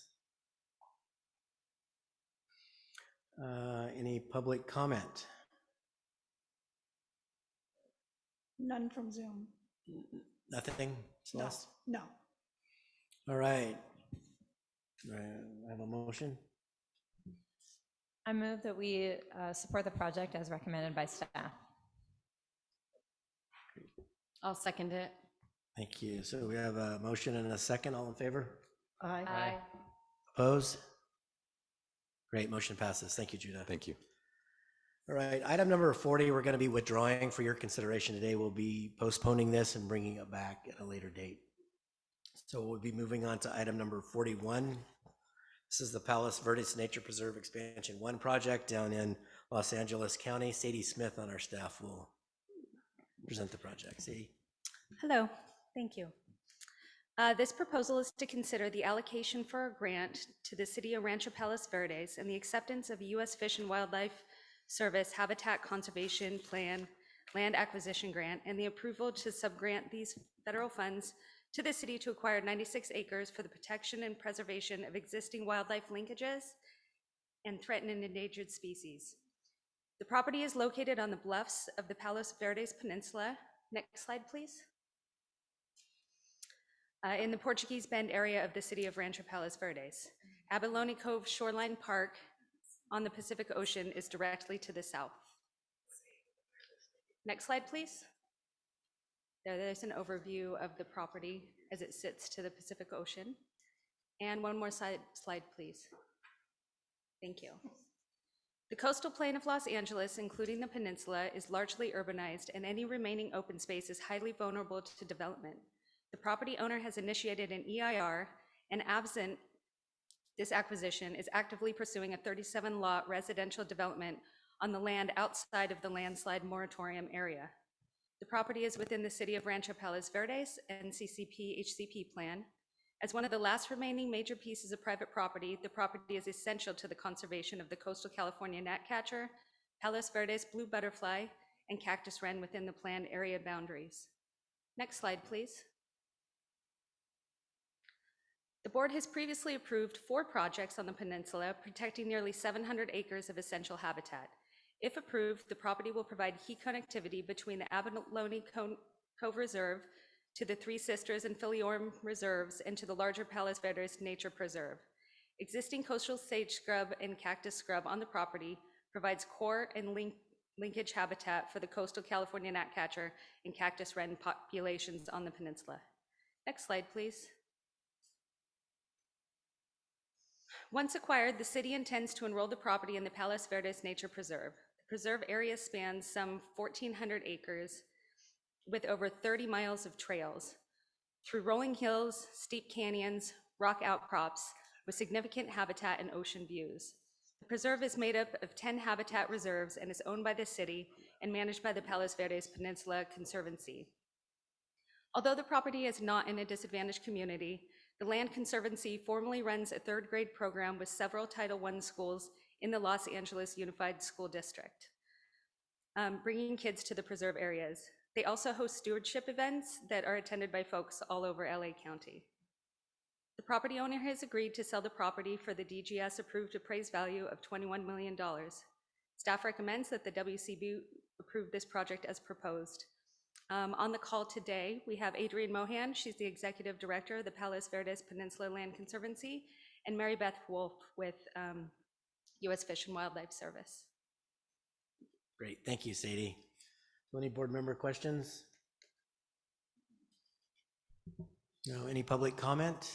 I have no speaker cards at this time. Any public comment, Celeste? No. Have a motion? That's a remarkably beautiful It spot is. in California. We can all take a tour. Yeah. I'll make a motion, we approve the agenda item as staff recommends. I have a second. Second. Great, thank you, Damon. All right, we have a motion and a second. All in favor? Aye. Aye. Opposed? Motion passes. Thank you. All right, banning, we've done item 42. So that concludes our presentation calendar. Item 43 is withdrawn. The last item on the agenda is the executive director's quick report. There's a few items I do want to just go over with you. And first and foremost, I do want to bring up Jen Norris, who's a Deputy Secretary for Biodiversity and Habitat here at the California Natural Resources Agency. And Jen was instrumental in actually the leading force behind the 30 by 30 and getting it worked on and getting it completed, which the governor and folks celebrated on Earth Day in April. So with that, Jen's going to give a quick overview of this 30 by 30 strategy and then pathways to implement the 30 by 30. So Jen? Yeah, thank you. And thank you for this opportunity. I know you guys are probably really hungry, so I won't take a long time, but I'm happy to be here as long as it works for you. And I've been listening to all these great projects, and I will say, you guys have been doing 30 by 30 since before it was a thing. So excited to be working with you. You probably know that the governor signed an executive order in 2020. The Nature-Based Solutions Executive Order has a whole host of proposed actions and directives to the agency, but the one that I have had the honor of working on is our commitment to conserve 30% of our lands and coastal waters by 2030. So in the last year and a half, we've done an unbelievable amount of outreach and engagement across the state. Actually had 17 different workshops and webinars. Thousands of people engaged with us, came to those meetings, sat through really long webinars. We talked to over 70 Native American tribes. I've been in hundreds and hundreds of individual meetings. We got thousands of letters on our draft document. And on Earth Day, we finalized our strategic approach to achieving 30 by 30. So what I want to do is just give you a really top line overview of what's in that document and how we envision moving forward and where we hope to work together. So just very broadly, the document lays out our framework, which derives directly from that executive order, which is that we should conserve our lands and coastal waters to reach 3 objectives. The primary is biodiversity conservation. That's where 30 by 30 originated, really protecting biodiversity across the globe. But we also know, as you know, that when you conserve lands, you can increase access to nature, and you can also sequester carbon, and you can build resilience to climate change. So those 3 objectives are part of our overall strategy. We also have some core commitments as we implement this work. One is to advance justice, equity, and inclusion, to strengthen our tribal partnerships. And then as we're working on this conservation work, always be mindful of safeguarding our economic prosperity, our food supply, and our clean energy resources. So it's a really comprehensive conservation framework, lays out the sort of rules of how we want to do our work. In the document, we also say what it means to be a 30 by 30 conservation area, because what does that mean? And we went through lots and lots and lots of public comment on this and discussion, and we landed on this definition. Land and coastal water areas that are durably protected and managed to support functional ecosystems, both intact and restored, and the species that rely on them. So this definition encompasses really a broad range of protected areas. It's a lot of the traditional places that you would think of, dedicated conservation areas, but also a lot of these recreation lands, many of which you approved today, as well as working lands. A good example I just saw was the Lewis Ranch project that you just approved. So places that have sustainable grazing practices, for example, or sustainable forestry are part of our definition. We estimate that 24% of our lands meet it, which gives us about 6 million acres to go in the next 8 years. In coastal waters, we are at 16%. The places that meet the definition is our complete marine protected areas network. So that leaves about 500,000 acres of coastal waters to go. So our strategy lays out 10 pathways to achieve 30 by 30. I won't go through all of them, but we imagine we can really work on these in parallel. And these include a lot of the things you're familiar with. And I will say, all these pathways and the actions that are under them, they came from this public engagement where we asked people, what works? What is the best way to conserve in your part of the state? What are your success stories? What are the programs that are really effective? No surprise to you, WCB rose to the top of the list over and over. So one of our key actions is strategic land acquisition and advancing voluntary conservation easements. At the same time, we really want to make sure we push regional conservation strategies so that people are working on their conservation in the context of local values and local needs. In addition, we're looking to work with our federal partners and other public lands to enhance conservation in places that are already in public ownership. Work to do better on our advanced mitigation and making sure mitigation is strategic across the state. More restoration work. You may be familiar with our cutting green tape work, trying to accelerate restoration across the state by streamlining the way we do our work, and others. So there's a suite of actions. You're in a really important part of getting that done. And our vision for implementation is that we sort of boost the good work that's already underway, recognizing that conservation is done across the state very effectively. What we need is support from at the agency, working from the ground up.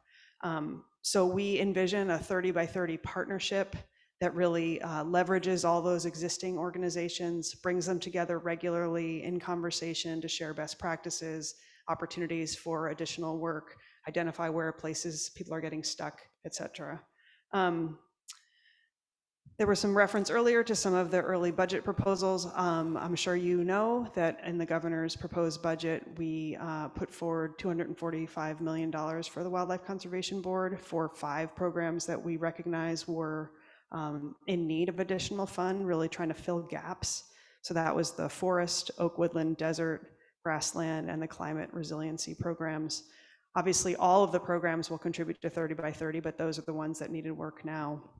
In addition, we proposed investments to boost regional planning, both the NCCP and HCP programs, the regional conservation investment strategies, as well as provide technical assistance for folks that maybe haven't created a plan but would like to. There's also a proposed $100 million set aside for tribal engagement and work on both the natural and working lands part of the governor's executive order, as well as 30 by 30. We also have about another $50 million for wildlife corridors. I could go on. So there's a lot of really good proposed investments in there that we think are going to jumpstart this work. And we look forward to working with you moving forward. And with that, I'll take questions. Thank you, Jen, so much. Any questions right now? Comments? Just Jen is a force of biodiversity energy, and we owe her a big thanks collectively. So it's been great work to watch everyone pull together. Thanks, Chuck. Thank you, Jennifer, for that presentation. I think you've mentioned this in your comments that it's important to look at obviously conservation and a lot of the tools we use for more traditional conservation and restoration, but also looking at restoration even within an urban kind of core area. I mean, one of the projects here that we approved today had a restoration of, abandoned oil wells, Banning which Ranch. is absolutely an important, strategy. And I think a lot of times restoration doesn't include brownfield sites. State of California has the largest number of brownfields in the country, and large number and significantly large number in Southern California. And so, wanting to obviously work with you and the goals of 30 by 30 to really look at what is the definition of restoration and how do we advance, I think, the principles of equity and justice to go beyond, I think, some of the more even traditional kind of definitions of restoration, and even biodiversity and really lifting up, definitions and being very targeted in where investments are made and supporting, the important work that needs to happen. So just wanting to put that out there as I know we talked, or John shared that there will be, and I think in alignment with your comments, data and tracking of how do we actually track the 30 by 30 outcomes. And so I think that's an exciting opportunity to really think about those definitions and how we can, expand the tent to include, some of these broader and important outcomes of justice and equity. So thank you for all your work on this. Yeah. Great. Couldn't agree more. And there's a lot of work to do on that. So this is a framework, and let's dig in together. I look forward to that.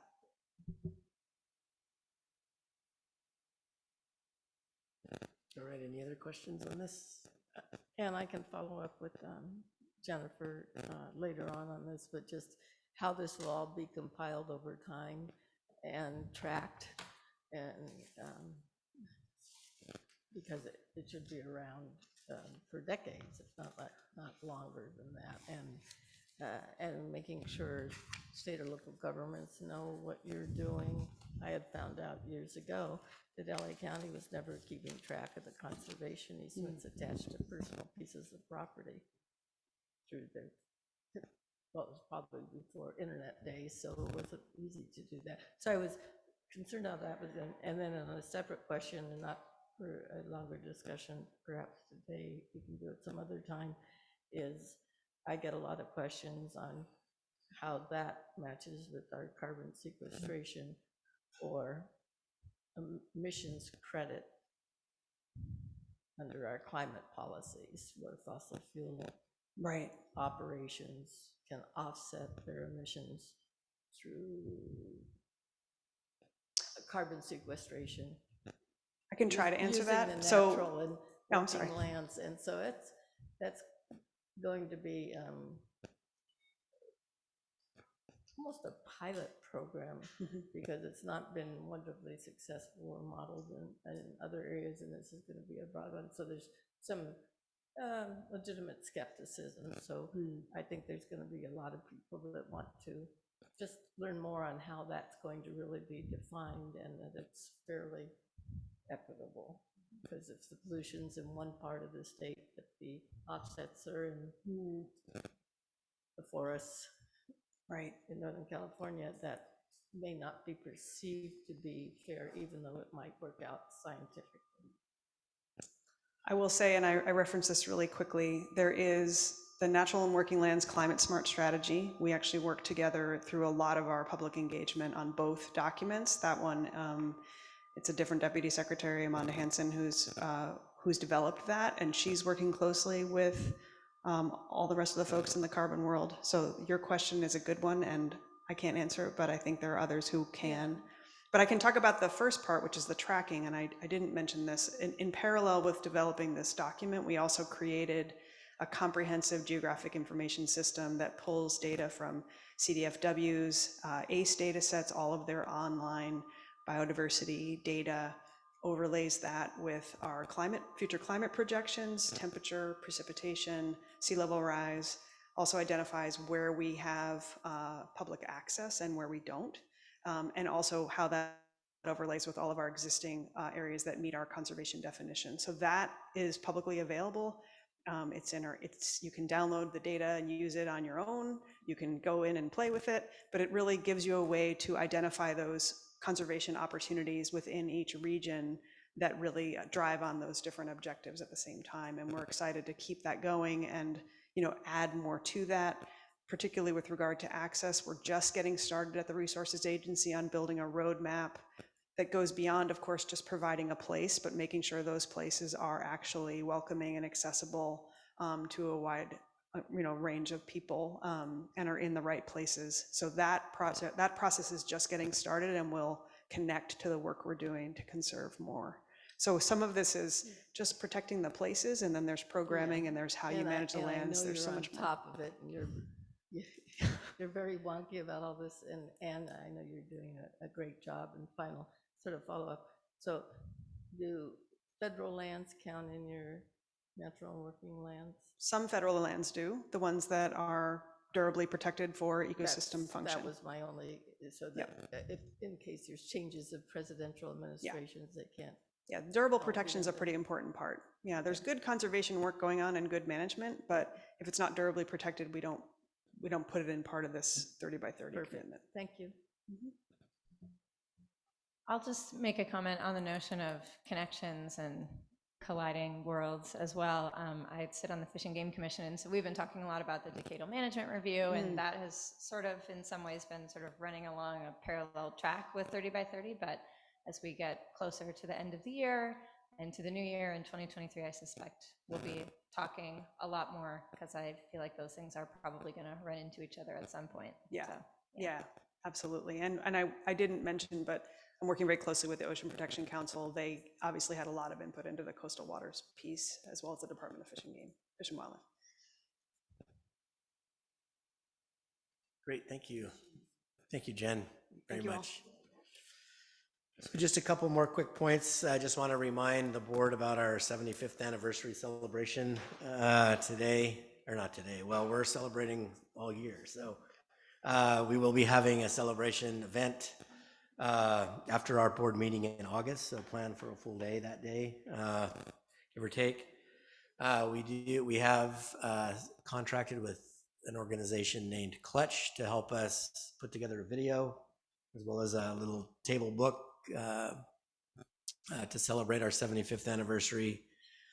And I believe that you guys were sent a short set of questions that you would be interviewed for the video that Clutch will be doing for us. So you may be contacted after this meeting by Clutch, if not very soon, to actually do the little interview. And we would really appreciate if you could take the time to do that. The other thing is our WCB June workshop. It's scheduled right now for June 17th, but we'll be missing one board member. And because this is a retreat, a workshop, it's not like a board meeting where we're gonna, vote on things. And this is more of a engaged discussion. And so I would really like the board to consider that we try to find a different date after June 17th, which is the date now, but that works for all board members. And I don't want to point you out, Samantha, but Samantha's the one that can't make June 17th. but I think it's, I think it's really important that you're there, just because, you know, that you're there. And so I really want you included in participating. So we will work to find another date if that's okay with the board. I appreciate that a lot. Do you have a sense of what kind of, how many hours are we talking, do we think? We're probably, right now, I think it's set up from 1 to 5, so probably 4 4-hour hours. half-day thing, yeah. So it'd be a half-day workshop. I don't want to do any more than that. That's too long for a Yeah. workshop. So in person, yeah, and preferably, I mean, we're looking at probably here. The other thing that we have to factor into finding another date is finding the room to accommodate now. So that's what we'll do. Mary will be sending out another doodle poll, if you guys are okay with that. Okay. Yeah, yes, poor Barry. But I do agree. I mean, I think we should, you know, find a date that works for all of us. So, because we don't do this very often, and especially, I mean, just given the news about the level of funding that WCB may be getting soon, I think it's important to spend the time together as a board doing some of these important discussions. So I support your recommendation, John. Great, thank you. Thanks. And then just the last things, just a few events, as you know, I think I mentioned last time, well, maybe not. We haven't had a meeting for a little while, but staff has started traveling again, albeit cautiously, but I've been able to attend some really significant events over the last couple of months.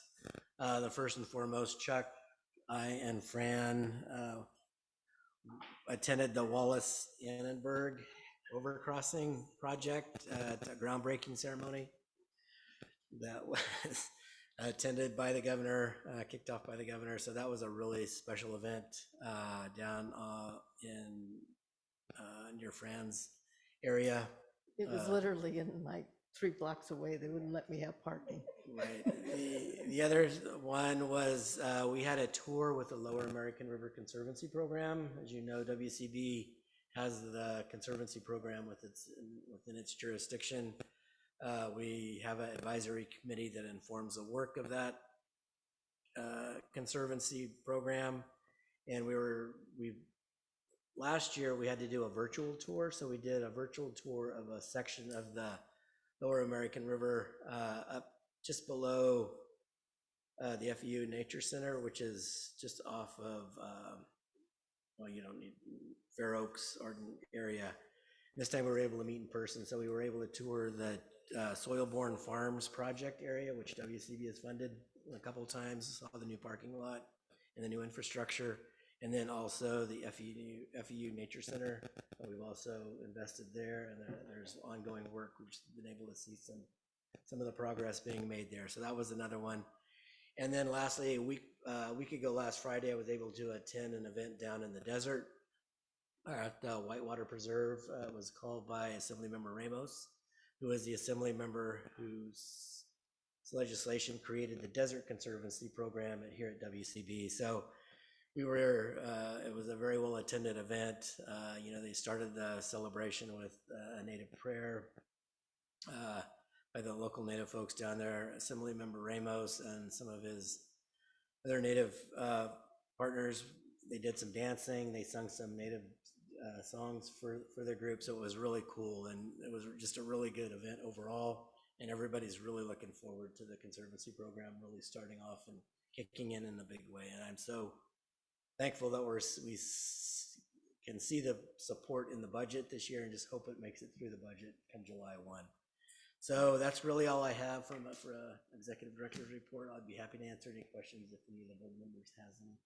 I just wanted to invite anyone, this is coming from Beth Pratt, the Regional Director for National Wildlife Federation, who was part of all the efforts that led to the wildlife corridor and wildlife construction. What you don't know is the Wildlife Conservation Board has been instrumentally involved in all those pieces of property over the last 30 years in acquisition, from all the way north of the 118 down to PCH. So it's the State Conservancy, the Wildlife Conservation Board, and we have the Santa Monica Mountains National Recreation Area. So not one acre of land had to be purchased as part of the construction of this. So it was a team effort and a village effort. Really appreciate my conservation board's sort of leadership on this role for so many years. We had everyone down there. You having a been on Earth Day, you get a lot of attention, I think. So it was incredibly popular. But if any of you, and this is where Beth Pratt comes in, wanted to have an informal tour of the place at some time, if she can't make it, I know someone who lives a few blocks away who would be glad to fill in. I have all the talking points. So thank you Thank you, all, and Fran. thank your staff, John. It's Yep. been Thank you. great. All right, well, lastly, that just brings my last follow-up point. I do want to thank staff. As you know, this is our first time in 2.5 years meeting in person. There was a lot of work that went into this, particularly meeting in a new place, but just, the size of the agendas anymore. And so thank you to staff, all of my staff, for having another successful board meeting. And thanks, board members, for all your participation and support of the work that we all do. So thank you. Great job, everyone. Thank Thanks. you. Thank you, John. And we're adjourned. Great, thank you. Thank you.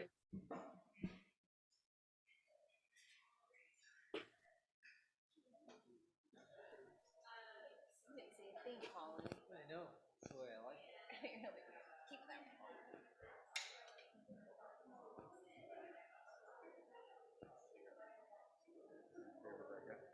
I hope you don't mind me. I volunteered you to answer something. Or is that, I was like, I probably should check with you first before I do that.